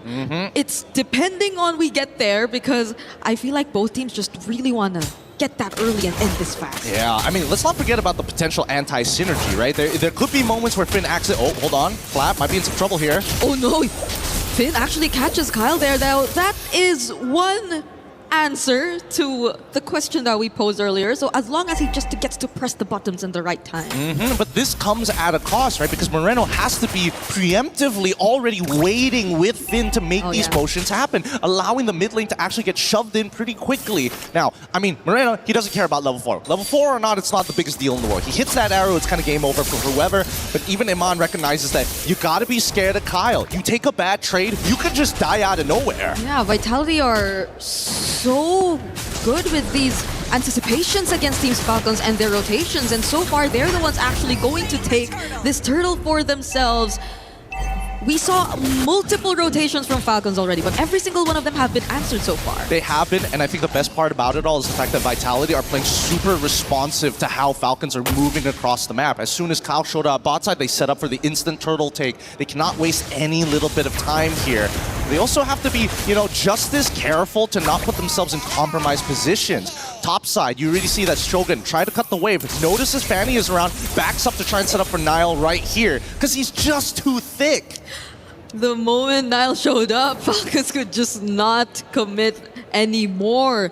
Every single time, it seems like Vitality are just always prepared. They're not in any way taken by surprise by the presence of a Fanny, and it's something that they probably willingly played into, but that's going to be a setup onto Finn. Now they're trying to go for the burst. He gets caught once again, though. Kyle will make it out alive, but does Finn, though? He does not. Flap takes first blood. He could have lived that. He could have lived that. He wasn't 100% sure about the timing, about when Dairoth's ult actually finishes the channel. Yes, there's a bit of a channel time. He could have just pushed himself out of there, but wanted, hey, no abilities, I gotta just try and punt somebody backwards. As best as he can, this is what we should expect, right? Falcons need to win this early stage of the game to get Kyle that advantage that we're hoping for, and it's not like the Ling. He's very dependent on that purple buff and can only do so much. It's not like you can just go back into your jungle and charge it all back up and you know, farm extra fast. It's all about, hey, I go in, if I don't have that purple buff, I have to recall, do it all over again. Yeah, it's great adjustment too, I think, because they could not find the sides. They've been trying to, but they couldn't really get the sides. It's always been either Finn intercepting or even Moreno and Nile, so they just settled with Finn, who at the time was isolated from the rest, just trying to check wherever Falcons were trying to go for next. And I think it's a great answer. They finally found a way to at least get a slight advantage, though the gold lead is very insignificant at this point, honestly. And honestly, a really difficult comp to pull off. I mean, I'm thinking about how Moreno needs to kind of keep up with everybody else, but wait, hold on first. Flap, he's already going to get chunked down to 50%. Now, Falcons, this might be a harder contest. They do have a bit of a regenerate for Flap, so he's going to top himself back up here, but I think the real question is whether or not he gets caught when he tries to shred down that front line, right? Whether it's front line or back line, that shred is only good for Kyle and Super Marco. Whoa, Finn, are they actually going to go for open? The Wrath of the Giant as a response though, but they catch two, and now Nile is going to go down alongside Finn. Falcons actually take two and will win that trade instead, despite Vitality being the first ones to set it up. And look at Ogwen, he's just blocking the shots. He's making sure that the softer members on his side don't have to worry about some tough angles that are being set up by Moreno. Is this a potential punish? No, he should be able to get out. Oh, Blazing Duet used two, but even so, Moreno gets to dash away to safety. Shogun will try to block the rest of the members of Falcons, but they're not going to force it anymore. Still, though, it's a 3-0 lead already in their hands. Maybe a 3-0 lead with 1.4k, but we're not seeing structural damage. We haven't seen... Oh, speaking of structural damage, Flap, first person there to actually open up, and surprisingly enough, he's the one who actually unlocks his lane first, which is great for him. But what does that mean for the rest of Falcons? Does that mean that he gets to walk around for free? I want to see how they utilize his Dara, because we didn't get to see a great showing the day before. Yes, I agree. It was on a not-so-okay KDA, I think, if you look at it from the previous performance, but I think this is a much better spot for Flap now. He's clearly winning the lane, already taking that tier 1 up top, and the fact that he was also able to be active in the first few skirmishes and even pick up kills too, I think grants him a much bigger advantage to serve as a threat against Vitality, who at this point have mostly been responding and answering back to Falcon's rotations, but we're not seeing any of their own just yet. Or maybe it's also, in a way, an effect of having very slow clearing mid-duos in the form of a Selena and Bada. Oh, but hold on. Oh! Kyle will find Nile! And Finn all alone! It's a double! Oh! I hate the fact that Super Marco, he's laughing about it already, and now they create another attack on the bottom side, and they can't do anything about it. Eman just had to flicker out of that and use the go away, but Flap now is unstoppable too. With the help of the other members of Falcons, these are just two really heavy damage dealing heroes you're looking at already. It's both Kyle and Flap, and let's just look at that replay and how flawlessly Kyle just flew around these two members of Team Vitality. Dirty outplay, dodges the immobilize, waited the iframes out, even dodging the knockback, and you see that Kyle's just like, nah, just another day in the office, try harder next time. And Vitality, they will oblige here because they're starting to siege this turtle. They want to make sure they have control, but more importantly, they're waiting for Kyle. They know he's around. Yep. He's gonna take this first. Abyssal arrows are not connecting just yet, but at least you also see Eman taking part in this fight. Nile will yet to have to reveal himself, because Falcons are taking pretty good control of this. Vitality will change targets though. They're just gonna go for Super Marco, but he still has the Purify! Moreno finally gets the kill, but he might just go down too. That's a 1-for-1 so far, and Falcons are chasing after Finn, but they might not be able to find him anymore. It's not bad. Honestly, trading gold laner for mid laner, and considering that Moreno, really, he's not the one who wants to be able to absorb all this gold. It's Nile and alongside with Eman, so as long as these two are able to scale back up, it's great, but Finn might be in some trouble here. They don't want to contest this. This is not the position to fight for just yet, and Vitality understand that. Yep, they kind of let go of this the moment that they went back after that kill towards Super Marco. He already also had to get his purple buff first, so Nile, I feel, is really doing a bit of catching up here in this game. He's already a level behind of Kyle here, and that's also probably one of the reasons why they just rather not contest an objective anymore, especially with Falcons just surrounding the area like that. With the early game having to be played super defensively for the side of Vitality, it gives you very little opportunities to actually look for potential snowballs. And so far, I mean, Iman, he was doing a good job against Super Marco. Generally, both sides came out of the lane pretty even, but once all the reinforcements started headed down to that bottom side, it was inevitable that Super Marco was going to crack that bottom tier 1. From this point onwards, we're expecting that Falcons, they're going to get a little sly with it. They're starting to walk into enemy territory to steal away the resources, because dear God, Kyle, he's Batman at this point.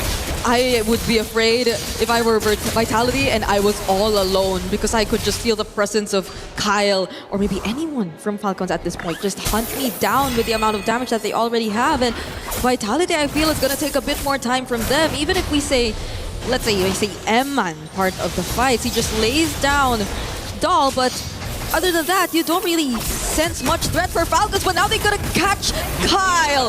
That is a kill that they definitely want. Yep, that was the combo they were trying to pull off and got outplayed on that top side. This is the clean version of it, but they still don't get the conversion, unfortunately, on that turret, but they do slow down Kyle. Luckily, don't have to worry about the purple buff. It hasn't even spawned just yet, so Kyle doesn't lose too much in general. Yeah, it is just gonna open up more opportunities for Vitality. You could see how they're trying to push their sides a bit more this time, but a concealed play from Falcons might just turn things around. They're trying to go for the kills! Look at how Haji sets that up beautifully, but the Wrath of Dryas doesn't allow Nile to escape, and they find one all over again. Abyssal Arrow onto Owen, though. Do they have enough burst damage to finish him off? They don't have it just yet. No, they don't. Wow, that was an incredibly big mistake coming out from Now, showing and in front of their faces, dashing. You can't reveal those cooldowns this early on. Only later in the game where it's not so bad, especially since Falcons are really out to get it. Oh, Emman actually dealing a bit more damage now, but it's Falcons starting up this objective. They're bursting it down as much as they can. Abyssal Arrow does not land. Who gets the final hit on this objective? It's still gonna be Kyle, but Flap might get traded out here. Surprisingly, still survived. The Abyssal Strike cancelled out. Close call for Emman, but now he has to flicker out to re-engage or to regroup with Team Falcons, as Vitality might go for the chase, but they don't. They didn't get the punish. They got the big cancels that they were looking for, but no conversions on either side. Even still, we know for a fact, hey, Falcons, Turtles, they're done for. Now we got to make sure that we can protect, because once we have to deal with this Iman, Flap, so much damage, but he will go down relatively fast too. That's a less tankier XP lane that he currently is on, and I feel like Vitality will just constantly go for the punish every single time, every single opportunity they find. I mean, they have to at this point, right? Can't give any options to their opponents. Super Marco now sure looking for anything across the map, and even for Kyle, he's just waiting, right? It's about a matter of information. Now should be okay here. Another 1v1, but now you see Finn. Kyle will not fight him there anymore, as Vitality will still deal with the Lord for now and are forced to play defensive. They're about to lose more and more of their structures as well if they don't successfully get to defend this, but it's barely hanging on. Honestly, this is great coming in for Vitality. Like, everything that could have gone wrong in the early stages of the game didn't necessarily hurt as bad. They walk away with some scrapes, okay. And Nile is still very, very bold. He hasn't backed down at all. And with the Malefic Roar on his side now, he can start thinking about hitting some of the bigger targets. Yeah, we're waiting if Vitality could pull off the combo all over again. So I think a lot of this is on Finn, and whether or not he actually finds that setup all over again, because you could already expect the damage to come through, especially from Nile, especially from Moreno, and even Emman, but Falcons are just too difficult to catch. Yeah. They have so much mobility. Zipper, if you could pull up the items for me, that'd be great, because I'm wondering where Shogun is in his item progression. He needs to get to a point where he's so tanky that he's able to kind of take first position on the far lane rather than letting Kyle hard shove it every single time, because Vitality have to be relatively close to each other to find these intersecting points in the mid lane in comparison to like Senden Herrera topside. And now that at least that Nile and Kyle are somewhat even in the lane, it's a much harder 1v1 to win out. Yeah, we gotta check those items later on. But even if Vitality do group up, okay, there you go. He does have the Antikyras and the Radiant Armor already. But no Oracle. So again, 1v2, there's a good chance he still dies out here. Lightning Truncheon already purchased, so he deals with both arm. Oh, wait, hold on. This could be bad unless Ogwen wants to flicker in. I don't see this happening. But that back here. Oh, Kyle from the side though. That was close. Vitality really had to reposition themselves there. As Falcons just took the opportunity to get mid. That was so beautiful. That was so beautiful. To the naked eye, it feels like nothing happened, but it was really Falcon positioning themselves and posturing, forcing the battle lines of Vitality. They don't want to expose their backs. They want the traditional front to back, but Kyle has so much of that pull. If Iman dies, this entire fight goes down the drain. Yep. And now they take that mid turret just as the Lord spawns. So imagine the space that they could really play around with. Vitality feels very uncomfortable with just freely positioning themselves. They have no idea Haji's in this position either. And you mentioned something about Vitality grouping up and using it to an advantage, but they have to be careful of Haji. Haji's been stealing away that ultimate from the Badang, and that could be something to punish Vitality later on. Wow, both of these guys, it's whoever shows up in the lane first, and Hirara shows, and guess what Falcons is going to do? Instantly take that space as Vitality are forced to move backwards. They know for a fact they got to clean up these lanes, but Niall, he's not wasting any time. He sets up the slow push and now is running back to try and collapse upon this. Oh, Emma tries to go for the poke, and with the go away, they don't actually find the kill. Now it's going to be a clapback from Finn. It's a shutdown onto Haji. Super Marco finds Shogun though and will surprisingly pick up a double. But Eman is still alive. Do they still have hope? Abyssal Arrow will land onto Ogwen, and they find another trade. That's exactly what you want to see. It's all about Iman here. Wait, no. Oh, Flap, you have to avoid. Oh! But Finn, the disruption. It could have been enough, but Kyle was just too quick to act. Eman tried to go for the chase on Super Marco. 1v1 Wind of Nature, and Finn finishes him off. Yo, that was so sick. What timing on the Maestro must have. That's why he's the conductor. He doesn't miss a beat. What a well-timed arrow mid-air. And even Finn, he was looking at it. Look at this one more time, right? This big old fight happens. Everybody's going crazy with it. Ogwen, really the game changer with the Wrath of the Dryads. But later on into this fight, that intersection. Wait for it. Where's the arrow? He hits it, and then it all goes down. And this 1-1-1 too. So good. That was so crazy. Finn should be happy with that. Finn should be happy that redeems him for the early mistakes, but now it really just comes down to execution, and that's the truth of it, right? Falcons and Vitality both have a really good understanding of how both compositions need to kind of dance around each other. But that dancing gives more advantages to Falcon for the raw firepower. Vitality. Oh, they find another arrow. It's going to be Flab. He's not as tanky, but Shogun's actually the one who falls down first. But with the Wrath of Dryad and another setup from Finn. The iframes from Nile keep him safe too. It's only Vitality finding a 1-for-1. Holy cow, this is only game number 1. And we are seeing that they are fighting tooth and nail. Ogwen should go down here. He could not get away from that. But that's a response from Super Mario. But the go away will just shove him out. They couldn't go for the committed Haji. Nearly falling. Still has the ultimate from the Badang. But Vitality are going to play it safe. They got to breathe. They got to breathe for just a moment. Kyle, he can still deal with these waves on the sides. It's just that main Lord force that they can't really deal with it. Super Marco will try his absolute best, but they're saying, you know what? We can't hold on to this. Let's give up this inhibitor. Yes, the long lane is not going to be in our favor, but we got Kyle to deal with that consistently. Was that a chastise picked up by Kyle here? It's like he was forced to almost adjust his items just because of how good Emman's been positioning himself onto Melissa as well.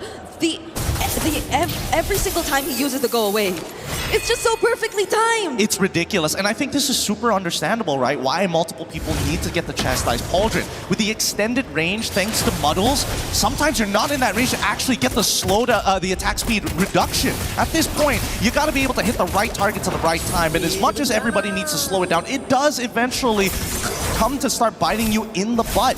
I think that Iman has been playing perfectly so far, but I think this chastised pauldron from Kyle, he needs it just to go in, force to get away from Iman, heal back up, and return to the fight. Yep, and that's something they can do. It's a Fanny, so you could just expect them to get into fight fast. But Vitality, they've been holding this out really, really well. Finn gets to spot out a couple members from Falcons all over again. They're fighting for this purple buff. They don't want to hand it over to Kyle. But Ogwen, will he be the sacrifice? Another off-angle arrow from Moreno! He actually forces the Purify from Super Marco! God, what are these angles? The Maestro finds it once more, building up to this big piece, but Falcons aren't completely out of this just yet. Man, what a turnaround. With such a good early game from the Falcons, Vitality have been playing some incredible defense, and now seeing them on the attack, it's a pretty difficult game for either side. A single mistake could predetermine who wins and who loses. We're already 18 minutes into this game. Ooh. The next Lord has spawned. Keep in mind, this Lord is vital. It's going to be walking around with some extra damage reduction. Open goes for the concealed play because they spot Nile up top, but they're not able to get anything out of it. Nile's just going to really get away and now transition to the Lord.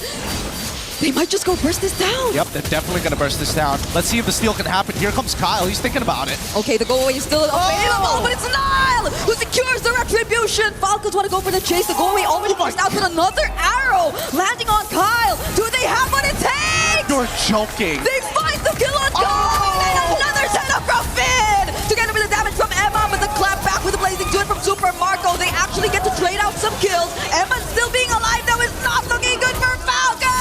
They're trying to go even further than this. Is Owen. He's eating the damage, finally. But look at that top side. Iman is running straight for the base. Super Marco's the only one left here, but he couldn't do anything about it. Alongside the Lord in a triple from Nile. Team Vitality take game number 1. Nobody's sad after that match. Nobody is going to leave their seats. We've got to see game number 2. You know what? They don't need a break. They can just go again. Give us more. We need more. So many fans are happy right now. Fans wearing Vitality jerseys, holding up placards, showing their support. And that was a absolute close fight. You gotta give it to them. But you also gotta give it to Falcons. Like, they had such a great hold of the early game. So you just can't help but wonder, how did it turn out like this? I think a lot of it comes down to Moreno in middle school. Yeah. He learned trigonometry really fast. How do you hit so many arrows on priority targets? Some who don't even care because they're on cables. Mid-air, we've seen Kyle getting hit by this. And as much as he was able to dominate this early stage of the game, and even Flap, they start to fall off. That armor shred is good, but the team fight, and especially with Finn's catches, man, that's going to be a tough pill to swallow. Finn's catches, exactly. One of the main highlights I feel in this game. Because you put so much pressure on him already before you actually got into game number 1, because he's the sole guy who could just disrupt, who could just catch and set up for the team maybe. Aside from, oh my gosh, look at your face. I was losing it. I was losing it because of this catch right here. Right here. What an unbelievable catch coming in from Finn to set this all up. And all the while, Iman, he's playing a really, really hot game here today. Yes. I thought it was always going to be Finn and Moreno kind of making things happen. Sometimes you get Niall in the mix here and there. But really, it was Iman to be the foundation and the anchor for the team. And he played a phenomenal Melissa. I agree. Iman on this Melissa, you guys just couldn't see it, but we're honestly sweating right now. It is boiling up in here on the caster's desk, considering how much energy has been expended here on game number 1. You saw it from all the Vitality members. They all had to, crack open their waters because they were not only just communicating, they were shouting through and through. I can imagine. I guess we were too caught up in what was happening here too, but I could faintly hear the screams. Also from Team Falcons fans, because imagine that. It was so beautiful. It's great to see that now we've come to the point of the game where it's not just about learning about fundamentals or the different little types of matchups. Not only are they playing to their strengths, but it's about execution. And that's the beautiful part. Both sides have traded blows at this point, and I think that Falcons now recognize, okay, if we're going to have to keep this clean, we gotta keep it more standard. We gotta figure out a better way to start exploiting Vitality. And number 1, it comes down to whether or not they can get this Melissa out of their hands. And I think for the last 3 or 4 team fights, major team fights at that, Eman was just always surviving. I always had my eyes on Eman for some reason because I just knew for a fact that Falcons had to take him out. And you could probably expect a lot of them to do that. It's either Kyle, maybe even Flap, because I feel like Flap went past the timers where he could just deal with Shogun.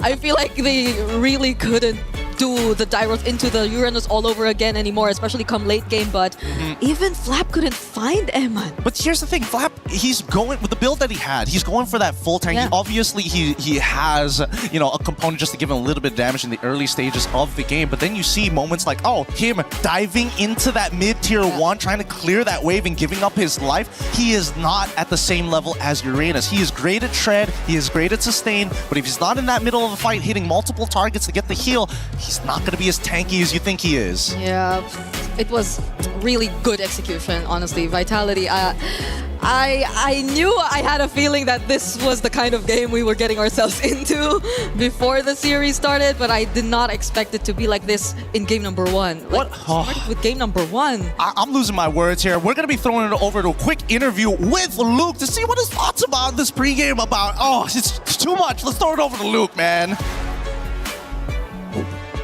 Is in our DNA.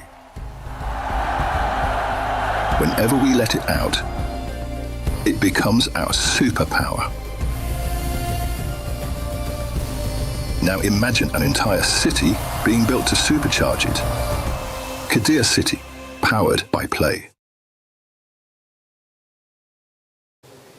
I was walking at the venue and it turns out Luke is here all the way from Indonesia, pro player from Indonesia. Pro player. Pro player, how are you doing? I'm good. Good. Yeah. Enjoying Paris? Yeah, enjoy so much. By the way, why are you here? Because I'm fans of Vitality. Fans of Vitality, not Onyx? Yeah, a little bit. A little bit, but more Vitality. Yeah, more Vitality. Is it because you're close with them? I mean, Because they are your I'm ex-teammates. Vitality right now. Oh, you are Vitality Yeah. right now. Okay. Speaking of Vitality, you caught the match yesterday. It looked like it took them a little bit of time to finish out that game. Was that a result that you were expecting? Yeah, of course. Because I know they're so strong, right? Okay, so it took them a while, but you did expect them to win eventually. Is it because of the meta right now? Because a lot of people are saying that this meta favors Indonesian teams more than the Filipino teams. Do you agree with this? Yeah, I agree. Because right now, Assassin meta, right? Yep. Yeah. I think both of team in Indonesia are really good at Assassin. Like Nanail and Kyrie is so good. But, I mean, on the other side, we have Sakai's from SRG.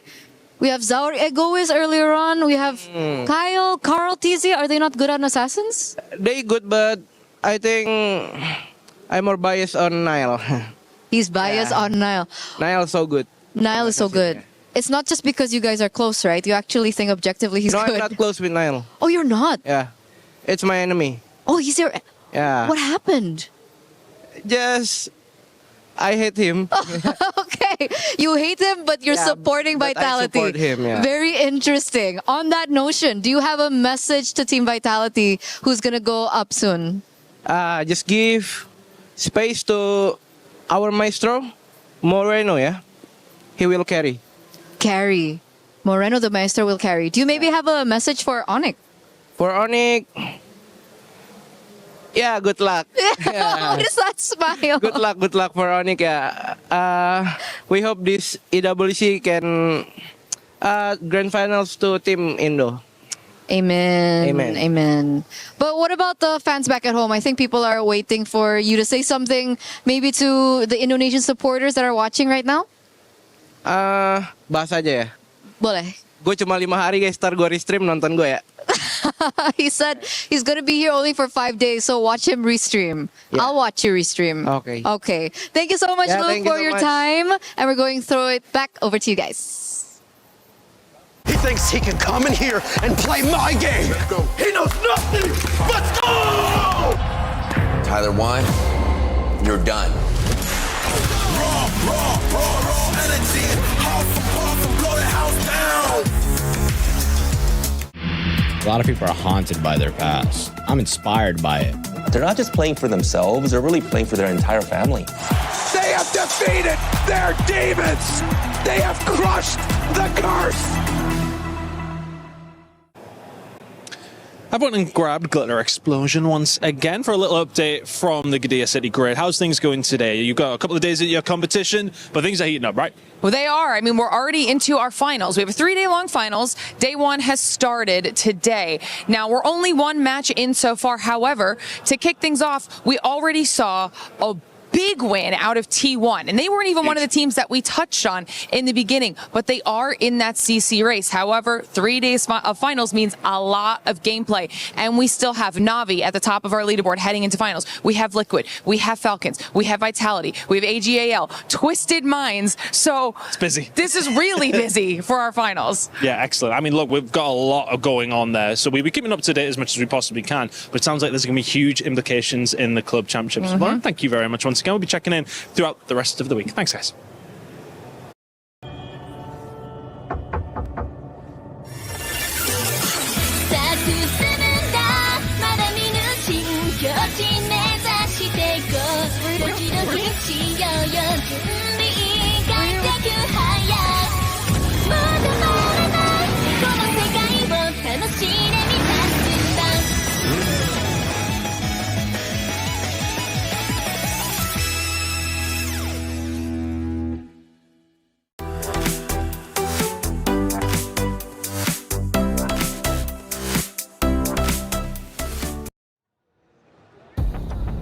Welcome back to MSC. There's some great people in the crowd who want prizes in between our games.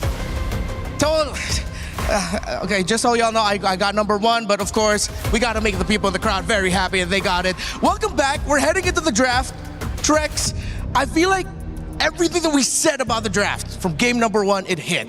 We saw how Vitality struggled early on to deal with the Fanny, but then the inevitable happened. The Melissa, and of course, when that Selena and Badang started hitting together, they were unstoppable. Yeah, I'm not gonna lie, I doubted the Badang and the Selena a little bit there. I did not respect the game completely, and though it took some time, once it mattered, once they were able to buy into that late game, it was on. That final big play with the fist crack followed up by the arrow, completely foreseeing Kyle's entry into the mid lane and just stopping in its tracks. Very well done by Vitality. Now, will I say that the draft was a complete win? Will I say that I think honestly they won that game off of skill as well, right? 100%. Both teams had the ability to win that game off of their drafts, which means coming into game 2, anything could happen here, right? It's definitely possible for Falcon to tie things up. Both teams have shown that they know what they can do in their draft. And it's definitely possible for Vitality as well to pull this off and look for the 2-0. And it was such an entertaining game because we got to see both lineups do their thing. As we mentioned earlier, Falcons got to do their thing for majority of the game.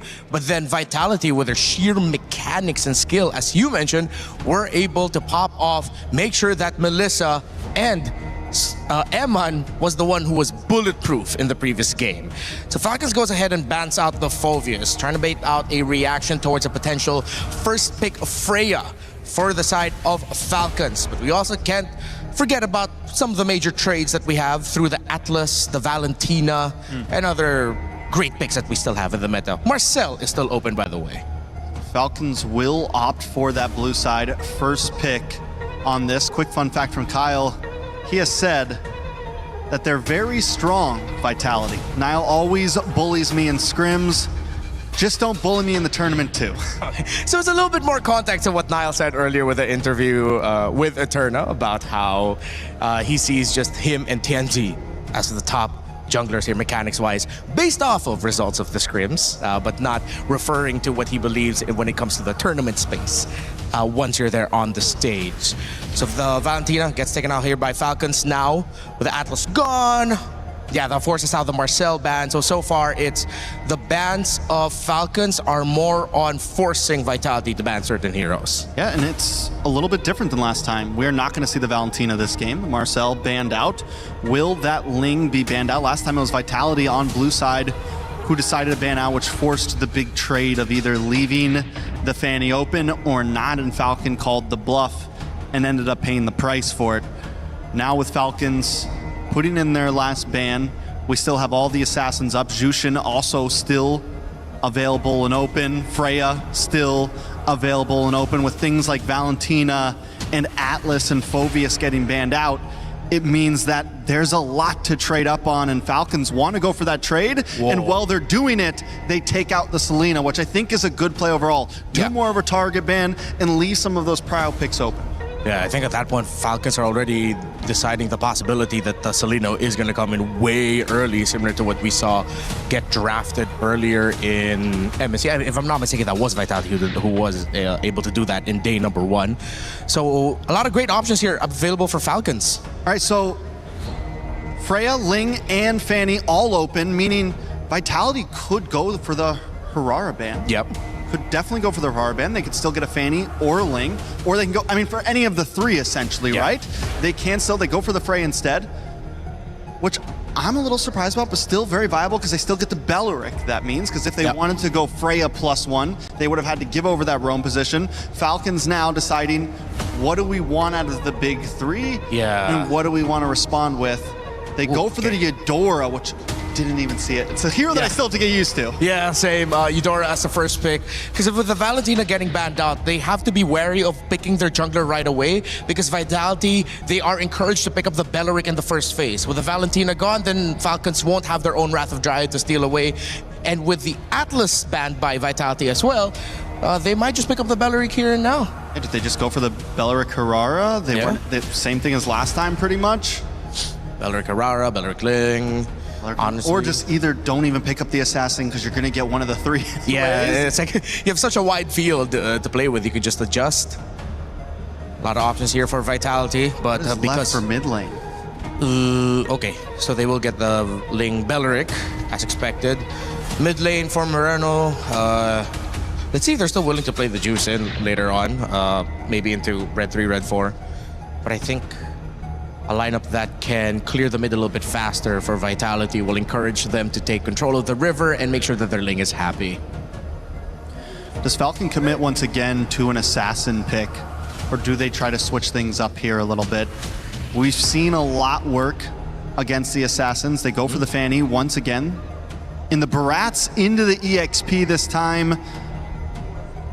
Do we think we're going to see maybe something crazy and get the double fighter off? The only time we've seen the Barats so far is when there's also a fighter in gold or something of that nature.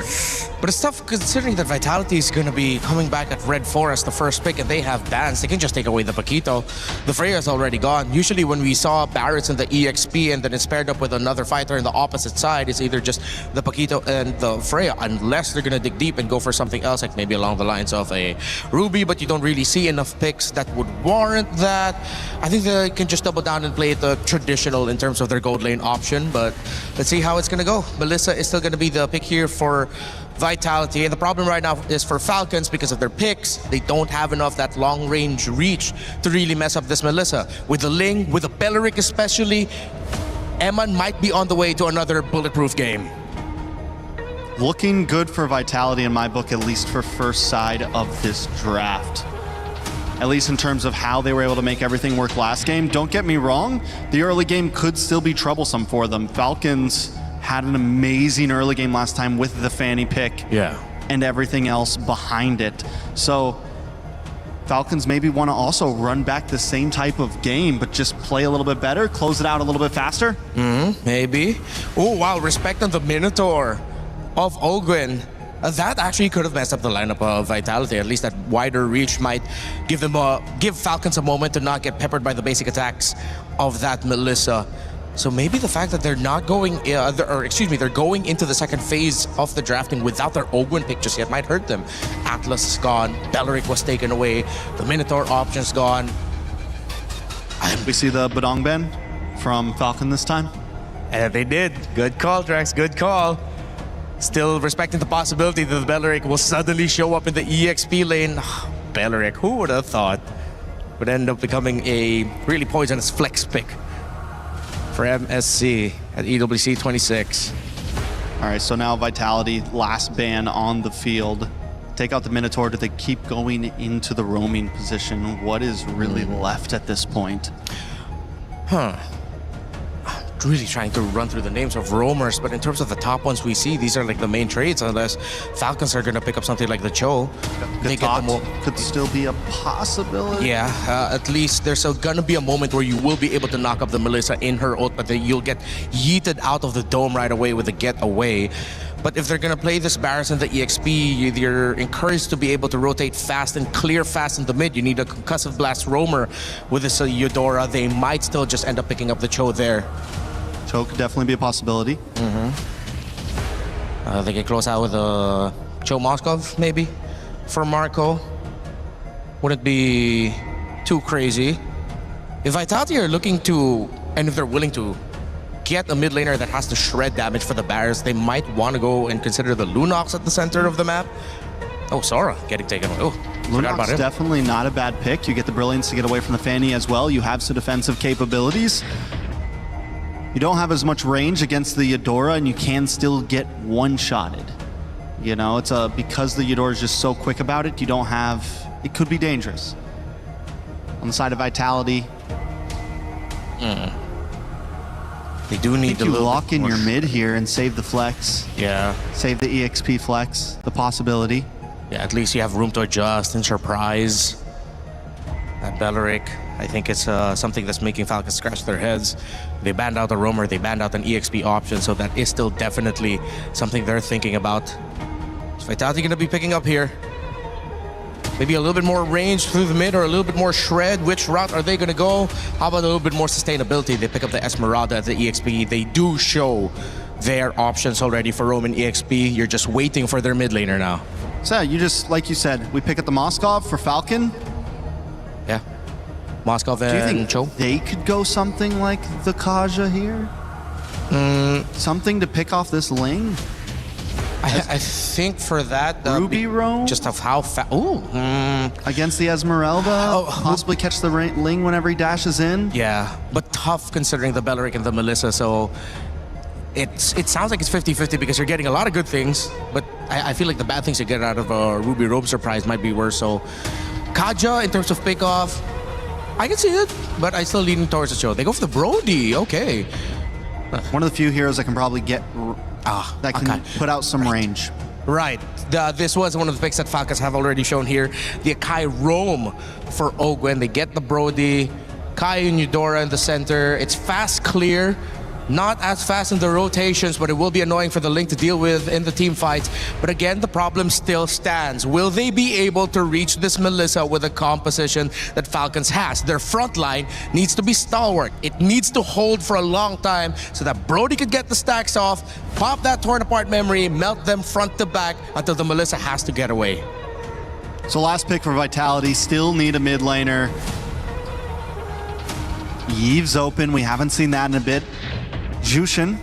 Jushin's also still open. They just go for the Jushin, right? Yeah, something that we mentioned also. Could be good and could be annoying for the Akai. You're going to be forced to use your dashes. The Vexana. Because of the Akai and the Barrets in front of you, and it does have a lot of disengagement protection for the Melissa. Yeah, definitely a great answer. Overall, we've seen it picked once before. And even when before I was kind of questioning it, we saw how well it can do with the stiff arm, with the ability to get that Terrify. Something similar to the arrow, not as long stunning as the arrow, but something still similar, right? So if he can make some of those quick picks, drop down the warrior in the nick of time, it could be detrimental to the way they want to play this game. All right, that has been it for myself and Trex here at the studio. Will we see another game where both teams get to do what their lineup wants to do, or will one of them dominate? One to either advance right now or to still hold on and force a game number 3. Bring you over to our casters, Brigida and Gideon. 5 seconds. Thanks so much. It's going to be a good day here today because we're all hoping that this is not going to be a one-sided battle. We need to see a repeat of game number 1 where both sides are basically turning this MOBA into a fighting game as we jump into game number 2. Team Falcons PH on the blue side, facing off against Team Vitality on the red side. And let's go through this composition because again, that Vexana last pick actually is pretty genius here. So good at like just not only peeling off, but becoming a legitimate threat to the front line. It's like Ogwen at a certain point will not be able to take that kind of damage from Moreno. And it's like adding an additional front line to your lineup in general, which I feel would work out really well for them, but that's multiple pull yourself together. So many. And now, instant evade here. Oh, Fork Lightning, stunning multiple members. But Kyle, unfortunately, had to be the first one to go down in this fight. A not so good start for Falcons, but they traded out with the Roamer, which I don't think makes it any better.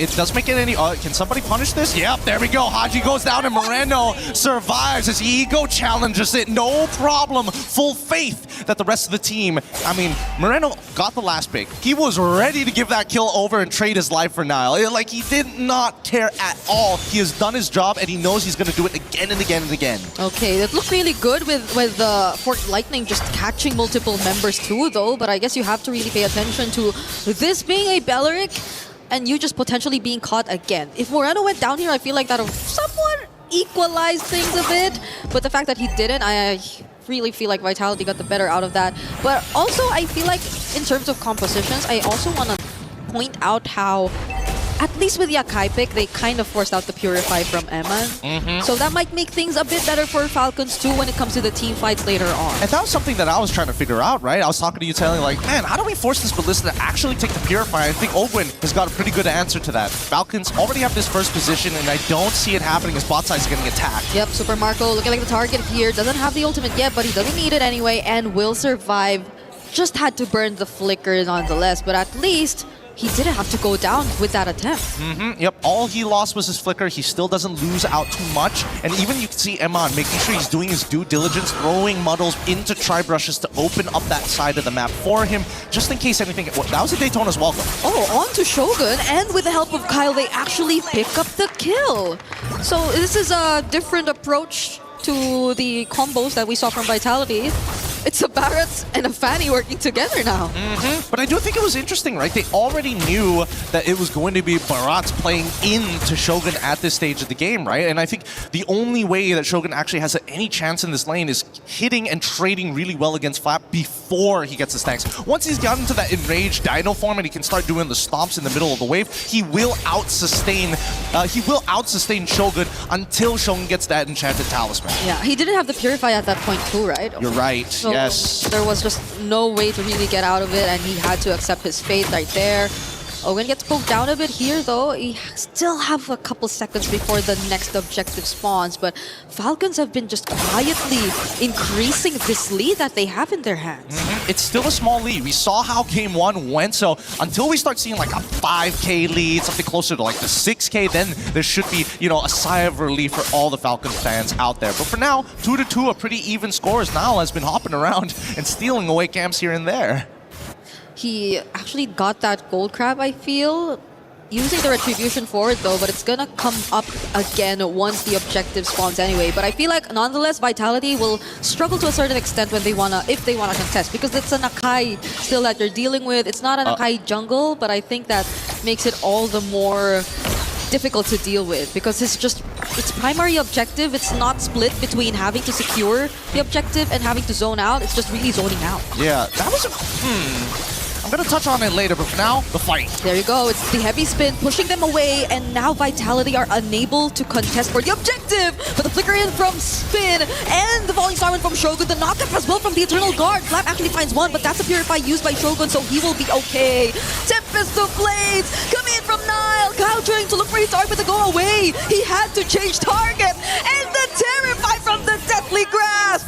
He couldn't just freely cable his way through the fight. That's a 3-for-2 trade in favor of the Falcons here, and I think that Vitality, it was a pretty good idea overall. If they got Super Marco at the end there, it would have been 100% worth it, but just look at this Wombo combo, right? How do you deal with this? And this is why I think the Vexana is so good, because now it's not about priority targets. I do max % health damage. Build what you want. Hey, you know what? Build 3 Guardian Helms if you really want to. Yeah. So far, Moreno again and Eman have been untouched in this game. And it's starting to become a problem, I feel, for Falcons, because you even saw how Flap was just so decisive in wanting to go for it. Hold on, Ogwen. It's not a good time to be. Look, he's not lagging. Both sides are not lagging. They're playing a perfect ping here at EWC. Iman is baiting him to do it. Oh, they're all going in for Haji! Couldn't survive that. Now it's going to be Kyle trying to look for a trade, but he will be unable to find Nile. Now it's Finn setting up with a Wrath of Dryad. And now they're in the jungle of Team Falcons. Darn it, if only Niall had just a little bit more energy, he could have re-entered that fight to take Kyle out. But now, they've kind of used everything at this stage. They got their profit, they walk away. No point trying to greed out for more. And I think the Falcons this time, they need to kind of break the battle lines. I think instead of Flap having to target some of the other characters here, I think he might need to just jump on Moreno, but I want him to go for Iman at the same time. It's just a tough call. You really have to think hard about who your target is going to be because it's very single target, and Haji has just not been able to have the same free time as Moreno in this game. In the series, at least. Yeah. Moreno has been too free. The way that they've been linking together with Finn has been such phenomenal performance from Vitality so far. But now let's see, because Falcons are setting up for this turtle. Oh, interesting. Conceal to push Shogun out of position, allowing Vitality to reveal themselves first. The big issue is that Finn has that flicker and Wrath of the Dryad, so, I mean, they've got good counter engage, so somehow Flap and Ogwin need to poke out their targets. I would argue that Haji needs to as well, but there's so many times where as soon as he shows up, that's an instant engagement from the side of Vitality. Yep, at least Ogwin now somewhat finds his way back to the turtle pit, but Eman is feeling like a zoner right now. The way he just puts Muddles out there and deals a certain amount of damage towards the front lines. It's not just making things easy for Falcons, who just want to position themselves around this pit. Ogwin now below half HP! Flap doesn't land the Daytona's welcome, and the heavy spin flicker combo just to get away, but Ogwin might just be the first to fall here in this fight. It's a killing spree for Moreno. Kyle doesn't even have his purple buff yet, and Niall's not allowing him to take it freely. He still has a retribution, but he can't get close. This is a scary game. Holy cow. Cow. Oh, whoa. Oh, Flap could not stand that. What? Where could he go? There's not much mobility you can rely on as a Barret's either. It's just the Daytona's welcome charge, and that's about it. This game is kind of ridiculous because it's really a game of chicken, right? It's whoever backs down from the fight first, and unfortunately for Falcons, for them to reposition, it's a lot harder in comparison to Vitality, who again are playing all for one and one for all with Iman here, who's doing a phenomenal job of keeping himself alive, and best yet, he's almost single-handedly getting Ogwin to use the heavy spin on him. And when Kyle went for him, he didn't even feel the need to use the go away just yet. He's just that much ahead on this Melissa. Again, 0 deaths in this game. No one could target him. So you could just sense that he perfectly mastered the timings in which he is supposed to use the go away, and that's posing multiple problems from Falcons right now. Yeah, and every single time you see Kyle trying to contest, trying to get a side. Wait, hold on. Okay, Eman still has the Purify, not using it yet, just uses the go away, and it's gonna be enough to push Ogwin out. Kyle trying to go for the engage with Wrath of Dryad, once again catching members. Eman's though alive again. No. Falcons are low, and Niall is here for the cleanup. No. Even under the turret, he's fine. Kyle missed one cable, the most important cable from the destroyed structure of the turret. It just slipped right in between. I thought it was going to connect, but there was just too much noise in the middle of it to be accurate. Let's look at it one more time. Because again, Owen keeps him locked down, but as soon as the go away is done, Kyle instantly takes out one target, looks for the second, but that last cable didn't connect, so he couldn't get that last bit of burst, allowing Iman to reposition. How unfortunate. It just got a bit too messy, I agree. It's so unfortunate. Now you feel the responsibility that Kyle has right now, because at that point, Eman was within reach. It was. They were. And I think that right now, if they just need Super Marco to just live for a little bit longer. No, what? No, okay, that was a warranted attempt from Falcons. They finally get the kill onto Eman. Finn now left alone, using the Wrath of Dryad, still surviving for just a bit longer. Niall, though, does he want to go in? Will he find a target?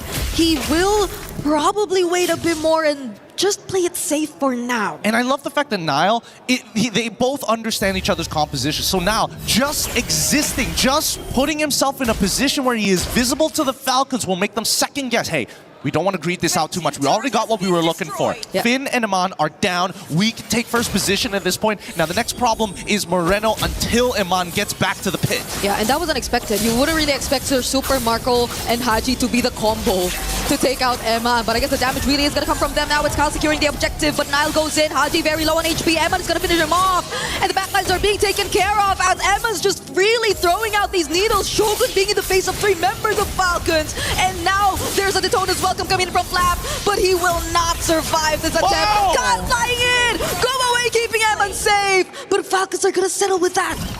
Man, that was nasty. Shogun purposefully just standing right on top of Flap. As soon as he saw the Daytona's welcome, all he had to do was position himself just a little bit further to make sure people step away. But just look at this, right? Instantly, they find a big punish onto Haji, right? Niall had to quickly use that Bladed Tempest. If not, he was gonna get locked down into this wall. But look at it, Shogun instantly, he zones Super Marco and then walks back into the Daytona's welcome to get eaten, allowing him on to get the free hits. Luckily, Kyle and Flap communicated. We can at least blow one of them up. Yep. Now it's a Blade of Despair pickup for Niall, as well as Moreno gets a Blood Wings. Falcons are going to utilize this Lord to at least equalize and get a bit more map control, though. Stolen. Nice. Nice. That's going to take away a little bit of influence coming in from Niall. He can't just do whatever he wants willy-nilly. He will have to go into a side lane and then recall rather than walk his butt back. But you know, considering everything and considering game number 1, Vitality have shown that they are great on the defense, right? They pulled the lead back onto their side, and now they're just handing it back over to Falcons until the next Lord's fight. Yep, they have a lot of ways to deal with a player, honestly. It's a Vexana, it's a Melissa, and you just really can walk up front knowing that they have muddles, knowing that they have a potential Eternal Guard dropping down on you at any moment. So they will somehow still be able to deal with the Lord, and this is still a very small lead that you're seeing 12 minutes into the game. So I feel like even Falcons at this point would be very careful and would not really assume that they're in a complete advantage just yet. I think, honestly, they recognize that they're actually at a disadvantage until Haji is able to close the distance onto Iman and one-shot him. I don't see this game going the way that they want to, because even for Super Marco, right, his damage is, yes, great, against structures, against heroes, sure, it's fine, but the big issue is that he's running Sky Piercer. He's the big finisher. He cannot keep up with the hard DPS that's being pumped out of Iman like an absolute sweatshop factory. He's getting kicks out for everybody. Yeah, Emma right now, it's great that Falcons had found a way to deal with him, but it's only been that one instance up top. Other than that, let's see how they deal with it this time. That's the ultimate already coming out from Haji. Vitality are still going to be okay though. Kyle trying to fly over the other members, but Moreno, did you see that? He was just like walking, avoiding the cables. Not even much reaction coming out of Moreno in that sequence. Yeah, does Niall have his purple buff? Because I saw Haji throwing out his ultimate like, you know, his life depended on it. Luckily, Niall does actually have his purple buff, so good. At least we know that Haji, he's willing to throw his ult out. It's pretty short cooldown at this stage of the game, and I think this next Lord spawn, it's a make it or break it for either side. They're dead even in gold. Majority of the outer turrets have been destroyed. It is a very awkward parallel between the two. I'm so not used to seeing this small of a lead already 30 minutes into this game. It's literally insignificant. It's so close between Team Falcons and Team Vitality right now. Both junglers on the opposite sides, but it's just going to be a recall for now. Now it's about, I think it's the macro, right? Yep. At this point, it's how do you get under and how do you figure out a good timing? And I think that both Vitality and Falcons, they're junglers, right? They're not showing themselves on the side lanes. And Vitality have at least a huge advantage when it comes down to poking them out. Because every single time, right? Ogren walks up, Iman instantly throws out muddles. Yep. Waits for the cooldown, rinse and repeat. Watch out for Haji though. They gotta watch out for Haji. They gotta check where he is. Oh, he doesn't know. They have no idea now. Wait, is Finn gonna double check it? He might. Okay, they still don't know. Because I don't think it hit. I don't think the first still connected. And it doesn't reveal the entire bushes until it connects onto somebody. You're absolutely right with that. But Niall finally gets the endless battle and his position. Oh my goodness. Oh my goodness. Hey, Finn, you're walking straight into something. Okay, now they spot Haji. Eman is gonna be fully aware that Haji will be positioned at that spot, but it is going to be a quick reposition. Falcons are really trying to play around this glass cannon pick of potential for Haji. Yeah, they're trying to like slowly slot him into that backline, and Colin as well as Niall. Oh, good stuff coming in from Niall, instantly revealing him, and now Vitality should have a little bit more confidence to start walking back up into that first position again, and maybe set up a slow push down on bot side. Yeah, but it's Haji. It's Haji and Ogwen walking up top to support! Kyle, did they kill and take down Niall? Vitality might want to commit to this fight here in the Lord pit, though. It's a flicker from Flap, gets cancelled out real quick. The knocker from the Eternal Guard and the heavy spin from Ogwen. Flap is gonna be traded out. Owen looking like the next target, but Vitality have to play it safe. Kyle is within the area. Ooh, nice movement coming up from Aman.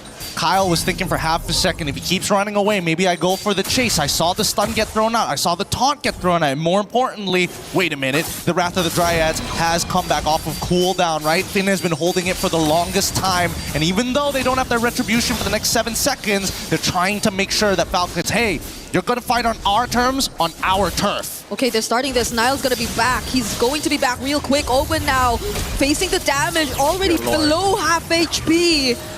Haji already using the ultimate. Kyle showing up behind, but they're just going for the Lord! Kyle! He's shut down by Niall! This game, the conceal. Wait, Finn, he might flicker for this, but now underneath their own inhibitor, that conceal is going to keep them safe. The trades have been beautiful from both sides. What a tight game this is, and really just showing the extent of Melissa. She can sustain underneath the Lord, no problem. Throws out Muddles. She can not only kill the Lord, but also poke out Ogwyn at the same time. And deal with Kyle. It's crazy to think how Eman is able to do this on a Melissa. One man, 3 problems solved. Now they're taking one base turret down bottom, and they still have the Lord marching in the base. That's an immortality pickup for Finn. They're getting poked down. Oh, the Daytona's welcome not connecting. Flap now getting knocked up and taunted as well. He's already very, very low. But Niall, he gets caught. Eman just trying to deal with the base turret for now, but they don't have any minions left. Another Eternal Guard and a wave coming in mid. Yeah, but they have nothing to worry about as Ogwyn tries to pull them away, forcing out at least one flicker. Oh, no, turn around! A flicker from Finn to set the Wrath of Dryad in place. And it's only Kyle, Haji, and Ogwyn left to defend, but can they? They're approaching the base. They have minions left. It's a like flicker from Haji, but Eman, he's still alive!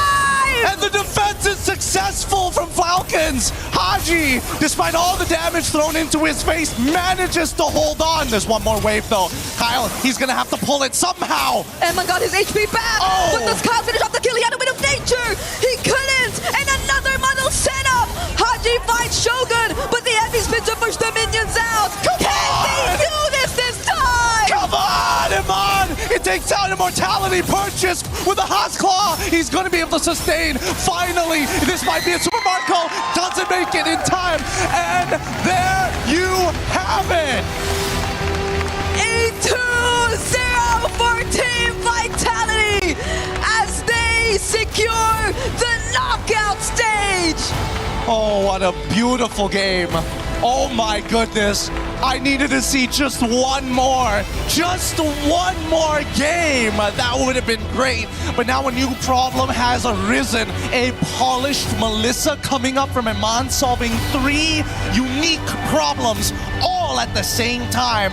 The tournament meta is starting to evolve and really coming into its own. And it feels like each team has their very own version of it.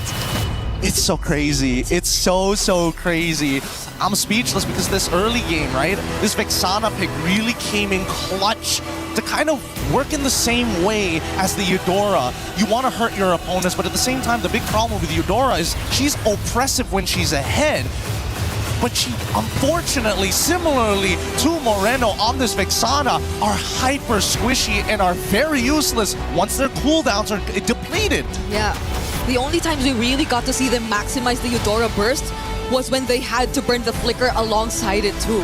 So that put Haji in a very vulnerable position already, and that's something they just had to accept because they weren't able to really make anything out of it if they don't make these certain sacrifices.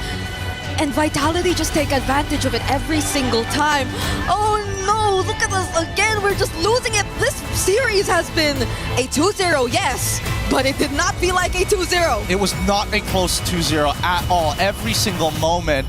I think unfortunately for the Falcons, right, you cannot just out-mechanic these boys anymore. They're going to have to rethink it. The tournament meta only develops as we continue on. Let's throw it over to our victors up on the stage with Rose for the interview. Oh my goodness, this match literally blew my mind away. Team Vitality winning 2-0 clean sweep up against Team Falcons Philippines. And right now we are on stage with Shogun. How are you feeling after such a crazy game? It feels great, but we need to improvise something that we could do better like that. I agree, but that was already an amazing game, you know. It's your debut in the international stage. You have already qualified for the knockout stages. Shogun, I gotta ask you, how are you planning to spend your time? Perhaps maybe an off day walking around Paris? I think most likely we will practice more, but yeah, maybe we have a chill time also, but not as much as practicing. So the focus is more practicing than the others one.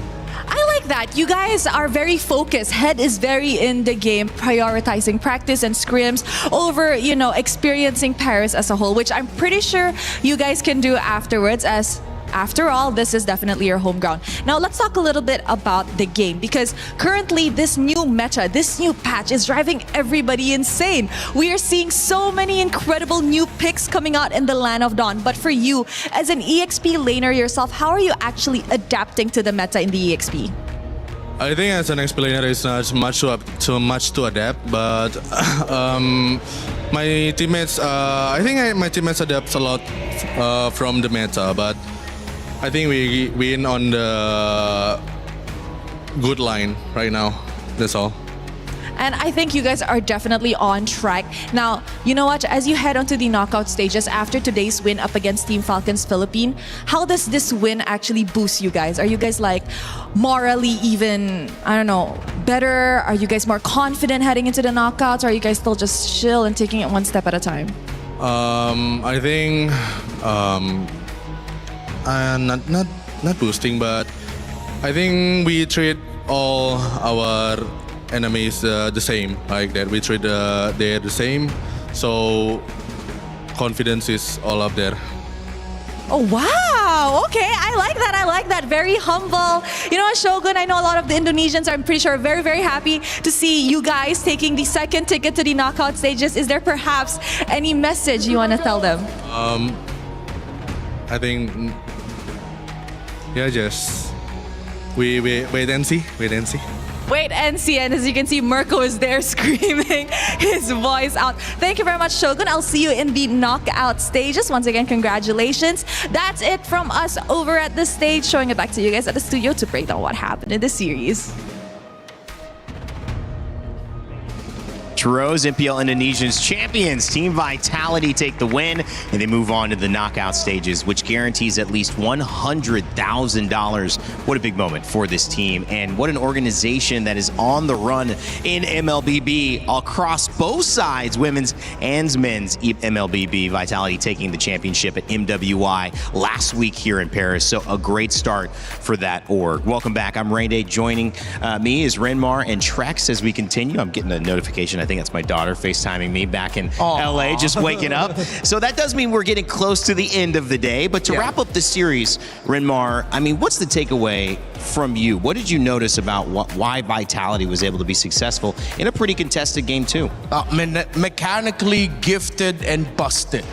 Finn and Moreno, I was saying, busted. I was saying it during the restreams for the MPLID playoffs. Finn and Moreno are my favorite Roma duo right now, coming out of Indonesia. They're just so good. Finn, the timings. It's like the teams from Indonesia, and even not just Indonesia, teams around the world have finally met a perfect marriage of the macro that has helped the Philippines dominate for such a long time and marry it with their own great mechanical abilities. And Vitality is a great example of that team. Trex, you agree? I completely agree right now. And I think there was some doubts before this tournament came in, but Vitality is showing all the naysayers that not only is their draft and mental gifted, but their micro, the mechanics, everything was just on point in those two games. I liked seeing the draft kind of continue to develop. That last game, we got to see Barrett's opened up again. Yep. And we also got to see Eudora played against a Vexana. And to me, we were talking a little bit about it, Renmar, in the green room. Yep. I feel like it's a great answer to Eudora. I think it puts, as Gideon was saying, her behind in lane quite often. And when Eudora's behind, she's not the same, would you agree, impact as when she's ahead? Yeah, there's just something about Eudora's pick, which is why I've been quite passionate about it online with my post this morning saying teams have to really consider deprioritizing her. Yeah. Because Melissa has come back up and now Vexana is an option. And you can definitely say because of the lack of range, this is what we've been saying for 2 drafts now, the lack of range to really mess with this Melissa means the Vexana, especially this one, just supplemented the Melissa even more. Yeah, I think the reality of what we're seeing is even some of these teams haven't completely adapted a full meta just yet. We're seeing answers happen mid-tournament. This isn't something that they were all completely prepared for. Yeah. And Vexana, back in the day, what was it, about a year or so ago, was meta, and she was so good against some of these heavy, bulky fighters, these people that want to get up close and personal with you. And that's why we're seeing her slowly come back against things like the Barats, against things like the Esmeraldas, against a Eudora who doesn't have long range. Some of these types of compositions that want to kind of walk up towards you, and we're seeing already counter picks happening once and once and once more. In my experience of just watching and enjoying learning about the game, I saw, differently the approach of when I saw the steal. I'm forgetting the character's name, but she steals ultimates. The Valentina, who is being the choice most often, and they were letting sometimes the Atlas go, knowing they have the Valentina. Yeah. But then that was requiring a really aggressive approach to get in and use that ultimate, which is for a tankier character. Do you think Vexana might actually be a safer, more reliable answer to provide some CC and then ban the Atlas? You don't have to try to counter it?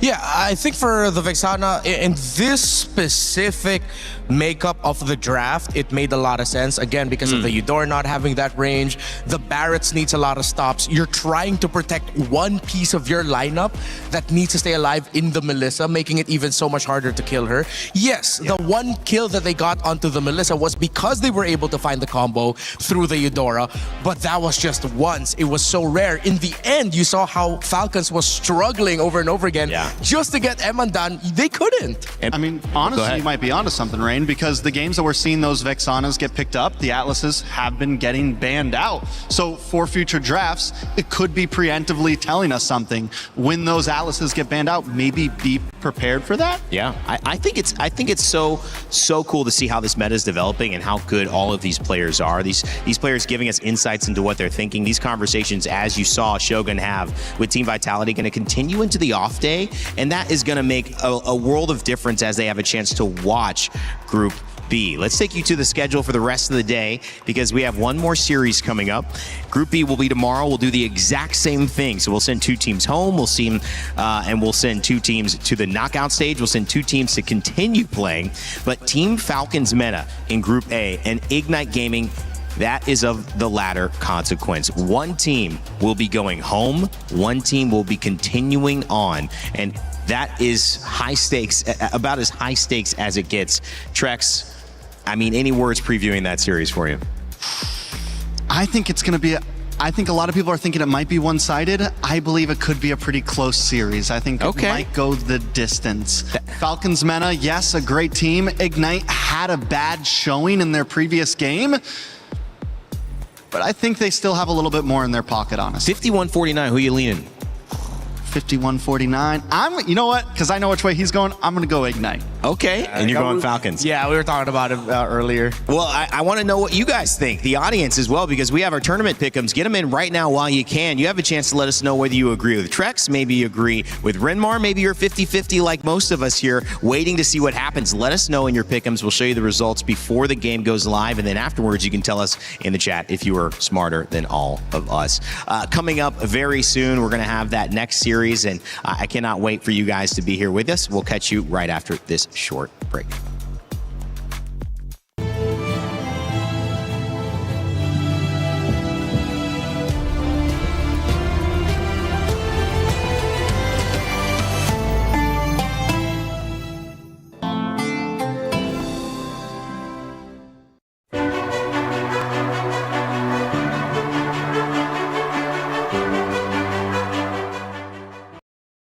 Tinggal pre. Nice.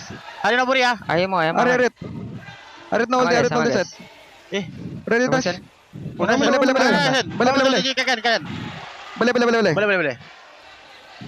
Kill him. Tahu. Crips. Nice one. Aman. Nice try. Nice try bang. Try.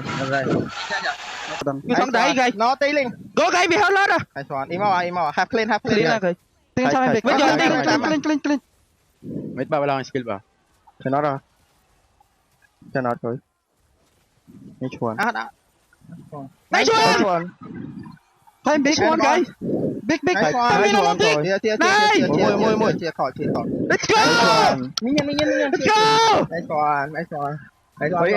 First. Alpha week. Maharapan ko to ah. Mabubuhay din ako. Kaya, Deb. Si Teddy lang. Wait, line up. Wala pure si Ted. Bigyan na. Kaya, alis ako. Kinain. Makulat pa ako ah. May ulti ka sa Sanji ah. May ulti ako. Ulti rin ako. Boy pa ako. Mga low pre. To, sa akin pre. Gonyo. Wala sila skill pre. Sa akin pre. Gonyo. Puro low. Nasunog ako. Ginagawa ko lang. Babalik. Farley. Pakito. Binata ko. Hindi natin kaya pre. Ang damage. Flash ult out jump. I go consig. Go zone. They can't do anything. Go tower. Kesin bunu ya. Kesin bunu. Yut. Just kill Belerik. Belerik. It's okay, we don't have. I have You good Arlot. Just kill Arlot. Careful, link. Nice amına koyayım. Link 1 HP. Ada WP. Bisa. Oke. Ayan aja. Kontol gede banget badan gua. Savage gak? Langsung aja. Nanti aja. Coba kayak. Gampang itu. Coba. Gua 2-1 ya. Try mo. Kayak. Kontol gitu tuh. Dia spawnnya dekat banget sih.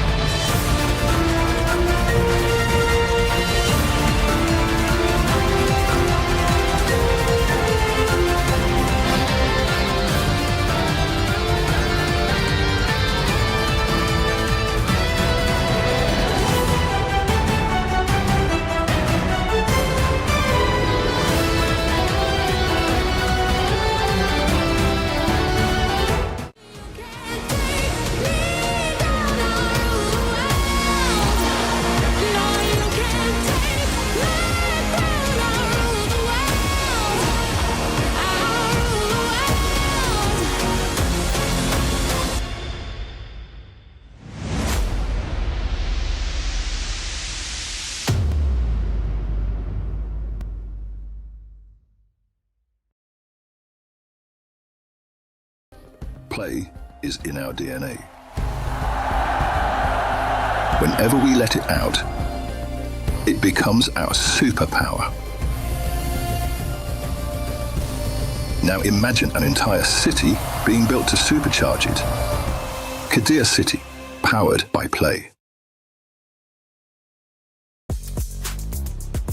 Support your nation with 16 games across 4 weeks in November, all in search for the ultimate prize. The Esports Nations Cup in November. Check it out. It's going to be a lot of fun. We'll have games I am very beloved with there, and I can't wait to see what other performances we'll see across all our communities in gaming. Also, if you saw some of those comms, thank you to Saudi Radio Comms for helping to get some insights into what the players might have been saying throughout their games. We'll be sure to check in with more of that coming up later on in this week. All right, as we return back to it, Renmar and Trex, it's time to start filling in the gaps here. That means one last series.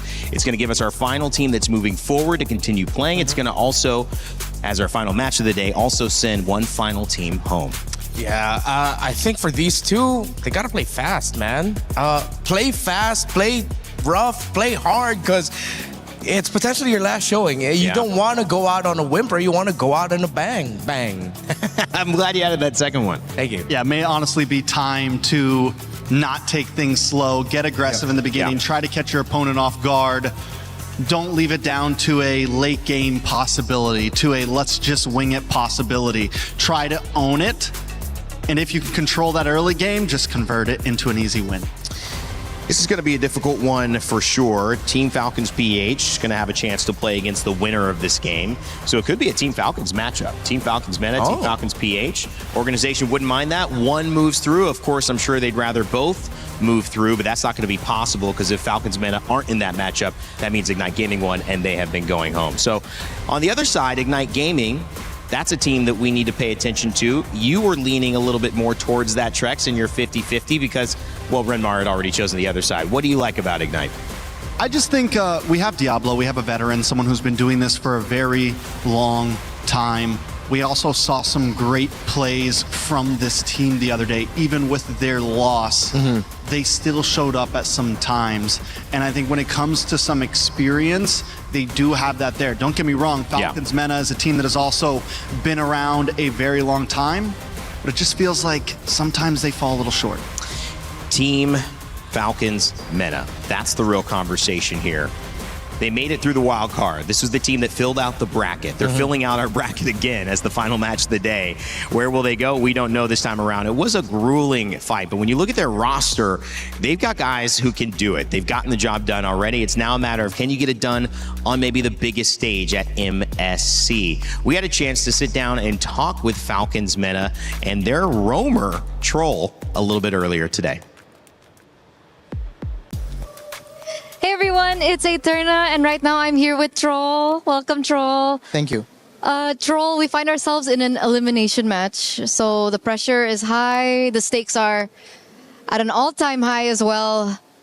Pressure check, pulse check, what's going on in your head right now? I think we don't have pressure, we'll just play our game. Okay, no pressure, you just play your game, and everyone feels the same way? Yeah. No one's nervous? No one's. I like that. I like that.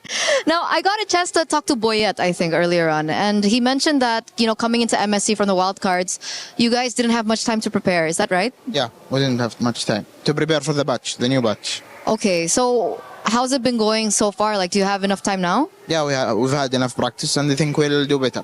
Okay, so you've done your homework and everything. What do you think that you could carry from yesterday's loss to your match today? I think on yesterday's loss, or the day before, we like throw the first game. We throw the first game. Like who threw? It was a team mistake. Okay, it was a team mistake. And then you saw that, and then what happened after that? We talked about it, and we played some scrims, and we fixed it. Okay. So during, you know, tournaments like this, who do you usually scrim against? It depends on where is the tournament. If like it's in Paris, there is not a lot of teams, so we scrim on the teams of the other group. Oh, okay. Does that make it challenging for you? No, it's okay. No, it's okay. It's okay. I mean, speaking of challenge, we've seen the rise of assassins since, you know, wildcards. Now it's been like so prominent. Does that change something for you as the roamer? No, I think it's okay. I've played against assassins before. I don't think it's a problem. No problem whatsoever. No pressure. I mean, no, it's okay. Did it change maybe your role in the game? Yeah, maybe I can target the jungle a lot more. Not like the jungle tank meta where the jungle would just utility. We'll just get the turtle lord. Okay, so what's your favorite go-to hero right now in this meta? And what do you think would be more popular? Probably, I won't say. Okay, you won't say. But have we seen it before? Yeah, of course. Okay, it's not a healer, it's not a support. No, it's not support. It's not a support. I'll let the panel figure that one out. But, you know, lastly, I do want to ask if you have a message perhaps to your fans back at home. Keep supporting us and it will help us win this game. All right, once again, thank you and good luck for your next match, and we're throwing it over back to you guys. Thanks, Eterna. Great interview there with Troll. Didn't give us any clues on that one. However, I don't know. I have a guess. Belric, Atlas? My guess is Cho. Cho? I mean, that is his favorite pick. Like, historically, he's really good at it. But that's just a guess. I'm not thinking anything. I'm straight up guessing. It is Cho. No, I don't know. So that's confirmed. I'm straight up guessing. Clip it, guys. Clip it. It's confirmed. It's Cho. And let's see the response as well. Clipped back. And Cho's like, what? I never said that. Okay. My job trying to get Renmar in trouble. Fake trouble, of course, as well. So Ignite Gaming, I think the question is, this is a team with Diablo. And Diablo is kind of you know, we were prepping a little bit of this conversation.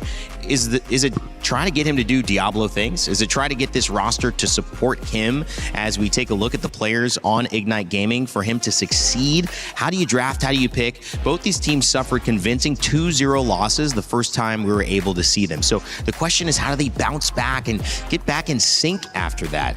We actually had our main man LaFell earlier this week do a little game with Team Ignite to see if they could find out if they would ever mesh quite like they needed to in order to win this set. Hey guys, my name is LaFell, and we know the players have good teamwork in the game, but how are they in real life? We're gonna be playing this or that, where we see whether they're on the same page or not. Right now, we're with Ignite Gaming with Kevin, CS, as well as Roy. So if they're on the same page, they're safe. If not, they're gonna whack each other with the hammer. So we're gonna have 5 questions here. So the first one is, if you have to choose, would you rather eat a croissant or a baguette? Which one would you guys like more? All right, so we got a few croissant connoisseurs for the next one. If you guys can choose to do one activity, would you rather you guys go for a Seine River cruise or go to the top of the Eiffel Tower? Yes, go top. This is the cruise. Oh, but you. So now we'll see what happens when the alarm rings. This is something that everyone struggles with. Yep. And you know what? Who likes to wake up anyways, am I right? So now, this is gonna be a pretty controversial one. We'll see how you guys feel about this. You go here if you feel like the GOAT is Messi. You go there if you're all for Ronaldo.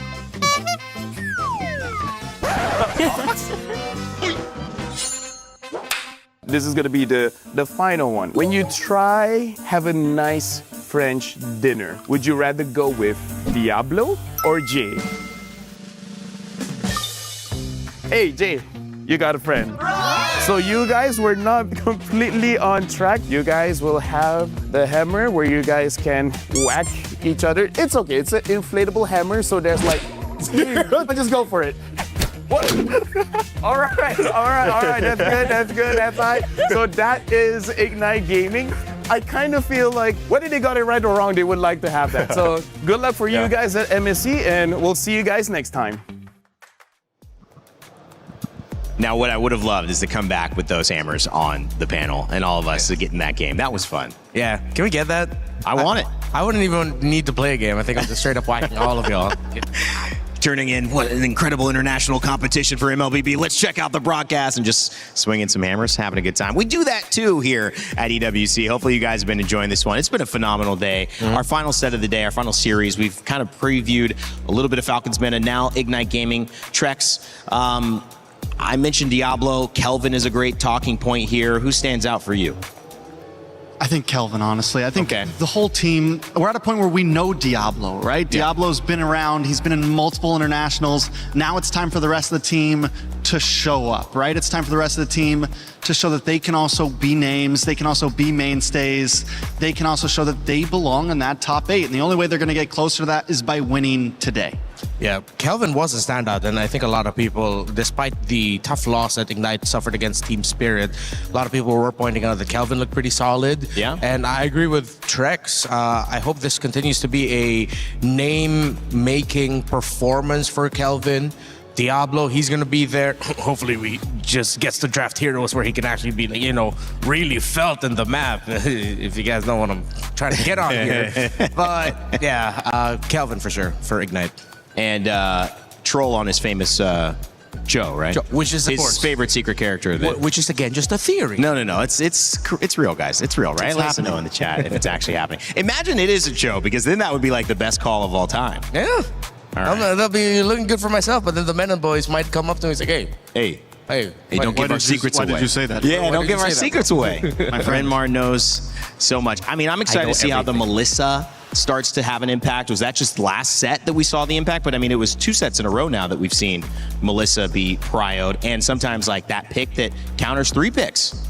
I'm wondering how many teams are actually ready to use that. Amon, obviously exceptional on it, but I feel like he's had a bit more experience playing this hero. And I'm wondering, yes, I do think we're going to see more of it, but how many teams are ready That's a good to question. actually slot it in, and how many gold laners have played it as much as some of these other players? Do you need the same micro to be effective with Melissa the way that you might have that conversation around hitting Aurora iframes and min-maxing that, item buying, and all those crazy things? I think it's a lot about positioning for Melissa. Okay. Yes, there's some micro, but so much of it is more in the sense of where are you on the map? How good are you at kiting back and forth? It's a very different type of micro than, say, a Ling or a Harara, right? Yeah.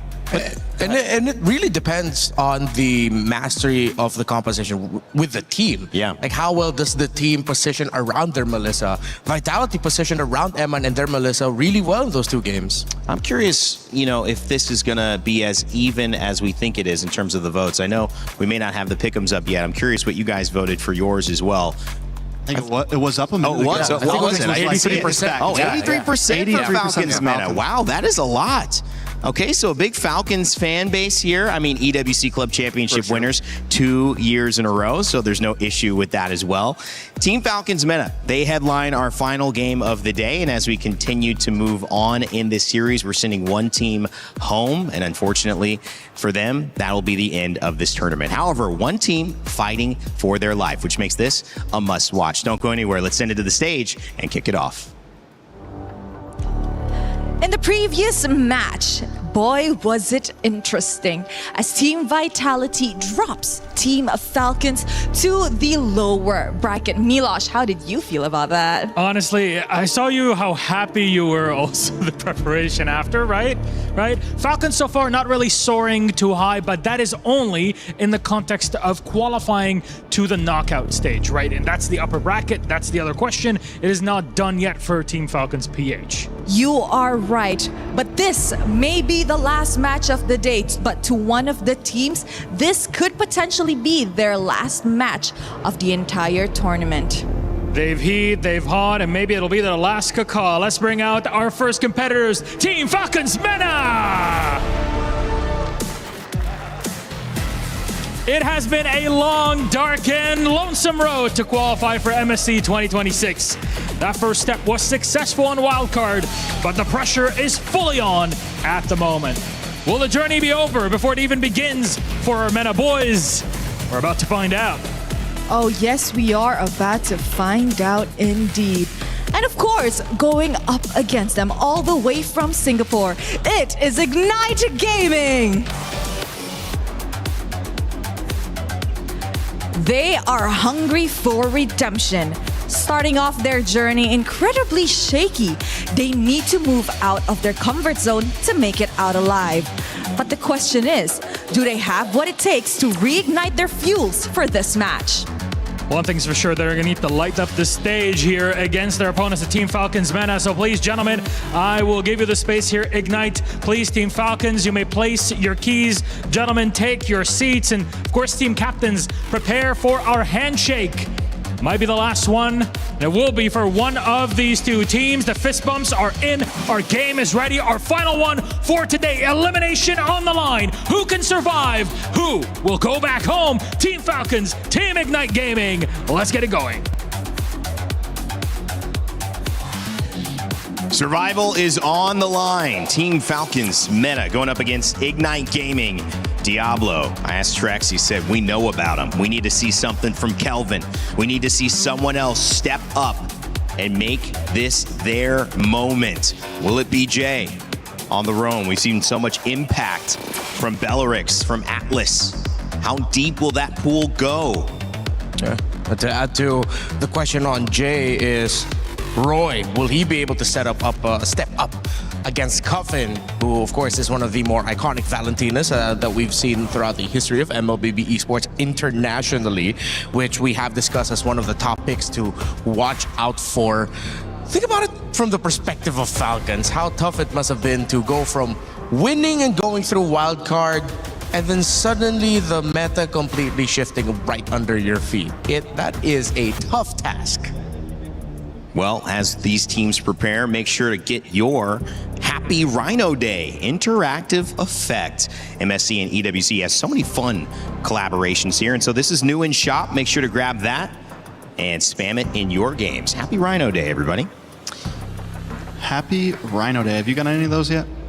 I think I can't tell whether she's... I pressed so much buttons and claiming stuff. I think I got the Lily already. Fair enough, fair enough. The really funny looking one. I like the ghost Layla. I don't know if she's a ghost or if she's scared or exactly what it is, but... Yeah, it's like that anime reaction of just like something bad happens. Like, oh. Hopefully, well, one of these teams will be making that face by the end of the day, sadly. Back to Diablo. You know, in that interview we saw the other day, the one with Eterna, you know, where she was blushing. That interview, he said, we're probably not going to do any cheese picks unless we get a little bit farther. But honestly, with this being their last game, do we think there's going to be something a little crazy coming out? And in all reality, the teams that have been getting a little crazy have been getting favored. Some of those off the top drafts, some of those thinking outside of the box picks have been working out. So this might be a time for Ignite to dig deep and look for something different. Yeah, but at the same time, I know I was asking for it from Diablo. I keep bringing it up. We look for the more impactful heroes, but it seems like because of the assassin in the jungle, it would be best if you get an EXP laner that can just hold really well. Yes, the Paquito is still an option and it's great, the Freya, but that's not going to be let through here by Ignite themselves, as it could be first pickable for Falcon's Mena. It looks like it's more important to just have stability in the EXP lane, be unkillable, and then the other team would then be forced to try to go into the gold lane. But because of rotations, the Roamer and Mid are there. And then what happens in the jungle? Things like Hirara, but it gets taken away by Mena. Yeah, the jungle's definitely going to be different here. In the moment I saw that Ling, I'm thinking, what if Falcon just bans out assassins here and completely switches how things are going to go? Let's try to revert back to that meta we were comfortable with. And what's the way to do that? Take out Hirara, take out Ling, take out Fanny. But then, so that would, in my eyes, shift them to, let's grab Atlas early. I think if that was the case, because if you ban it out, and I think the thing we did see is somebody tried to grab the Fanny and prio it, but then you leave a 2. Yeah, okay, yeah. You're right, it looks like it is going to be an Atlas priority with the Valentina getting banned out. So and I think can't steal. Yeah. Unless Ignite leaves the Fanny open? If ever Ignite, I think Mena might be okay with Fanny going through. And then they're just going to pack a lot of heroes that will disrupt its jungle rotation, which is easier said than done. Waiting on that final ban as well. You guys said that you need to find a way to distinguish yourself, maybe be a little bit unique. Throw out some of those picks you weren't expecting. This is your last chance. You're either going home or you're moving on to another elimination game after this. There is no time to waste. And it's interesting, the Atlas ban comes out. So Ignite roll the dice here. It's okay, fine. You want to leave one assassin open, we will leave you the Fanny. Can you pull it off? Can you first pick Fanny? Because most of the time that is not always a great choice. A lot of the times Fannies are, you know, at least back. Ooh, but the Marcel. Yeah. Marcel goes through. So they force out the Atlas ban. They don't have to worry about the golden hour of the Marcel getting taken away. And now then they can get creative with how they're going to pack it. If ever they do want to go for the utility jungles, they can go for their Fredrins, they can go for the Kimmies, they can pack up the Granger if they want the combo with the Marcel. If they're just using it to disrupt, then Ignite Gaming will have to double down on the fact that they want damage. So yeah, this is Falcon's Mena softly trying to force Ignite Gaming into the meta that won them through the wild card. Exactly as you mentioned, take away the assassins, and this is a little bit more how we were seeing the draft back in wildcards just a week ago. We haven't seen the Marcel yet in play, at least for this stage of the tournament thus far. I think we saw a little bit maybe in wildcard, but not quite. He might have been yet. played once. Yeah, at least once. So has made it through the ban phase at least once. Yeah, but I think only one. I mean, it's not been prevalent. I mean, what's the strategy too? Because I was going to ask with Fanny, and now you see the Gourd coming out on that side in the Akai. Do you play your card too early? Do you give them 5 picks, 4 picks to build against what you're clearly going for, prioritizing? I don't know. Marcel's just monstrous. And honestly, Mena's doing a great job at not showing their cards at all. This Akai could be Roam, it could be jungle. It is already jungle. They have the Marcel. Oh, yeah. In the Roam, yeah. So yeah, then maybe they are showing their cards a little bit. They are honest with it, but I think they would like to be honest. Again, your prescribed approach for Mena was to just straight up bring it back old school, take away those assassins, and I mean, again, it really feels like I just went back to the wild cards. Who knew that just taking away the Hirara and Ling would result to this in the draft? And Ignite's answering it with old school as well. The YSS picked up. Yeah. Paquito, a little bit of flavor, but Zushin. I mean, overall, here's the thing. With Ignite's draft right now, you have the Paquito, most likely going to EXP for Diablo. You get the YSS. They're looking like a lineup that could go fighter. Yeah. Do you want to do that against the Akai, though? And against the Marcel? Yeah, I think that's going to be the tough choice here. I think if Mena still, Falcons Mena, still ban out the Esmeralda, then it might be a little bit of a over-respect towards that possibility, because you already have the Marcel and Akai together. That double fighters might be too disruptive, but Belleric. Let's see. Belleric in the roam. Arlot banned from Ignite. So Arlot Belleric taken away as our second phase of bans begins. Each team gets 5, and it'll set us up for our final 2 picks. 1-2-1. The more I think about it, they might just double down on the double fighters. Sustain the sides, keep it strong. Or if ever they send the Paquito into the gold, keep that as an open option. But then the Akai means you lose a lot of damage for that. It might be best to just put it in EXP. But the Esmeralda is still open. It makes sense that Ignite would want to pick it up, because if ever you get the Esmeralda for Falcons Mena, then the Paquito EXP is pretty much scuffed. I don't know. Mena is still kind of lacking in burst damage, lacking in damage overall. You have the gourd, yes, but without a sufficient combo to really make that magic gush hit, there's not a whole lot you can do with it. So Mena definitely needs to round out, and I don't think they want to go for a shredder, honestly. Yeah. I don't know if the Claude is exactly what you want to pick up. They might double down on what we saw from Onyx during their very first game. Just get a Granger with a Sky Piercer. Yeah. Well, looking for that gold, you would assume, right? Yeah. Side of... We're thinking maybe Mena. the Granger for the burst damage, something to give them a bit more of a big hitter. They already have the shred with the gourd. They need something that's gonna, pack a punch against this YSS, against this Jushin, something that can have some range. What if they do? They should just pick up the Esmeralda here, right? Esmeralda then gourd to round it out. Okay, they go Uranus. Oh, and the Clint. Oh, yes. So the burst.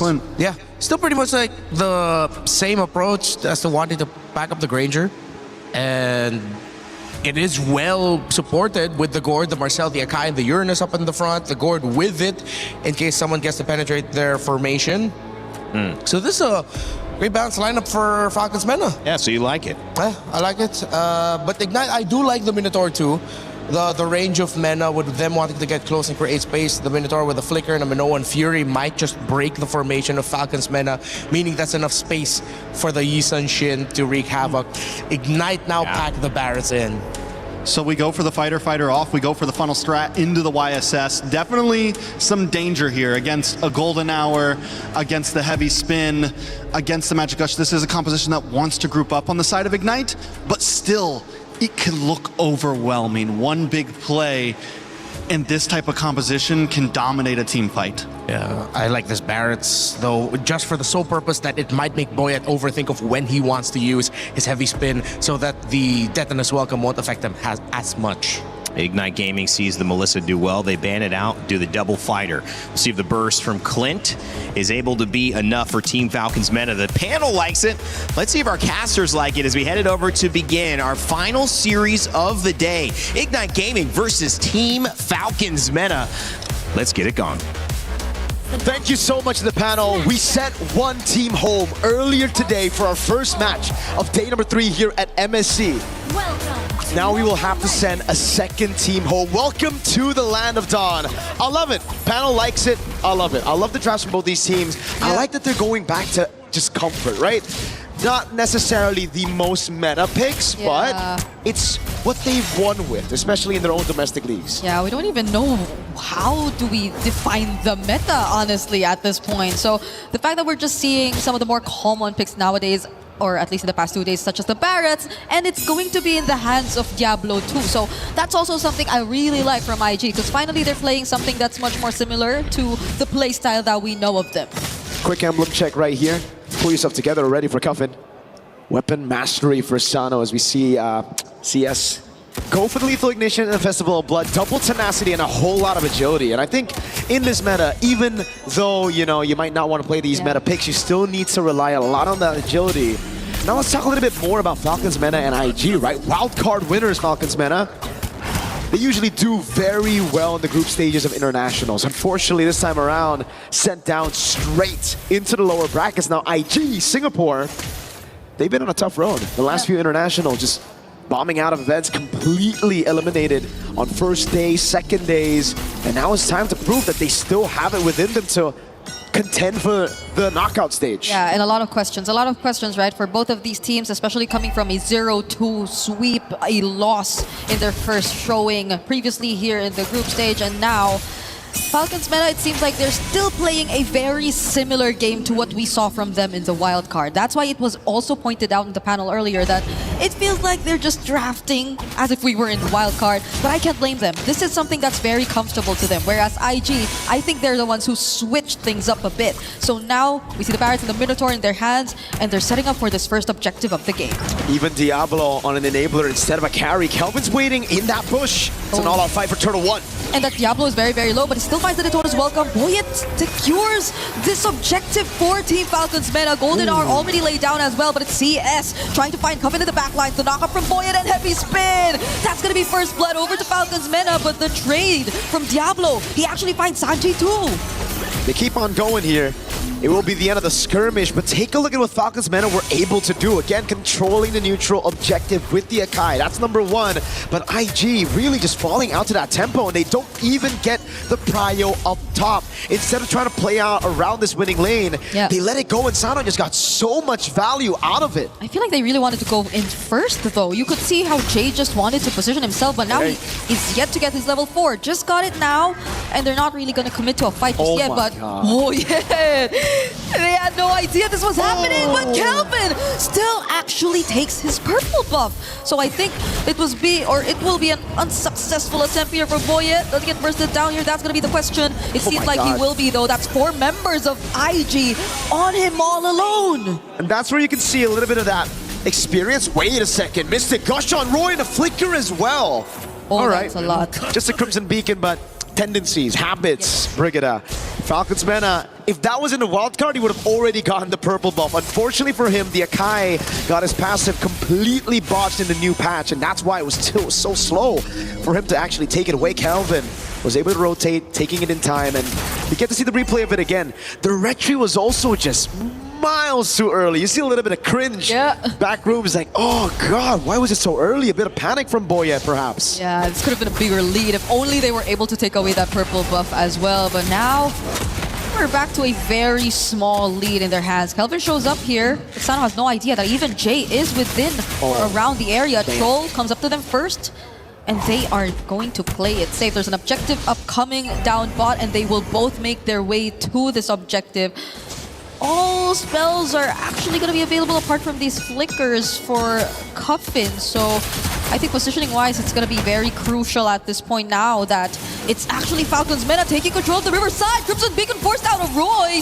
Golden Hour laid down too, but it's CS bursted down and forced to flicker out. Looks like it's going to be free here unless Diablo was able to get in, but no chance. Boyet with the red tree, and now it's Troll. Diablo has a flicker. Daytona's welcome under the turret, so he is going to be safe. But they lose out on a turtle, and they weren't able to trade anything out of that. So IG, I think this is Falcons meta slowly getting the advantage that they want. I think it's just a pure control, man. With the Akai, it's just very difficult for IG to come in with the Yisun Shin, and it's also just them protecting their new...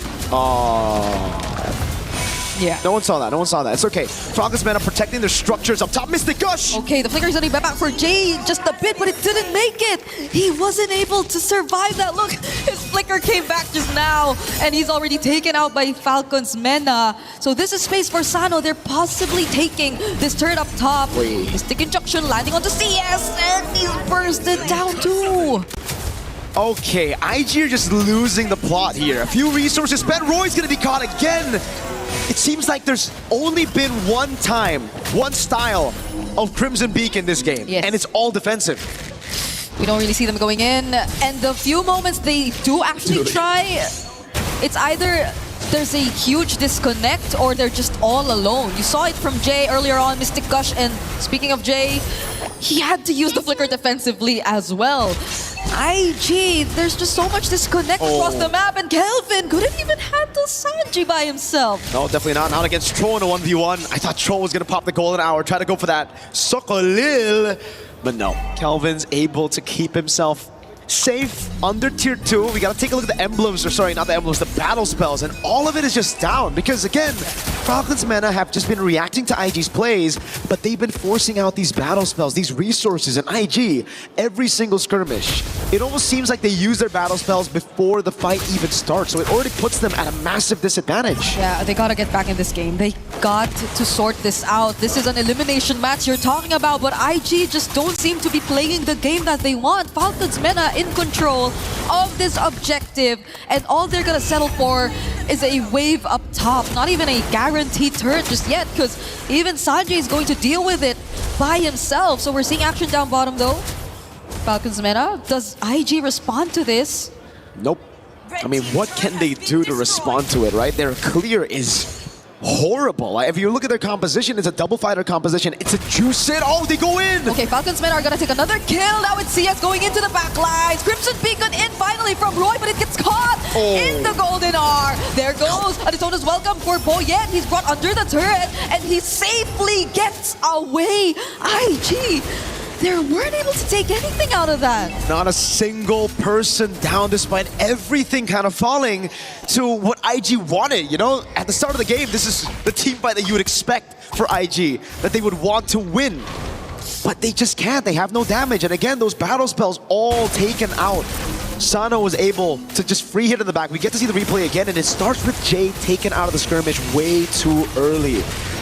It really just seems like there's just a lot of indecisive moments here where they hesitate, right? Because even for Jay, if you know you're going to die and your team's call is still to fight, you might as well pop into Minions Fury. You die, but you get a few members knocked up. Yeah, but also the Golden R just interrupted so much of what IG wanted to do, I feel. Because even Diablo on the Daytona's welcome was kinda caught in the Golden R as well, so I feel like they were delayed to a certain extent in terms of how quick they wanted to respond to Falcons Mena and that sudden burst through the Mystic Gush. And I think that's another layer to the problem, right? Falcons Mena have reliable burst if they just really want to focus on one member, and it's always been Jay. Whereas IG, I doubt that they have the damage, as you mentioned, to actually respond to Falcons Mena at this point. So it's always just been slow and staggered team fights for IG where they don't really get to trade anything every single time. And the slower it gets even worse for IG. Oh, they go up top, Sano. Oh, now they want to find a target, but the Golden R might just save Sano this time.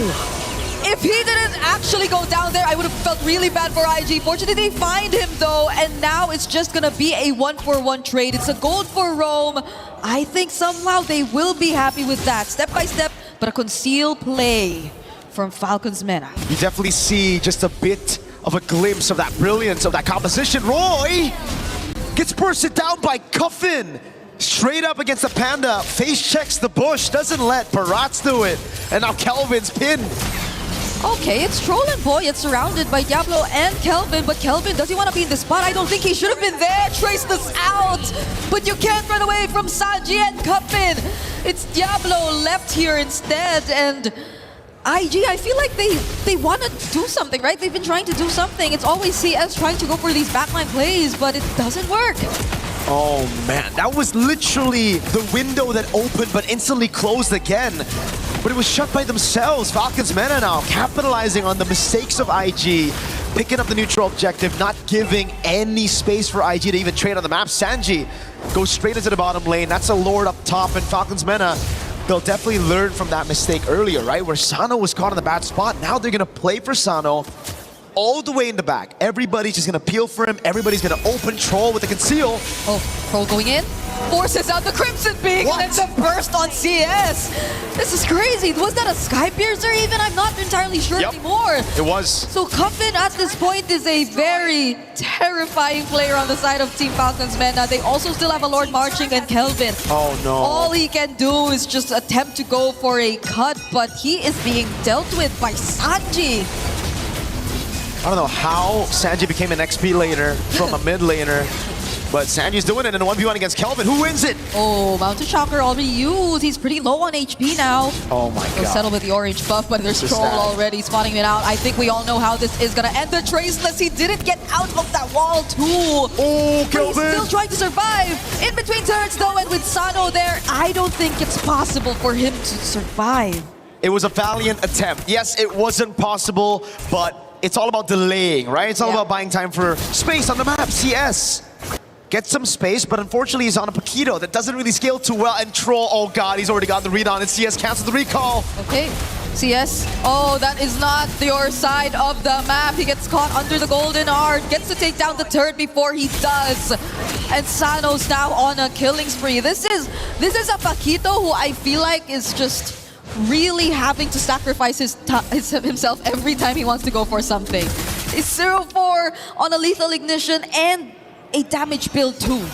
And the 12-minute hits the clock. That says, or that means, goodbye to the Holy Shields. Falcons Mena are just gonna look to go for the siege without the Lord. Minus Fury! Okay, knocks up 4 members, but Coffin responds with a Mystic Gush. Diablo couldn't catch anyone with that Detona's welcome. At least they defend the base turret, but they had to lose Diablo in the process too and his flicker, so Falcons Mena still win it out there. Oh god, it gets from bad to worse. Falcons Mena again just sieging it down, but there's literally nothing IG can do. Diablo tried his best. Now Sanji on Uranus. Oh my god, it's Troll getting frozen moments as well. Look at that poke on Roy with just a projectile. It's so difficult if you're IG, because you look at this composition and I have to bring up the point that I made earlier. Yeah. No clear. They have horrible clear. If waves are gonna come in with the Lord, who's gonna try to actually get through the minions? That's why it seems like they have to sacrifice at least one member from their side if they just want to guarantee that Falcons Mena will not have an easy time going for the siege. It's either CS, it's either Kelvin, and I'm not sure who you really want to put out there at this point, because you'd really want all your resources to be there when you go for the defense, because again, it's not enough. Now Falcons Mena with a 5k goal lead just really secure this Lord, and CS isn't even able to push that wave up top as much. You can't really put yourself in a very dangerous position, not at this point where Falcons Mena are just moments away from another Lord Siege. I mean, you can't, right? I mean, you got that PTSD as well, a bit of trauma. Last time he tried to clear up top, it went really bad. He had to die for the 4th time in the game. He doesn't want to, increase those deaths, not to 5. Although, there might be a case to be made that, he needs 7 to get a power spike. Who knows? Maybe the BBB special. And not on the Paquito, maybe on that Minotaur. Diablo! Troll getting the stun. It's Diablo, they're bursting down right now. Not even with its own as welcome. Will they find anything?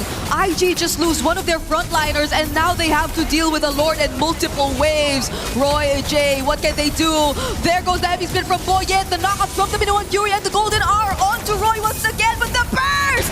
The burst coming from Sano, and he's still alive. CS trying to push them back, but it's not gonna work as Team Falcons Mena secure this game. Falcons Mena are a game away from stepping forward in towards that next round and also eliminating IG from MSC EWC 2026. Staying true to their identity on the utility jungle, Boyet shows that he can still make it work. Now it's up to IG to go back to the drawing board to see if they can make their identity work, if they can adapt to this style, because right now it's looking bleak. Boyet had his entire team to rely on to make it work. We had a lot of questions for them. Were the amount of practice that they had, as minimal as it were, enough to actually get them through the group stage, the main stage?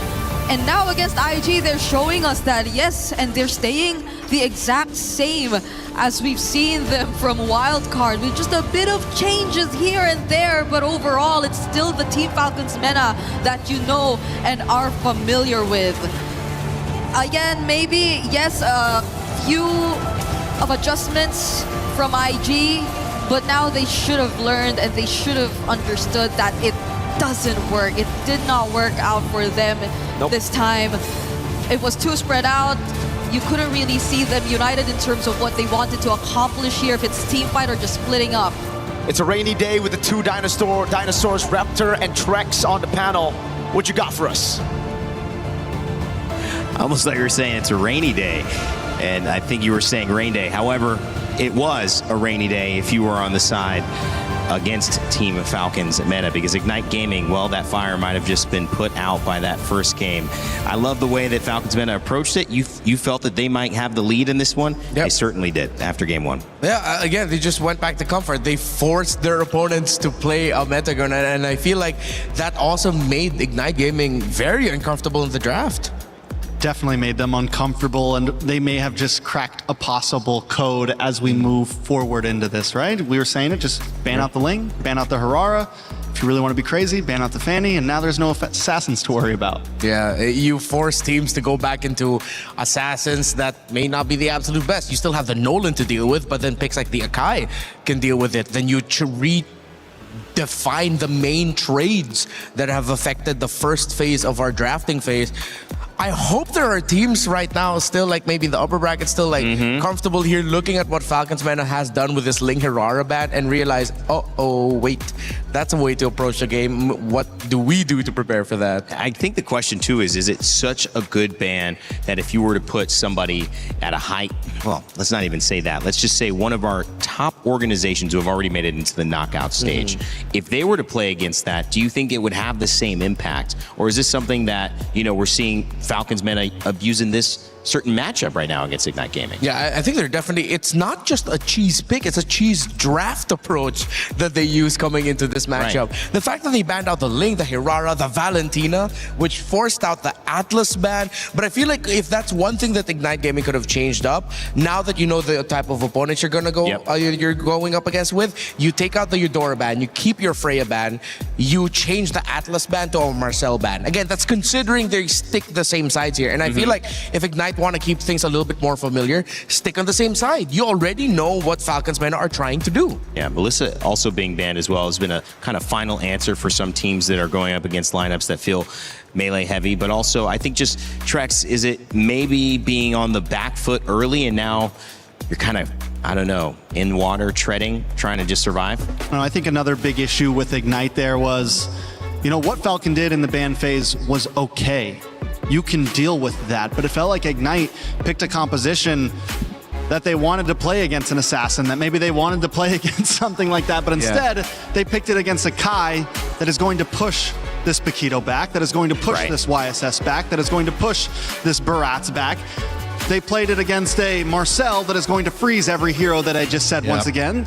Like all of these picks that IG have want to get up close and personal with you, and Falcons Meta Draft loves that. You have something that's going to literally run up and freeze you all with the Marcel. You have something that if you're not going to get frozen, you're all going to get pushed away by a heavy spin. And then you have a Clint that's going to capitalize on all of that chaos that's just going to stand there and take advantage of it all. So IG, I said it at the end of the draft, these picks weren't going to play that great against it. Maybe it could work, but they were definitely at a disadvantage the moment that game started. Yeah, it was really tough there for Ignite. Despite the few slip-ups here and there for Falcons Meta, at the end of the day, their lineup is just so much more solid in the big picture of it all that it would be rare for Ignite Gaming to get wins wherein they would be victorious, that they would be the ones able to build through a team fight win, leading into map control. Nah, it was just all pretty much Falcons Meta's game to lose. And again, it was just a masterstroke what they did. Ignite, they weren't ready for it. Well, this series has got the potential to go 3. Most of our series have ended 2-0, however. And one of the things is that we've seen early on this meta shifting, people throwing those early punches. We even had it to start the day. Everyone has a plan until you get punched in the face. This is a plan clearly gone awry for Ignite Gaming, but maybe it's also a little bit of a haymaker from Team Falcons Meta earlier on. To count this team out is to do something that you should not do, because having to go through that wild card, I don't think anybody would have said, oh, I'd rather do that, because there's so many things that can go wrong with those 10 teams trying to qualify for that final spot here. Falcons Meta made it through. And so that's got to say something for what they can do, even though they're not in the best position in this tournament right now where they got to keep playing elimination games. Yeah, I think we can base it off of how Troll was reacting in his interview earlier. He was so nonchalant with everything. Eternal was trying to get some emotion out of him, like, oh, are you guys nervous? Like, were you expecting this? All that. He was like, no problem. It's okay. It's okay. It's okay. I wish I could have that level of mental strength that Troll has, where it's just like, it's all right, no problem. You might have to be named Troll at that point. His name is kind of a shield right there. Then. Oh, yeah, we need crazy Renmar. What do you think, Renmar? Was that crazy Renmar right there? Was that what I just saw a glimpse of? In this world, we just call it Renmar. Just Renmar, okay. No need to add the crazy. That's just me. That's a bit of a tame crazy, man. I don't know. Maybe you're not as crazy as you think. Rain Day. Wait till TL or Falcons if they make it to the grand finals. You'll see a drum in his hand. And Listen, I've seen Brigitte go a little crazy on the stage as well. I'm not going to say what was going on, but there was some hype moments when some of those upsets were happening yesterday. Guys, I mean, this is a series of upsets, and this is now a series where we could see a continuation of teams proving themselves against the odds. That would be, however, Ignite Gaming's turn to fight back. They just took a big one against Team Falcons meta. A surprising draft, maybe. Maybe it set them up. Those haymakers, are they able to withstand it and bounce back up on their feet and have a go again? You would hope that Diablo and his experience would be able to do it. You mentioned Roy having a big impact. What's the answer now going into the draft for Game 2? Well, they have the choice, right? Of what side that they're going to go. I think I'm going to double down on just stay red. Because you know what's coming to you from the blue side of Falcons. I mean, yes, if you want to play against that same exact strategy again. But if they pick blue, it forces Falcons meta to maybe change up a little bit. I mean, they could still ban the Ling and the Harara, but that third ban is all going to depend on what Ignite wants to give them. What do you want to trade here? Because I do feel like the red side, that's what we've been seeing a lot, at least. Depending on what blue side picks or bans out for those first three, the red side then, as that final ban, normally has a couple options of, do I leave 3 things open? Do I leave 2 things open? Do we go for the full trade? You know, et cetera, et cetera, et cetera. Yeah, the idea is, are you setting yourself up to be able to get more of what's left over or less? Or is it strong enough to get just one thing that ends up twisting the other team's intention and now have to deal with what you've grabbed? Yeah. We've seen that be, again, we've seen strong first picks throughout the day. You guys watching at home, you've seen sometimes when the Fanny has had the impact, when the Atlas has had the impact. We've seen Melissa have the last pick impact sometimes as well. Baratz has been making it through the draft a lot more also. Uranus has been a pretty solid pick that teams are now allowing through more often, and he's coming in that 3rd, 4th slot for a lot of these teams to round things out. I mean, what is left? What is left right now to maybe throw a spanner in the works? Is it joining in on that assassin ban early so that they're either forced to ban something else or another assassin? What do you think? I think partly Ignite Gaming also leaned in a little bit too hard in their idea. Like you were also pointing it out, the fact that once they saw the Marcel, it's like they went into the game knowing that, okay, we want to play this specific kind of comp and just never let go from it. Felt like they already had a draft plan before that game started. Yeah. And that's just what they were going to pick no matter what Falcon picked. Yeah, like a little bit too stubborn with it. Well, the Fanny, the Atlas, and you could see that started to get into the hero pool with the Ling and the Harara band. That changed things up in Game 1. That opened up a Marcel, which we have not seen very often. It's either maybe once or now twice in this tournament so far. Will Falcons meta be on the front foot again? Will we see Ignite Gaming pull something off here? In total, including the numbers from the wildcards, Marcel has only popped up 7 times, which is crazy considering. All the way to wildcards? Yeah. This includes our numbers from the wildcards too. So now, I don't know if that made it the 8th time he was picked with the previous game, but still less than 10. I think that's something that the 2 coaching staffs can definitely latch onto. Yeah, it's definitely not something you want to push through. I'm ready to see the big question of if Ignite took blue side here. It is going to be dangerous grass as the map, something that some of that assassins will thrive on, something that a Harara will do great on. See, I wonder if they do go to get that side switch, like Ignite Gaming follows your suggestion and just goes blue. if Falcons Mena still does the same thing red side and just go Ling Aurora ban, it's Listen, like, ooh. If I'm Ignite on blue side and I ban something and then I see the Ling ban, I'm banning Akai, second ban. Fine, let's do this. Dude, look at that. They banned it on Akai, first. Ling comes in. Let's do this. You want to ban assassins? We're going to ban utilities. All right, I like it. Okay, they're getting scrappy just at the draft already. It's like, okay, we saw what you could do. We're going to just take it away from you. No more like dancing around it. We'll be honest with it. Target bans from both sides. This time the Freya will also make the ban list. But I like how Falcons doesn't ban the Harara second. They're still letting Ignite guess. Like, will we leave it open? Will we ban it? Maybe we can bait you into banning it.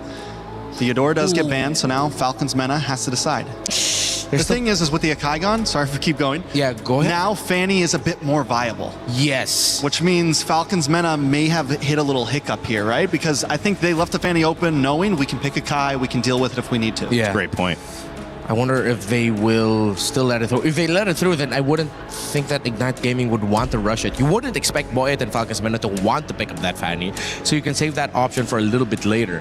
Them banning out the Eudora means they left the Atlas and Beleric trade open, though, yeah? With the Atlas getting prioritized for Ignite, they can protect their jungler a little bit more because this time it's going to be the Atlas that's going to be hovering around the river and annoying Falcons Mena, which is why it's perplexing to me that they still went ahead and banned the Bellery, because if ever Ignite Gaming gets the Atlas, they will be getting the Valentina anyways. And the thing is now they're throwing Ignite a little signal of like, fine, you can have the Atlas, but then we take your assassin pick, we take your Harara. But then still Fanny is also still open. But they're going to go for the Harara instead. And say, fine, you can have the Atlas. Yeah, let's see if they're going to be okay with this. It is the Atlas, and I think just straight up be safe with it. Just pick up the Valentina for Asano. It's a pick that he's really good at. Excuse me, not Sano. Oh, yes. I know, Cuffin. There we go, Cuffin. Let him cuff the Valentina real fast. Yeah. Yeah, would obviously take away what a lot of people are doing against the Atlas, which is Valentina's ability to steal abilities, normally taking the ultimate of Atlas and trying to use it in to counter engage or to initiate, depending on how spicy you're feeling. So that's an answer. I feel like the Valentina, as you guys said, gets picked up, and now it puts Falcons Mena into a pretty good spot. It is definitely Ignite Gaming's turn on the clock. Time ticking down, saying, okay, what's your move? A little bit crazy here as a suggestion, but maybe Ignite might be okay with picking up either the Uranus or the Esmeralda. I know it goes against my desires for Diablo, but with the Herrera there, you're gonna need the difficult-to-kill EXP laner. Then if you want to go to the second phase, maybe try to force out a gold lane pick already, but we've been seeing gold lanes come out a little bit earlier. With the Marcella, Atlas, Beleric gone, we're at that weird spot again where they might run out of roam options here for Jay. Oh, they're picking up the Melissa early. I think it's a solid pick. You'd also steal away the Melissa as something. You get the Jushin for some range. Wow. And then if Falcons Mena wanted that Melissa, something to kind of protect themselves against this Harara, you have a slight answer to it. Or if Falcons Mena ends up going for the Fanny here, you also already have something that can be safe from it. Yeah. I wonder if this means that Ignite are gonna dig back into the bag of like the Badang such for the roam, but you're risking getting the Valentina to steal your ultimate, but that will provide the space, and the rest of Falcons Mena do want to clump up together really well.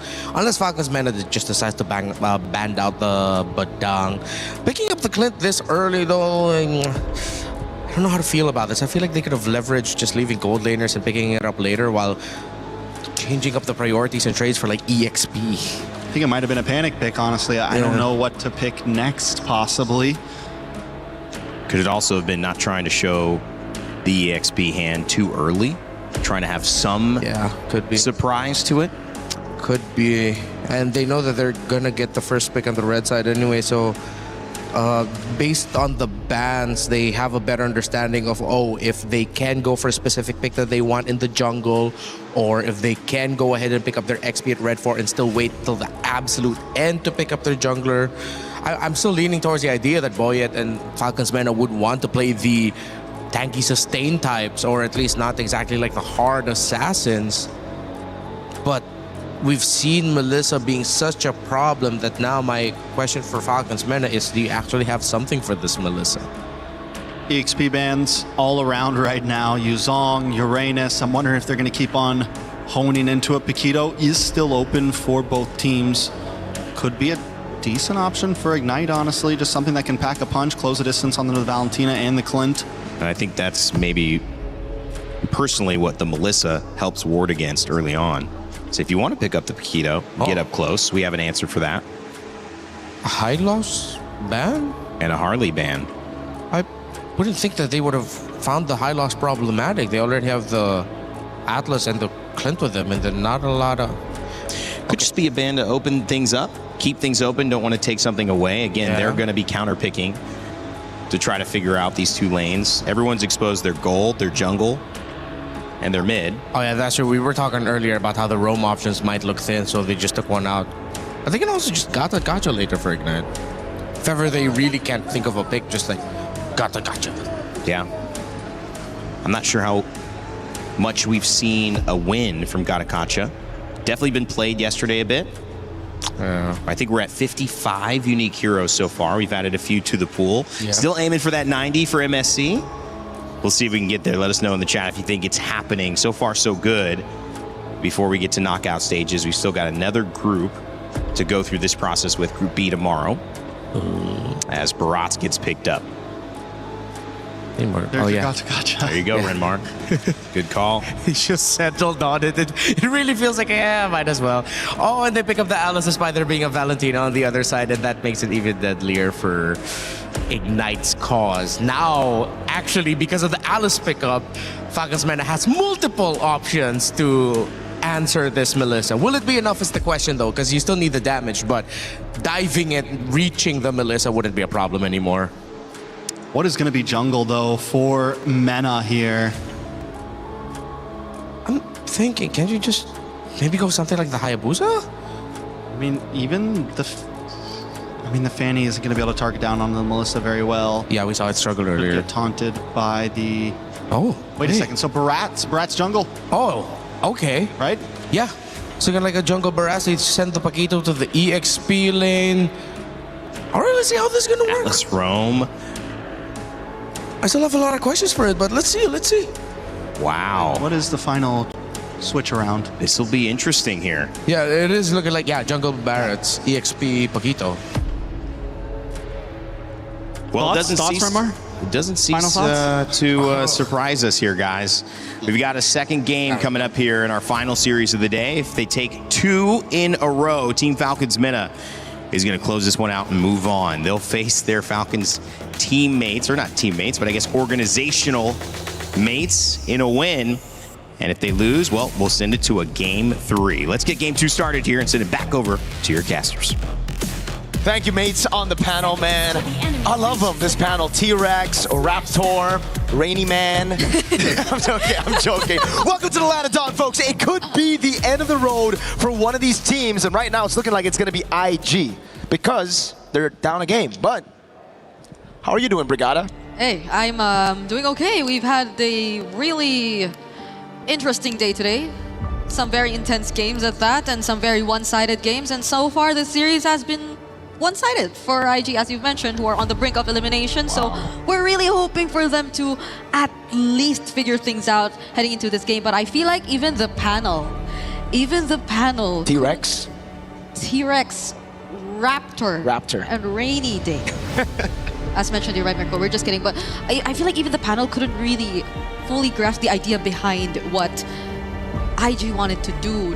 I think so much focus also was put on the Alice option here, the Alice pick as well, and the fact that Falcons Mena yet again are still sticking with their identity and just shifting it around with putting a Barretts in the jungle is another statement for them if ever they do get to secure the 2-0 against IG. I mean, they did make this work at the wildcard, right? The Baratts in the jungle with the Matilda, though, so it was already very different. And the Baratts in the jungle was a good answer into a lot of the other utility jungles, like the Akai as well, and the Baxia.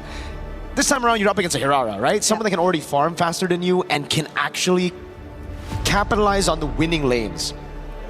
I think that's where we have to, kind of point our fingers. And set our sights towards.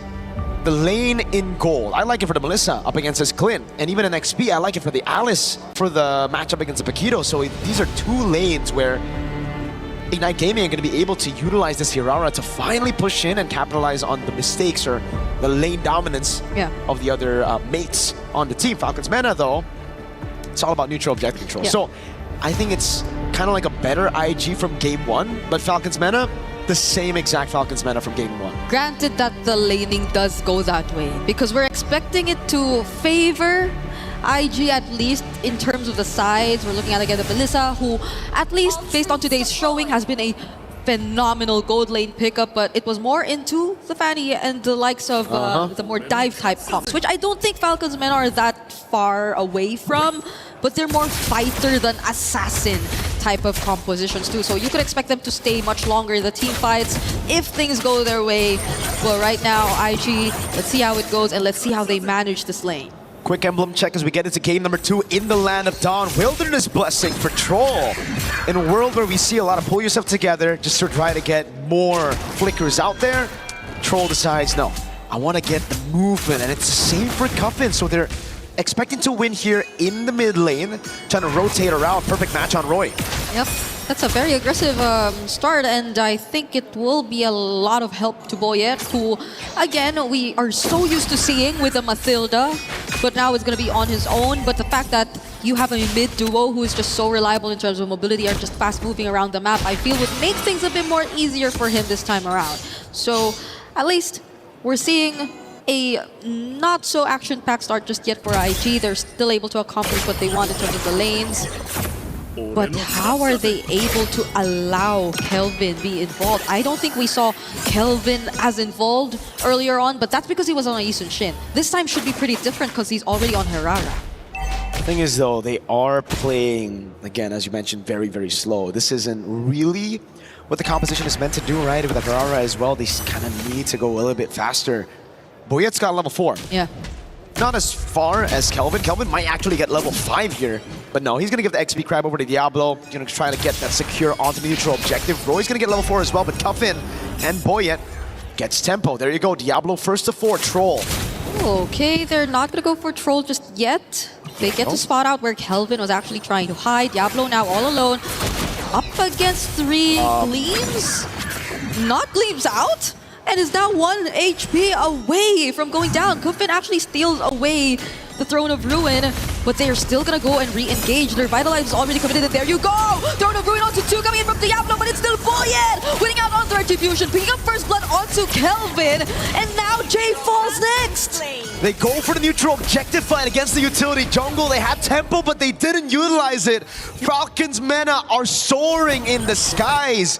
Turtle number 1, a complete win for the Falcons, and a big double for Boyet on the Barats, bro. And what happens now? Because we were really looking forward to see IG at least win it out on the sides, but this is going to heavily impact what happens from this point onwards in terms of their early game, because you see the setup, you see the attention coming in from IG, and it looked great. It looked great for Diablo, but the fact that it was just such a great response as well from Team Falcons Mena, and they were too tanky as well. There wasn't enough burst. Kelvin having to fall down too just did not look great for IG. IG are just so awkward in that skirmish earlier. You know, they got the prio up top. They got the tempo as well. Diablo got XP Crab, and now it's going to be Sanji. They jump on Kelvin. No one there to help him out, though. Don't tell me it's going to be a solo kill. It's actually going to be a solo kill. And a flicker just to get out of that dangerous position. Sanji on a 2-0-2 Paquito, clearly winning it out against Diablo in the lane right now. Sokolil, and it's Sanji on the Paquito against the Hirara in her own jungle. We were talking about that earlier, the Paquito should, oh god, he wants to do it again. This time Diablo is going to be there to shoo him away, but this could still be good for Falcons Mena as Boyet's going to walk up. Okay, he doesn't steal away that jungle creep though, at least for them, but man, when is Kelvin just going to be able to play? The Yisun Shin game didn't work out for him. Now on a Hirara, he's 0-2, and that just slows things down even further. We wanted them to pick up the pace. We wanted them to be as more aggressive, but Falcons Mena now on a utility jungler, now with a hyperactive XP lane. There's just not much you can do. And now it's just Falcons Meta doing exactly what they did in game number 1. After getting the initial lead, they just played slow. Diablo just used Throne of Ruin to survive against Sanji. And it's still Sanji who wins it out in that skirmish. So down below, they're going to go for the turret. They're losing this tier 1. Now the Fatal links onto a single member, and that's going to be Jay. They don't care if they just find one. They already have what it takes to burst down even one of the tankiest members of IG. And now both sides seem to be in favor of Falcons Meta already. Oh my god, Roy! Oh no, Roy, Crimson Beacon out. No Fatal links for Troll. He is still gonna try and defend this, but is it gonna be worth it? There is gonna be the muddles from CS, but the damage is just not enough threat for Falcons Meta to get away. What do you do at this point? Boyet's gonna try to steal this away, but the Hirara is nowhere near. It's a retreat from Boyet. And Kelvin's gonna be very careful. Troll's already on the perfect match. Boyet's gonna figure it out. Uh-oh, Kelvin! Oh, this is a running Atlas. He's moving so fast. Kelvin, can he get out of this? There are still flickers in their hands. Kufin, Sanji, the wraparound. Oh no, Kelvin dashing out with the flicker. And iframes were close to saving him there, but Sanji says no. Nope, a flicker to take him out. Sano picking up the 3rd tier 1 in this game. He's had a hand in all the turret takes so far. It's all about sieging with Sheriff Sano. Troll again just opening up for Sano to have such an easy way through these turrets. And again, it's Cuffin on the Valentina this time around, providing that peel as well. It's just so difficult now for IG. They have a combo, that AoE with the Throne of Ruin and the AOG. But there's just no damage. Sanji in the bottom lane, picking up his own turret as well. They're just taking turrets left and right.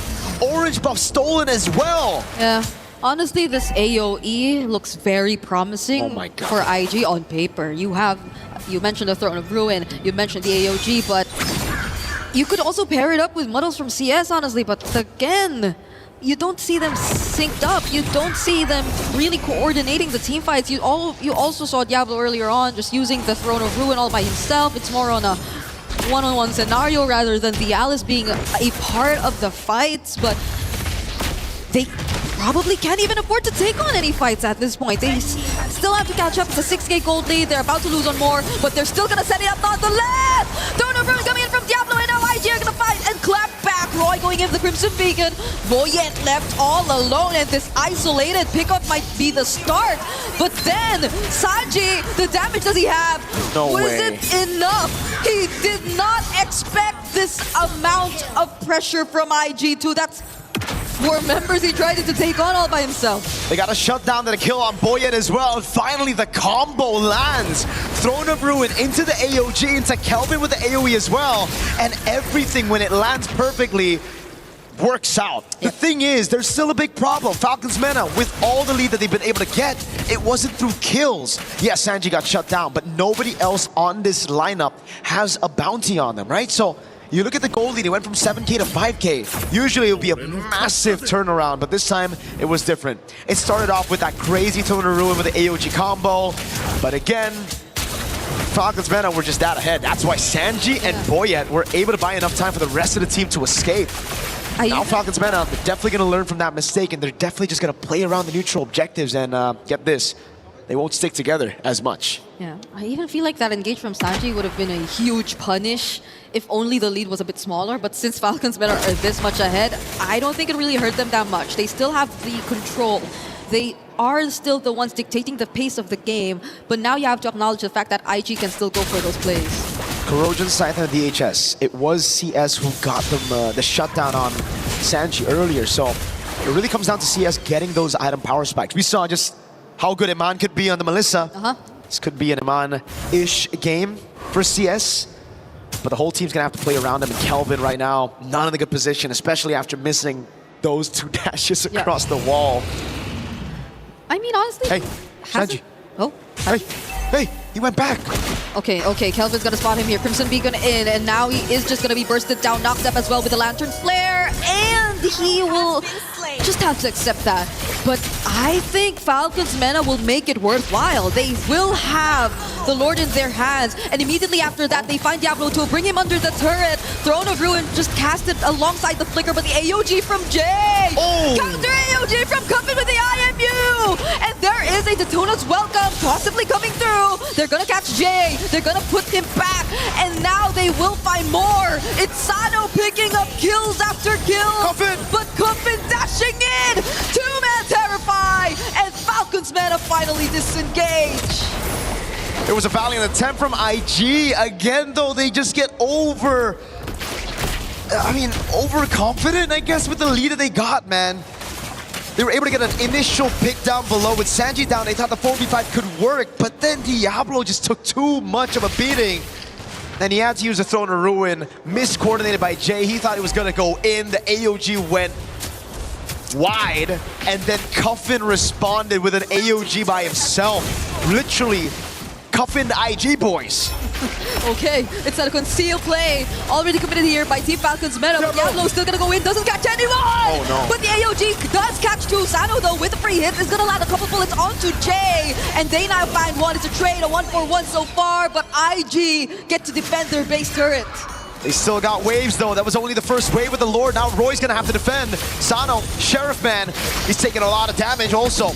Oh, that's a flicker forced out. Falcon's men are not gonna force this anymore.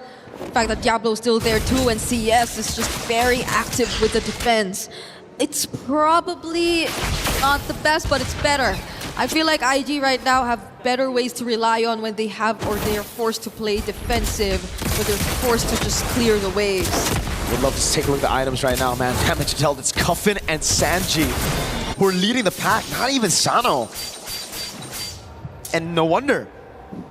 Sanji's just going full damage to Counter-Strike. Sea Halberd into the War Axe. All right, for the Valentina, Cuffin, it's just a glowing one on Bloodwings. You wouldn't expect that guy to be doing the most damage, but now, makes a lot of sense. If we got the Lightning Truncheon earlier, then my lord, these guys on IG would just be completely bursted down to the ground, man. Yeah. Also, Sano, 20 stacks in the Sky Piercer, I believe. Yep. On the way to a BOD, a Blade of Despair.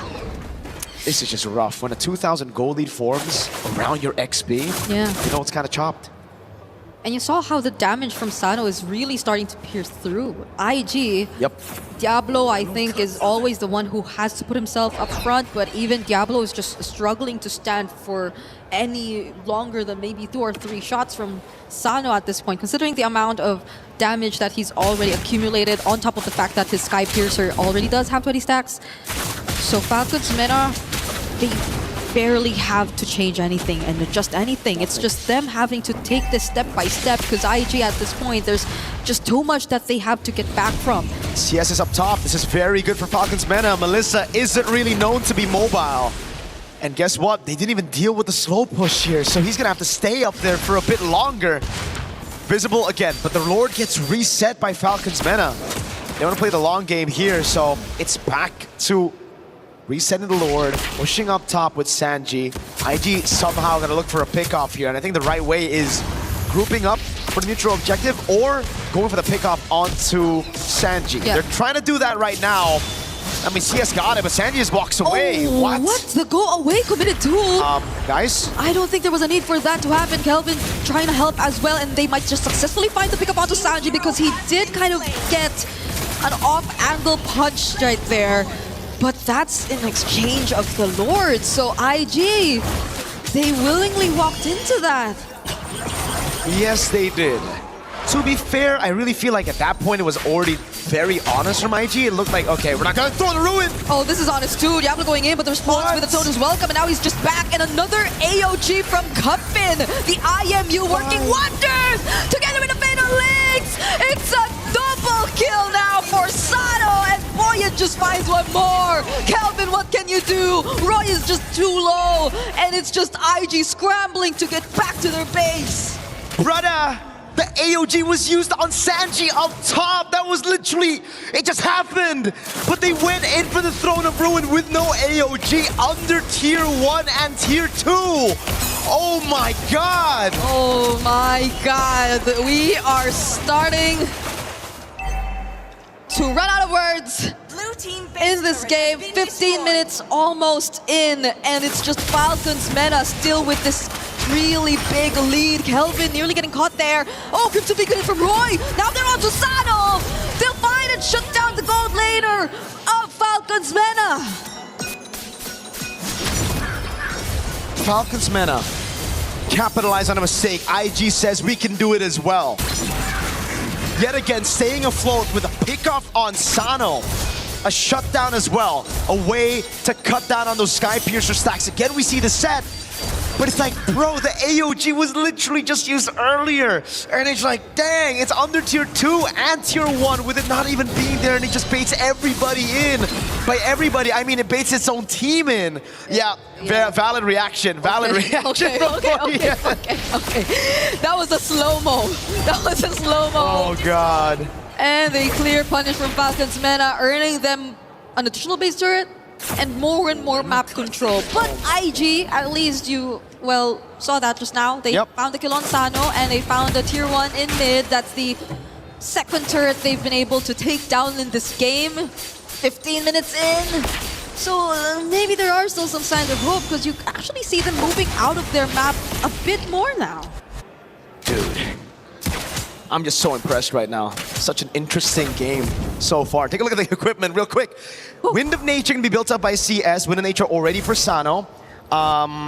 It's a Winter Crown for Boyet. All right, so he's going to have a lot more to say here as he dives in forward. Not too much at risk when he dives in, as CS won't really be able to get those hits in. But the thing is, for me, Diablo hasn't gone Winter Crown. Yeah. Being the main guy to initiate and literally the first one in, I really thought the Winter Crown would be built on Diablo by now. Yeah, I decided to see it on Boyet, and now Sano. Oh, is he changing his item? I think he is. He initially had a Wind of Nature, and now he went for Winter Crown. Instead, Jay finds the taunt onto Cuffin, forces out the Crimson Beacon, which he stole. But Sanji's gonna come in from the side, and there goes Diablo! There goes the Winter Crown as well, coming in from Boyet, but the damage from IG seems to be enough. Now it's gonna be the Hirara, finding kills here and there. But Sanji has waves! He has 2 minions alongside him in mid, and Falcons Men are not letting IG get back to base, but Kelvin fortunately find his way back, and IG find more as they take down Troll. 1v1 up top, it's 1v1 right now. Sanji tries to go for the kill on Kelvin.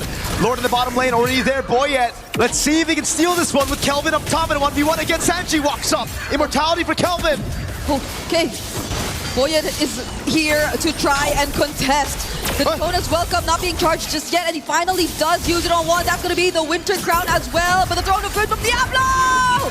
Boyet is taken down, and Sanji from the backlines gets caught in the AOG!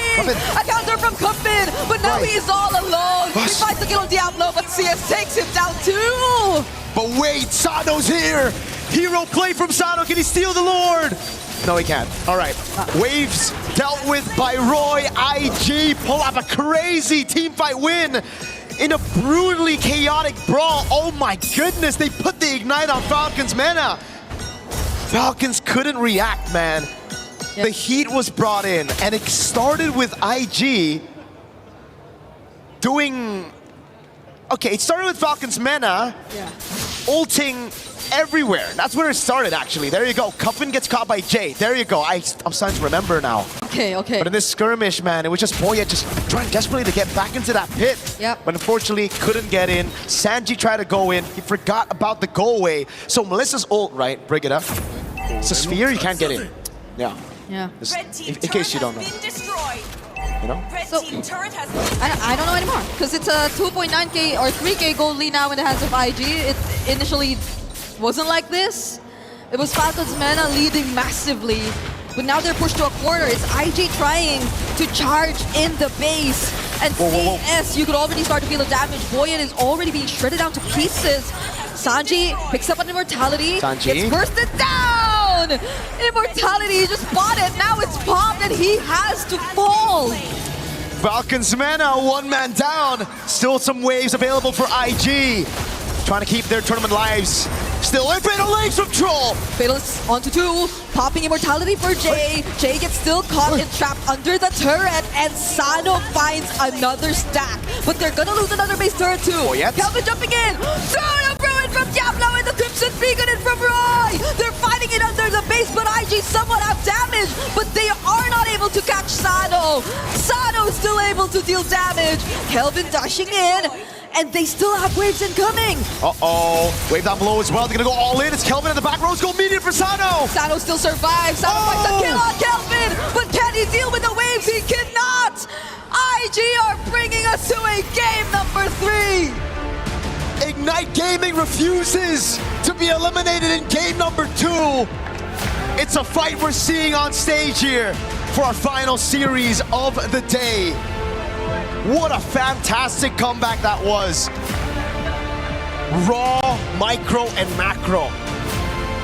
Punish after punish. Bridaga, I've never seen anything better than that. I don't know anymore. I feel like I'm gonna jumble your name too anytime soon. It's Marco. Marco. How did it end up like this? It was maybe 15 minutes of Falcons Mena in control, and then the last 4 minutes were just suddenly over to the IG. Oh my god, though. Diablo with the sets on the Throne of Ruins, you know. He was so good at getting Throne of Ruins, he even went on it while the AOG was down once, right? So, hey, you're on the right path. That got you the win. Diablo finding the angle to get in there. And man, Kelvin always catching Sanji, really pulling out that revenge story. 0-3-0. It was Sanji with a 3-0, and everything turned around as Sanji constantly pushed in top, not respecting IG's flank potential. Yeah. I know it's a Gatatacha and Melissa. I know you shouldn't be caught, this is the moment by the way, by that combo. But the fact that you did is like now, is it more of a good flank or is it more on like Sanji not respecting him, right? I don't know, maybe something just clicked from IG, you know, mid-game, they suddenly sync up, and I'd say we saw it happen a couple times. There were engages which were immediately followed up by Roy specifically. I'm shout out Roy because it was a flawless Crimson Beacon 2 into whatever setup was eventually later on, but I think the panel has a lot more to say about this, you know? Hey, I don't want to say anything else about this game. Throw it to the panel. It's been Tulai and Marco. Who would have thought? Just the correction really put them on the name game there. I like it. We're playing their own little moment. I mean, that was a fun game to watch, and I think when we look back at it, we'll say that there were 3 moments that it could have gone differently and maybe even earlier for Ignite. But they needed to learn their lesson. And finally, at that Lord fight, Renmar, they found a way to deal with Sanji enough to delay and actually prioritize taking the Lord, and that ultimately snowballed into winning that game. Yeah, and they found Sano. It was Diablo. It was the guy that we were looking for to step up. Yeah. Well, not really step up, but finally make his presence felt. Got the wish of getting Diablo on something that's big impact, and he delivered the biggest impact for Ignite Gaming.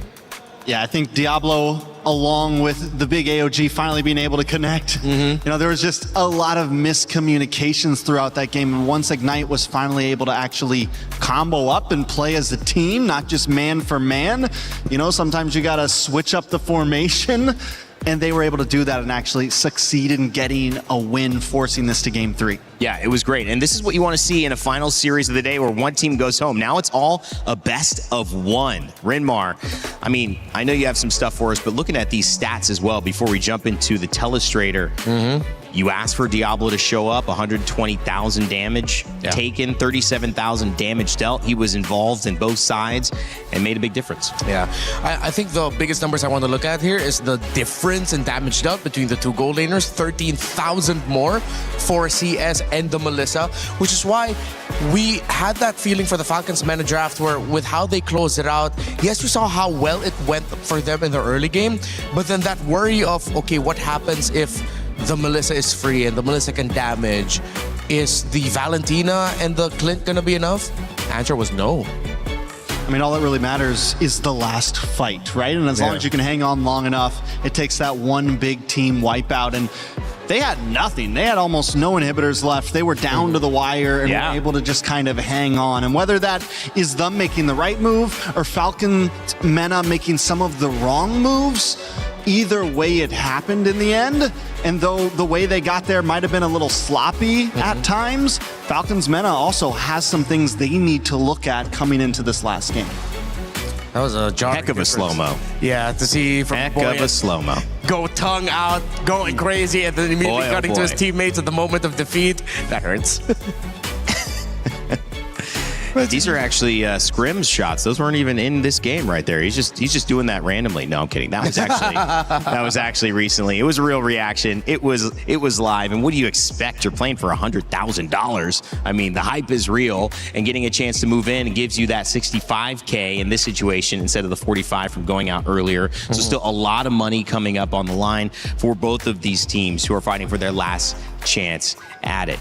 Renmar, I want to give you the opportunity to break down what you saw there. Right. There were a lot of failed fights, a lot of successful fights, but like Trek said, you only need one fight. Yeah, I'm ready to break down. All right, could you hold this for me? All right. Both mics? Yeah, I'm good. All right, we double it. Oh, okay. Okay, so we look at the draft. So this is already post-switch up where you see the Alice come in, but then we have to put focus on this Melissa. We look at the Falcons Mena composition, and the only source of reach that they really have is the Clint. Now, yes, there is still the problem for Ignite Gaming of the Valentina being able to take away the ults of the Gacha, even able to take away the Jushin ult, and of course the ult of the Alice. All of them as a means to break the formation of Ignite Gaming. But again, the question is, will they have the damage? We saw in the numbers difference, it was 23K lead for the, I'm not even going to try to make numbers anymore, for the Melissa hieroglyphics? Over the Clint. Yeah, that looked like hieroglyphics there for a second.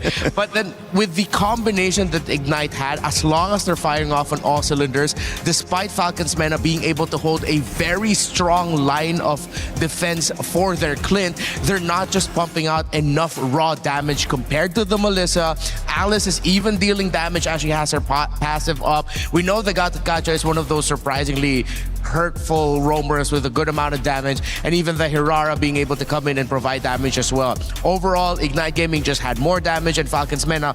When the Clint was taken out of the equation, no one in this remaining 4 can deal with a full 5 that Ignite has. It was way too Clint dependent for Falcons Mena. And that burst, I mean, it does scale late game. And so they had the early game handle. Yeah. And Baratza's, I mean, dominant. Like he was a high level, maybe 15 when there was 11s, 12s roaming around on the side of Ignite Gaming. But you did say that it all felt like if the Clint was gone, then what was the answer? And they didn't have one. Yeah, it was also, everything should have gone so well for Falcons Mena after Ignite Gaming surprisingly fought Turtle 1. They committed all those bodies up against the Barretts. I think they were a little bit too egotistical and thinking that they could get the Turtle, but even if they got the Turtle, they still would have gotten taken down. But maybe a little bit of ego is what they needed. It is a little bit of ego that allowed them to get that surprise jump play onto Sano and Sanji and then turning it around. So, hey, Ignite, they have the ego, they have the confidence, and they force game number 3. I mean, how about that 1v1 down at the base? Sanji's trying to take it all tracks. We're watching that together. We're thinking this could be it, but it's the delay that leads to the lore, that leads to things turning around for Ignite Gaming. What was going on through your mind watching that?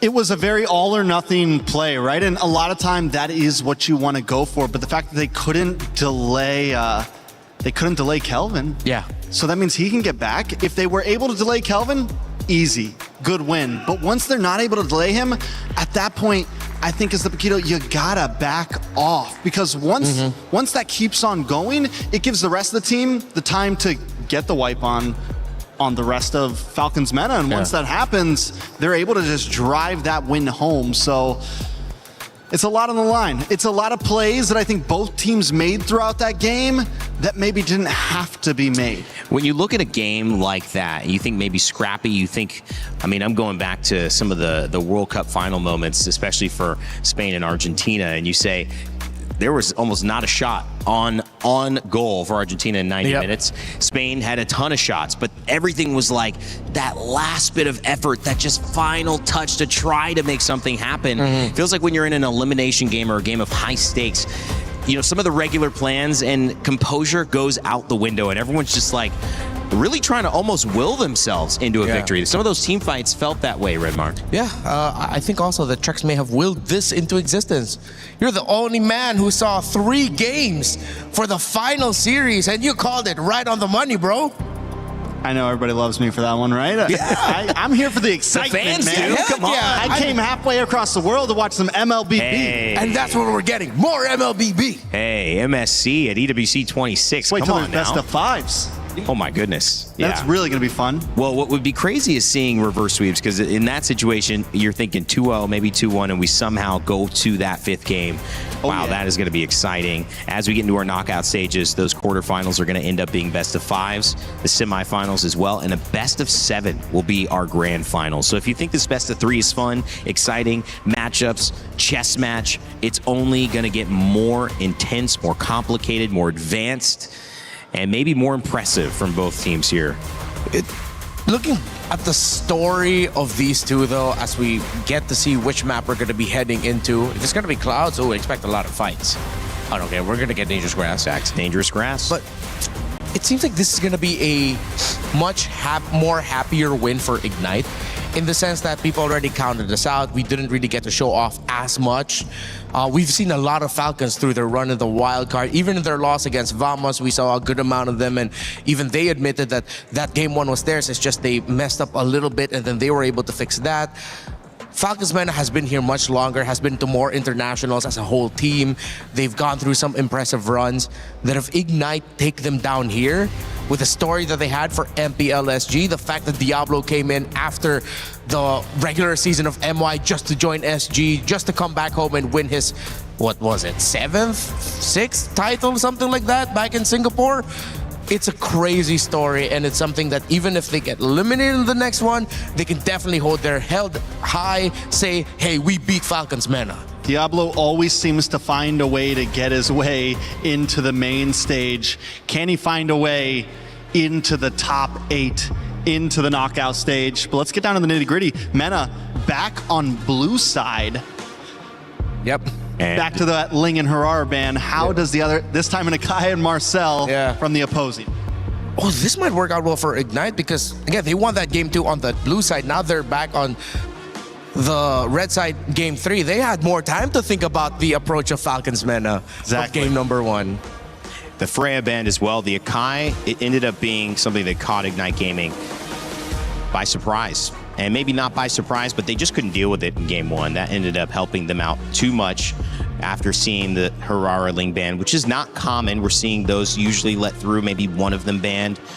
Going deeper into the assassin pool, Falcons MENA have kind of changed things up at the end of the day and said, nope, we're not going to see them, we're not going to play them, we're not going to use them. Let's see what else you got. So do you get rid of the Eudora here? That's a good question. What happens if you don't? I mean, if you don't, then you have something that could threaten the assassin that you possibly might want to pick if you want to go for the Fanny.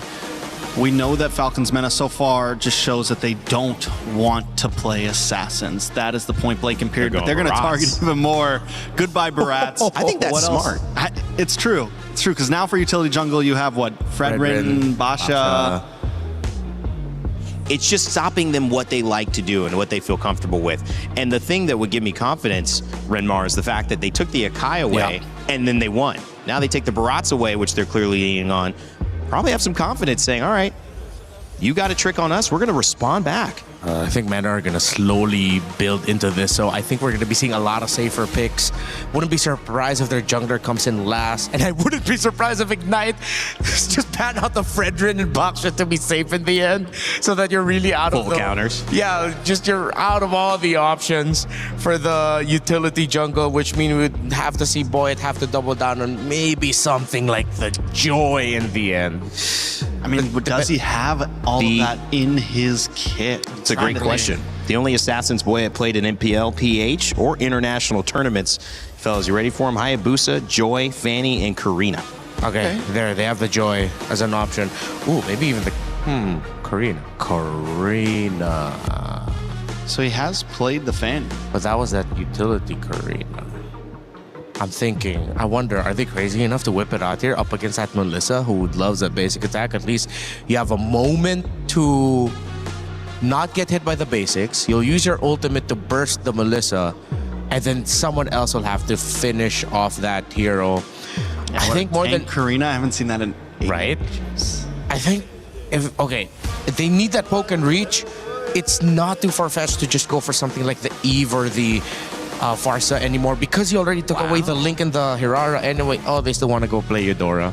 It's an early Clint, but the Eudora I was just going to bring up, Renmar. Does it hurt?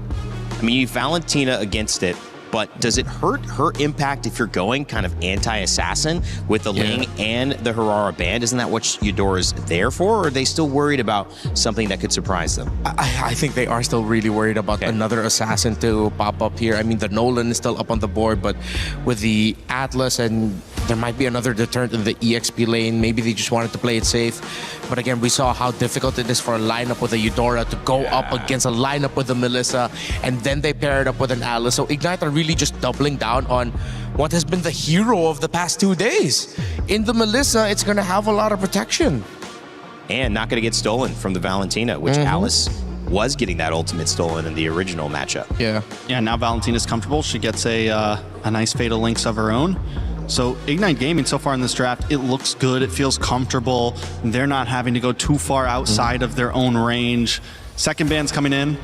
Will you have called it right, Renmar? The Guinevere, so something similar. Another, I mean, definitely could have been a jungle option. We've been seeing more roam Guinevere lately, but this definitely viable in the jungle position. I think they just have to accept that maybe they'll end up with something like a Uranus in the EXP here for Team Falcon's Mena, and then they close it out with a Joy, just get that damage. Got a Kacha band that was picked by Ignite Gaming, got them the win. You call back to like a Liam Ward. I guess not against the Alice and Melissa. Yeah, that might be tough. With the Alice, can go Yuzhong. I wonder. Ooh, they can. No, but they can't even go Sora because the Valentina's there, and the Sora ultimate being available for the Valentina is going to hurt Falcon's Mena more. Arlott band. Arlott to be safe. And Bellerin band. Ooh. Still looking for that presence. Yeah, actually that roam pick now, or they maybe this time they'll just end up having to pick up the high loss. The high loss empowers the Alice, slows down and sets up for the Melissa. Okay. Theoretically should be safe. You have Revitalize for it. You don't want to go pick off. You're not going to play a Kalea here. Kalea is pretty much snuffed out by the Atlas. I wouldn't mind the high loss. Okay, we've seen it before. Yeah. Trex. Atlas can definitely work. You already have a big ult. They go for the Grok instead, so even more aggressiveness on their side. More you pair that up with a possible Fatal Links. I mean, they have big... We saw the possibilities of them wanting the big Wombo combos. They still have that. We're talking Throne of Ruin, Tech Charge, Fatal Links, every bit of crowd control that you could want. And this would make playing something a lot like the Fredrin or the Boxer difficult. You don't have any more of those as an option. If you play the Hayabusa, you risk getting invaded constantly by the Grok Valentina, and then the Alice coming out of the lane, whichever side that's on in the jungle. I think they have to double down on just the Joy. Even the Joy will struggle. Ignite might have just crawled back for a reverse sweep. Okay, at least they still get the Harley. And then the Uranus that we expected earlier for the Uranus-Alice matchup. And it's a strong matchup. I mean, that's a strong team. Yeah. But are they hampered by anything? Do you feel that there's still an edge that Ignite Gaming can get? I don't know, how do we feel about Hayabusa for Ignite here? Not bad actually. Honestly. Yeah. It evens things out. This makes it really demanding for Boyd though, like to answer Rainday's question. The Valentina and everything mentioned also. Ooh, and Lancelot. Wow. That's another unique That's some hero. unique picks, baby. Yep, Lancelot making a comeback here. Yeah, the Lancelot into the Harley, of course. That was one of the answers. Not gonna lie, Ignite might have actually crawled back for this. They feel good. They look confident. Yeah. See Troll there bouncing up and down. I'm feeling a little bit more Ignite here, but it's more a question of how the Alice and Uranus handle their game in the map. All right, ladies and gentlemen, Mena, Team Falcons, and Ignite Gaming in their final game of a best of 3. One team going on to continue their dream for an MSC championship. One team going home. Let's send it back to your casters, Mirgita, to finish it off. Hey, thank you so much, panel. It is Mirgita, the combo right now, to bring you this elimination match. Earlier, there were a few lives still, you know? It was one game after another. It was the equalization, but now it's the climax. One team's gotta go. The other team's gonna make it past this stage. IG or Falcons Mena. Yep.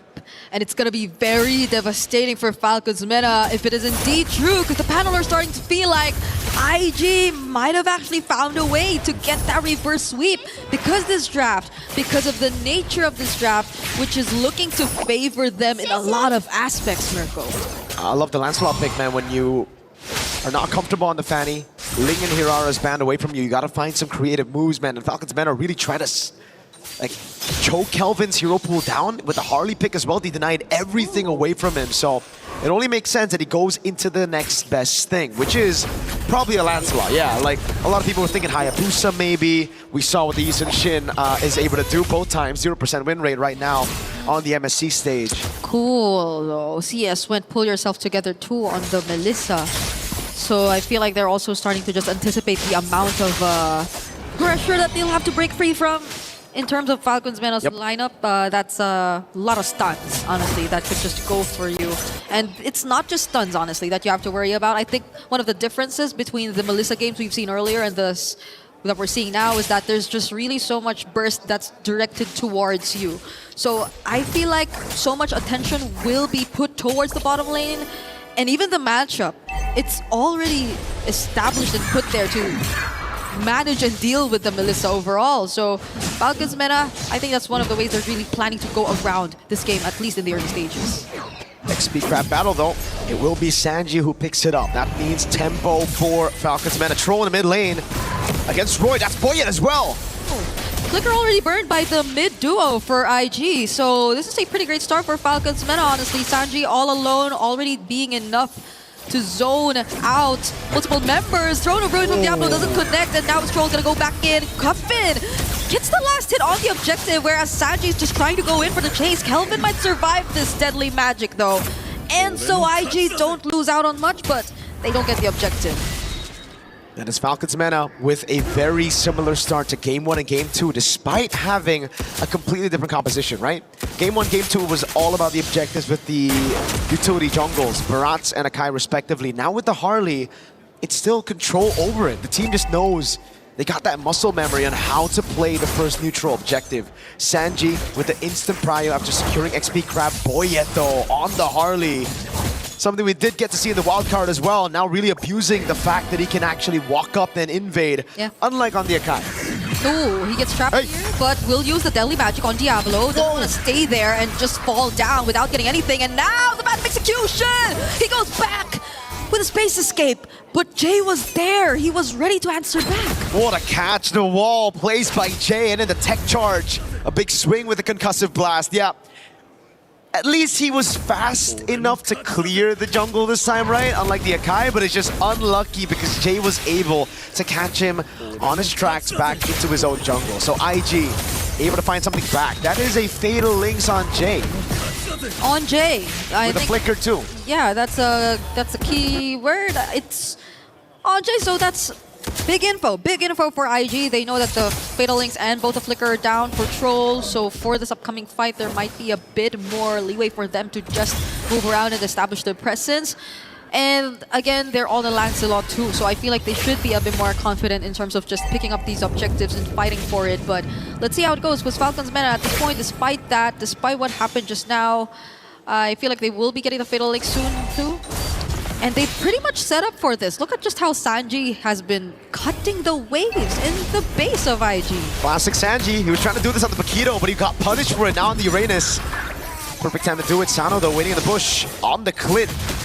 Yeah, Troll is just walking through everyone, and it's not looking good. IG are just really going to take this objective. Tech charge doesn't connect onto anyone. There goes the Throne of Ruin, but now they find three. But the counter setup from Roy all over again, but the damage, it seems to be working out for Team Falcons Mena. Boyet, as well as Sano, seem a bit too reliable as CS is the next target. It's a double kill for Sanji. Big win for Falcons Mena. For the first time, it's IG were actually able to get the neutral objective, but Falcons Mena take the fight. They even take the orange. No, Kelvin's still able to secure it, but Sanji's going to walk down on him. Yeah, and it's very fast conversion. They don't want to waste time. Now they finally will take that tier 1 in mid, and even that tier 1 down bottom. Kelvin is not having a great time though. He is not really taking his very own jungle camps. And it's the same story in the early game. Falcons Mena are just the better team at converting on objectives and playing around these team fights early. It's just somehow in that game number 2, they completely forgot about their win conditions and they played around IG's win con of just sticking together, which is something that IG can still do right now with the Alice and the Grok. But it's something that Falcons Meta will definitely be eyeing out for this time around, right? Yep. Fool me once. Wait, hold on, Troll. Okay, you're gonna spot out CS, forcing out to go away. The ultimate already casted 2 for Cuffin, but do they use the Fatal Links? No, it's actually IG using it first, and there goes the counter. Oh my but God. CS, he's just stealing the free hits. They're actually able to find Cuffin in the process, and it's just the mid lanes traded out. It's a 1-for-1 that's actually... Oh, if Sano gets caught by the wall there, then it won't be bad for Falcons Meta. It won't be good for Falcons Meta, but still pretty good trade for them. Kelvin doing a good job here. Counter jungling and invading whenever he gets the opportunity to, right? Yeah. It's the only way right now to keep that gold lead from getting too crazy. It's exactly the same. It's almost exactly the same from what happened and transpired in game number 2, where it's Falcons Meta taking charge and then IG just forced to find trades, mostly through Kelvin and his presence across the map, and the fact that there's also an Alice, so I cannot but think that IG are just really waiting out for CS maybe. Troll? But Troll decides to go in. That's 2 tanky members standing in front of him. They're not gonna go for the setup just yet, but yeah, if there's anything I really want to see change for IG, and if they're waiting for that timers, hopefully CS doesn't really panic click on buttons. I think we saw it a couple times even in game number 2, and even just now the go away being forced out quite early. Because Eman, you saw him earlier, that was such a patient way of playing the Melissa. So Falcons Meta, now that they're in this lead, IG have to be very particular with timings. Here's the thing with Melissa, right? It's like, all right, it's a great pick. You can play around it, you can farm and just scale all game long until you get your power spike. But it requires the team to play around you. I mean, that's the thing that IG, if you don't haven't been doing in the early game. They haven't been playing towards this Melissa. CS has kind of been an independent Melissa all throughout this game, unlike Vitality when they played it with Eman. So again, for IG, it's all about playing with your winning condition, right? With the Valentina, Alice, and Grok, it really is a composition to just enable Melissa, CS on the Melissa. Kelvin can do his own thing in the back, but everybody else needs to peel for CS. Because honestly, even if you hand over, let's say, the Fatal Links to Roy, that works too. If you're just really planning to play around CS, setting up for CS, and you have multiple ways to just catch these opponents because they're not on Purifies. Diablo used the Throne of Ruin right there. So they will not have it for a while. Yeah, they still want to defend this? Okay, gets away with the blink. Why did they use the Throne of Ruin there? It was in a bush, so maybe they were considering going for an engage, but it was just Troll that they saw, so maybe they'd rather not, because you never really know if there was anyone else from Team Falcons Meta just waiting to follow up and go in for the bait. So IG, I think it's true enough. They're really being careful about this. They're playing from behind. This is nothing new to them, but we have an objective of coming, so they can't afford to lose out on more. And look at the way Falcons Meta this time have been able to manage the wave up top, far lane control as they play this Lord Dance. And this time, Sanji won't be making the same mistakes as that game number 2. He won't overstay in that side lane to get picked off. He's on a Uranus as well, has a flicker. So if he gets picked off now, that's on him. Yeah. He is just going to stick with the team. He is going to go for the zone, and they have enough info on where IG currently are, but it's Jay and Diablo waiting for a potential entrance? Looking for an angle. It's a 3-level lead between Sanji and Diablo. Sanji's been cutting these waves, and Diablo hasn't really been farming up. That wave up top is still looking good for Falcons Meta. I think there's too much pressure on Diablo to set things up for his team. It's almost as if he barely could split up his attention between farming and just finding the right entries. But speaking of entries, it's actually Falcons Meta who go in first. CS doesn't get caught though. Jay already looking very, very low. Sano with the reposition, actually popping the immortality. Now they lose one. Jay is down for IG. They lose one of their engages. And now it's up to Sanji to actually just...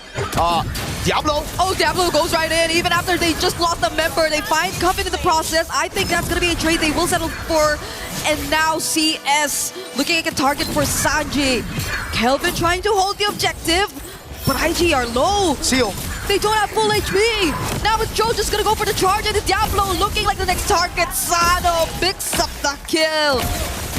And Falcons have this Lord all to themselves. All that time used by Falcons Mana to bait IG into the skirmish while the wave was pushing up top. That's a free tier 2 as Kelvin desperately tries to go in, Fatal Links! Gets caught. Thornrose tries to immune himself! Oh. And the Phantom Execution Retry steals away the objective from Falcons Mana in exchange of Jay. Ignite Gaming has to get Kelvin. Book him a chiropractor session, man, because Kelvin's been winning these retries. He's been constantly carrying this team on his back, even yesterday in the loss. What a steal again to save the game, to delay it even further. Even last game on the Hirara, you know, a real, oh god, yeah. Valid crash out in the back rooms there for Falcons Mana. Yep. But Kelvin, even earlier in game number 2 on the Hirara, constantly farming, invading the jungle, keeping that goal lead from getting too crazy. Now he has a path to get that lead on Falcons Mana. He's the only member on the team who's ahead. He's ahead of Boyet, and Boyet, by the way, used the Retribution earlier too. It was just much more accurate for Kelvin in that particular instance, which gave them at least a bit more room to breathe, and not Falcons Mana just knocking on their base or potentially taking out some Holy Shields and base turrets here and there. So they're keeping it close, but this is still a very significant lead in the hands of Falcons Mana in all lanes specifically. And on top of the fact that, again, Diablo, he's still on a level gap against Sanji. So you see how IG are just forced to play together, and Falcons, I feel, are taking advantage of that. You see it in the way they're starting to manage the waves a bit more. So for IG, it's about clearing. Last time I saw Lancelot and the Melissa on the same team, it don't matter how many Lords you get, they'll still be able to come back somehow with hero plays. And so far, we've been seeing exactly that. CS managing the waves, Kelvin making those hero plays happen for the team. And Falcons Mana desperately looking for the closeout. How do we get to that point? Earlier, it felt like there were a couple times they forced it too, so they probably learned from that. They don't want to risk it too much against this composition from IG, where you could just expect multiple layers of counter engage to come in. Just a single mistake is what it takes for IG to potentially turn things around, I feel. Because again, it's also been Roy holding on to the Fatal Links. You also have to consider the fact that Jay might go in for a tech charge, and that CS is gradually scaling up. But Jay and Roy... God, Boyet, they know where he's at. Oh, Boyet! Space escape out of there! And now they have to deal with the waves up top as IG scramble to get away because Falcons Men are going in for the chase troll. Diablo going in as well. They find multiple members from IG! And that was the moment they've been waiting for. Boyet going in, trying to go for CS. The flickers from Saji, a triple for Sado! And a potential wipeout coming through. There you have it! Falcons Mena! They take out every single member of IG! The moment Troll stops trolling, he gets a massive set! IG! They thought they had Boyet, but Boyet was playing a game! He knew where IG were, he reacted to it! Falcons Mena are gonna move over as they eliminate IG from MSC at EWC 2026! They found the closing angle they struggled to achieve in game number 2. And that was off of a smart play from Boyet. Such great and commendable game sense to put himself in such a position where IG just had so much ways and angles to capture him, but he still got away safely and they went straight for the punish.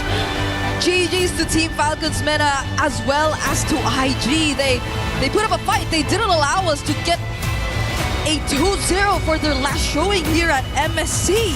That they certainly did. Was it enough though? Unfortunately for IG and for Singapore, no, it was not. You get to see the replay again. You know, these moments here and there, it's back and forth for IG, even though they were behind. Some hero moments from Kelvin that saved the day. CS constantly just playing in the back, dealing damage. This is the play for Kelvin to save the day one more time before inevitably we saw the collapse of IG. And it started with IG thinking they had the catch, IG thinking they had Boyet. And the clutch of their hands, but what was this again? The two-time Diablo with the push down below, and then now again throwing that Throne of Ruin gave Falcons Mena all of the information necessary for them to die, to go in, and to go for IG's throat. We're gonna throw it over on stage for an interview with Falcons Mena. What a sweet victory for them. They live to soar another day. Team Falcons Mena victorious. And this time with me is Troll to have a little bit of a discussion. Now, MVP, 100%. You were playing incredibly throughout this game. Game one, especially on your Marcel. It was beautiful to witness. How do you make sure you're always in the right position to make sure you're in every single fight as a roamer? My position for Marcel is I'll always give vision for my team, so the enemy team cannot do anything. So that's the whole point. I mean, you say that, but then in game two, which things, really got tough there, you were constantly being shut down by Diablo in moments that really turned the game around against you. What happened in that game in your mind? I think game two we made a mistake in the blue buff. They made sure to punish us, and they came back and they did a good job. And how do you reset from that sort of gameplay? Okay, mistakes happened. Now we have to forget about that. There's the pressure of elimination. We're getting into game three. How to reset from it? We reset. The coach just told us about our mistakes and told us not to do it again. We played the third game. You didn't do it again in game three, I can tell you that much. Well, you're someone that's been around for a long time in the MENA scene in MLBB. It's your second MSC that you're competing here. How do you feel things have evolved since your participation at MSC 24 to today in Paris? I think the experience of us players, we've been together 3 years, so our teamwork is really good. It definitely showed here today, even under pressure. That isn't. You're someone who's been kind of balancing competition and studies at the same time. How do you manage to do that when you're now hitting these big stages and you have a lot more to worry about also at home? Well, now I don't have anything to worry about because it's summer break. But when it's time for school, I'll just study and play. I've been doing it a lot, so it's okay. It's just part of the competition. Thank you very much, Troll. Congratulations to you and Team Falcons Mena. Gentlemen, come over here. Habibis, it is time then to crush our second and final key of the day. Did you guys decide who's going to crush the key? Or is it just going to be you, Troll? I don't know. Who wants to crush the key? You know what? Let's just decide it in the moment. Come on over, gentlemen. This is it, our second elimination of MSC at EWC 2026. It's huge. Yes, I know. Join on in. It's time for you to crush the hopes and dreams of Ignite Gaming on the other side. Their key is already in place. The instructions are ready. You can go ahead and push it in and just watch it. Keep pushing it. Hold it down, Habibi. You got this. They've done it in the game. They're doing it again on the Crusher at EWC. Oh! Ignite Gaming set ablaze by the Falcons. All those hopes crushed to bits. Little tiny shards. And you'll see it all in front of you here. It's the magic that happens here. At MSC at EWC 2026, Ignite Gaming are out. Your victors, survivors, Team Falcons Mena live to fight another day. Back to the panel. Well, nothing is granted. If you play enough Eudora in mid lane, you'll hear her say something like that. And everything certainly earned in this best of three set. It went down to the wire, and it was Team Falcons Mena who have booked themselves a match against Team Falcons PH. What an amazing journey and story that is going to be when we face off again and see some more Group A action. But as we turn into our panel, I welcome you back, Rinmar and Trex joining me, Rain Day as your host. And guys, closing out the day, closing out that set, really, it could have gone either way, but Falcons felt in control of it once that third game got going. Yeah, better execution. I'm still going to double down that I had a little bit more preference to the draft that we saw from Ignite Gaming, but we saw from how they were moving, it looked like wasn't really hitting all the marks. Meanwhile, Falcons Mena, they looked confident. Yeah, I mean, I can also double down that I liked the draft from Ignite as well, but it just goes to show kind of what we were talking about through a lot of those games, Rain Day. where it just felt like Falcons Mena was playing a tighter game. It felt like they were just overall competing at a better level than what Ignite could bring today. And I think in game 2, we saw some shimmers of what Ignite could really be, but they couldn't bring that consistently through all 3 games. I mean, these are tough moments to go through, because on the flip side, you've got Ignite Gaming, who are, doing their best to try to stay alive in this competition, and it doesn't go their way, and that's part of competing at this level. You get the chance, you get the experience, hopefully you take something from it. What can Ignite Gaming take away from this loss? I mean, look back at their story. They crawled through the lower bracket in MPL Singapore. They went through a grueling 7-game grand finals against favorites and still won. They made it here. They dropped down to the lower bracket, but they got a game against a very experienced team in a match that we thought that they'd be done and out for. They forced the game number 3, didn't go their way, but they have a bright future in Kelvin with what he was able to do with that one heroic play he did, stealing the Lord away in game number 3. There's a lot to be able to grow through with the progress that they've made. And when you look at Falcons Mena, isn't this a little bit more of just the same story? Finding their way through the wild card, facing elimination if they do not get the job done, but at the very end, at the last moment, crossing the finish line. It's another one, and now they get to go against their kind of organizational companions in Team Falcons PH, who many people didn't expect to be in the bottom side of the bracket, but are. Can that run continue? It's definitely going to be something that's going to keep them up late tonight. There is a lot to think about, a lot to look at the games that were before them. Yes, Falcons Mena has been a part of MLBB competition for a very long time.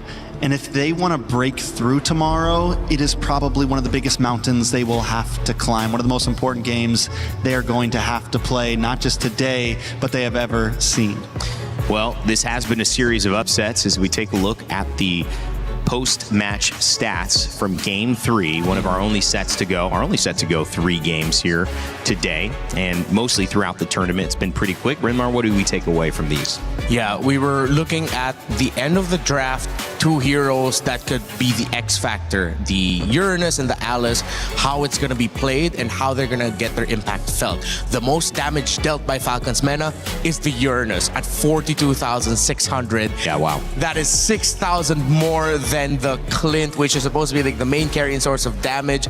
Almost, well, not double, but even way more than the Eudora and a lot more than the Harley. So Sanji was definitely the anchor for the draft for game number 3 for Falcons Mena. How did you feel the jungle matchup went with Boyette and Kelvin? Boyette on the Harley this time around. Did we see some comfort from him? Do you think there's more to see? Well, if we remember in the previous meta, something that Falcon Mena is trying to bring us back to, Harley was a monster, was just completely dominant in so many ways, and I think it's something that maybe IG forgot a little bit about. Yes, the Lancelot can do well in it, but when you have everyone else on the team playing so well, when Sanji's able to just harass consistently in your jungle, in your face, it makes that Lancelot's clear time even slower, and Harley was just able to capitalize on that and have a great game. Before we head into tomorrow, seeing these shots of Troll walking ahead of Team Falcons Mena, giving Kelvin the dap, and the fans, they've been amazing here at MSC. Paris has been a delight, that key being crushed, representing your hopes, your dreams at EWC across all the games, not just for your championship hopes here, but also your championship hopes for the club championship as well, which Team Falcons have won back-to-back. They got to be happy as an organization, sending 2 teams now to qualify and have a chance to continue that pursuit here in the knockout stages. Oh yeah, for sure. I'm pretty sure the happiest out of everyone here right now, if I'm not mistaken, would be Team Vitality. I know, look at that. Yeah, they're looking really good. And they're not sweating yet. Yeah, not sweating at all. Their understanding of the meta seems to be a step ahead of everyone else. We haven't seen them go down the more cheesier routes, but then the fact that they can bring in the Vexana in mid, they've won a series solely through building around the Melissa. It's great. You know, I love kind of, I started in MOBAs and, you know, a game called Smite. And one of my favorite things about learning new MOBAs and diving in and seeing these communities is it's kind of the same thing over and over again, where when you develop a meta, you're really looking at a chessboard, but you don't know the quality of the pieces yet. You don't know what's the knight. You don't know what's the rook. You don't know what's the queen. and you're constantly figuring out what's the king, what's the one thing I need to protect, and what's my one win condition. And as metas change, they continue to change. I'll start with you, Trex, and if you want to add on to this, Renmar, what have we seen develop with the pieces on the MLBB chessboard after day 3 going into now day 4? It still feels and you can't give me this it's wide open answer. Right. I've asked you this 3 times. It's just the reality of the situation, my guy. Like we just saw Falcons Mena even open things up. We banned out what we thought was the king and queen, right? We banned out the Ling and the Harara, and there wasn't any detrimental change because in the past it was these picks always need to be banned out. We never want to see it. The Marcel, I think, is something that needs to continue to be banned out. I don't think that is a pick that is ever going to be let through. But outside of him, there's nothing else that really seems end of world if you ban it out or let it through. Everything seems to have a counter. I will good on this board as well that the Atlas and the Belleric also seem to be a very important pick. And yes, the Harara and Ling are going to start to be thought about on whether we will ban them or let them play. And I think a lot of teams are going to look at the way Falcon Mena played today and maybe implement it down the line, especially some of the teams like TLPH and like Falcons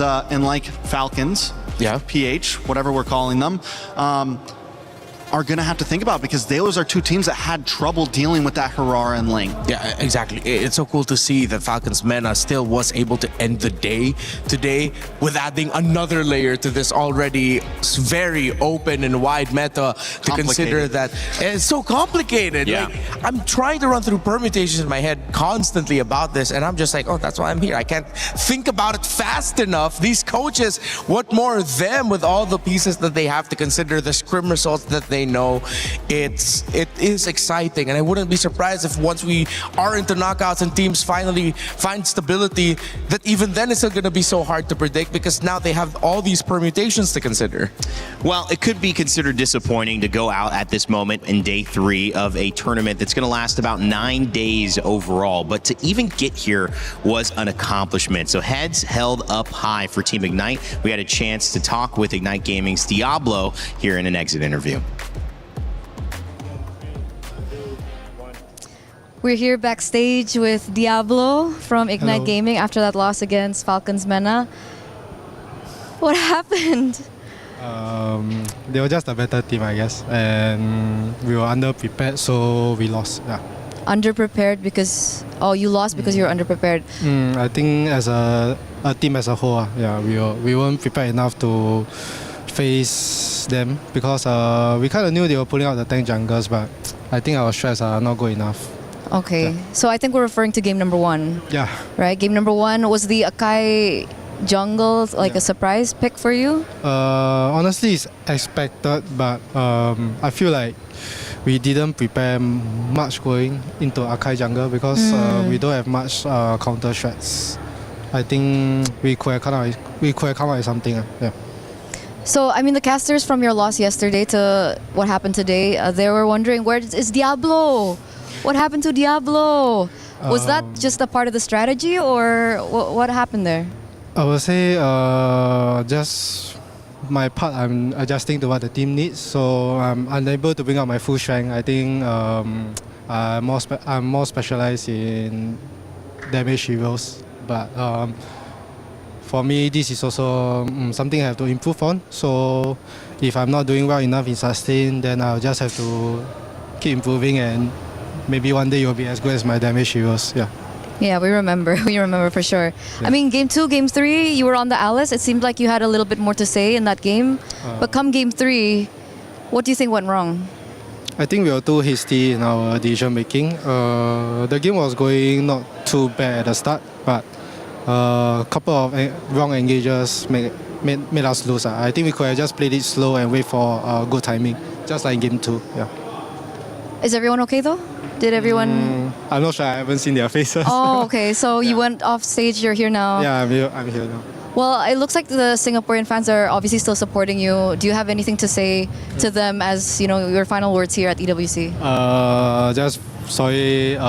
Very disappointing result. I think throughout this year, it's quite disappointing. I think as a whole, Singapore has improved, and sorry I couldn't bring the performance up, but if there's ever we make it back into the main stage, I hope you guys continue watching, and maybe one day I will be back, like my form will be back. For now, sorry for disappointing you guys, and sorry you can't see the Diablo that you want to see. Yeah. We'll wait. And we are all waiting. All right. Thank you, Diablo. Thank you, Ignite you. Gaming, for all your hard work. We're going to throw it over back to you guys. The world will wait, Diablo. Great final words, great humility there, and trust me, you will have your fans ready to support the next time you get a chance on this stage or a future M Series stage. Guangzhou Gaming in this schedule take the win over True Rippers. They will play tomorrow, and it's Team Vamos who win a 2-0 over Team Spirit, booking their spot into the knockout stages. Team Vitality also did the same, taking down Team Falcons PH, sending them into a knockout game, which means they could go home, but they're going to be facing off against another Team Falcons and Team Falcons Meta, which means the Falcons will be flying into another match. It just depends which one. As you take a look at this, it means that when Team Vitality and Team Vamos book those tickets, there's still more to do as Guangzhou Gaming, Team Spirit, Team Falcons PH, Team Falcons Meta want to find themselves in the other two spots. 4 teams fighting for 2 more spots, and that's just Group A. Tomorrow, Group B takes the stage. And that leads us to some big games, gentlemen. GK Esports, Selangor Red Giants to kick us off. That's a lower bracket game, meaning one of them is going home. Yangon Galacticos Pro Esports, Onyx and Aurora Gaming. Coach Midnight, who showed us some awesome stuff, that Rafael Ahmed. We'll see if he has any more tricks up his sleeve. We'll close out the middle of our day, and to end it all, it's Entity 7 versus Team Liquid. Another lower bracket game that will send a team home if they can't get the job done. Yeah, based off of what we saw from their previous matches, it seems like the first match for GK and for Entity 7, they're going to be the ones I think perceived by a lot of us as climbing an uphill battle. Yeah. But those middle set of matches, those look really exciting. What's insane is that in the past you would say the Aurora versus Onyx could be an uphill battle for Aurora, but this time around, I think more and more eyes are looking at Aurora as real contenders here. You know, word on the street is they are doing very well behind the scenes, and what we're seeing on the stage, they are also doing very, very well. Well, to all of our talent and all the production team, we appreciate you all for being here and joining us on day 3 of MSC at EWC 2026. My name's Rain Day, and I'll remind you to never give up, never stop gaming, and we'll leave you tonight with the STC recap. See you tomorrow.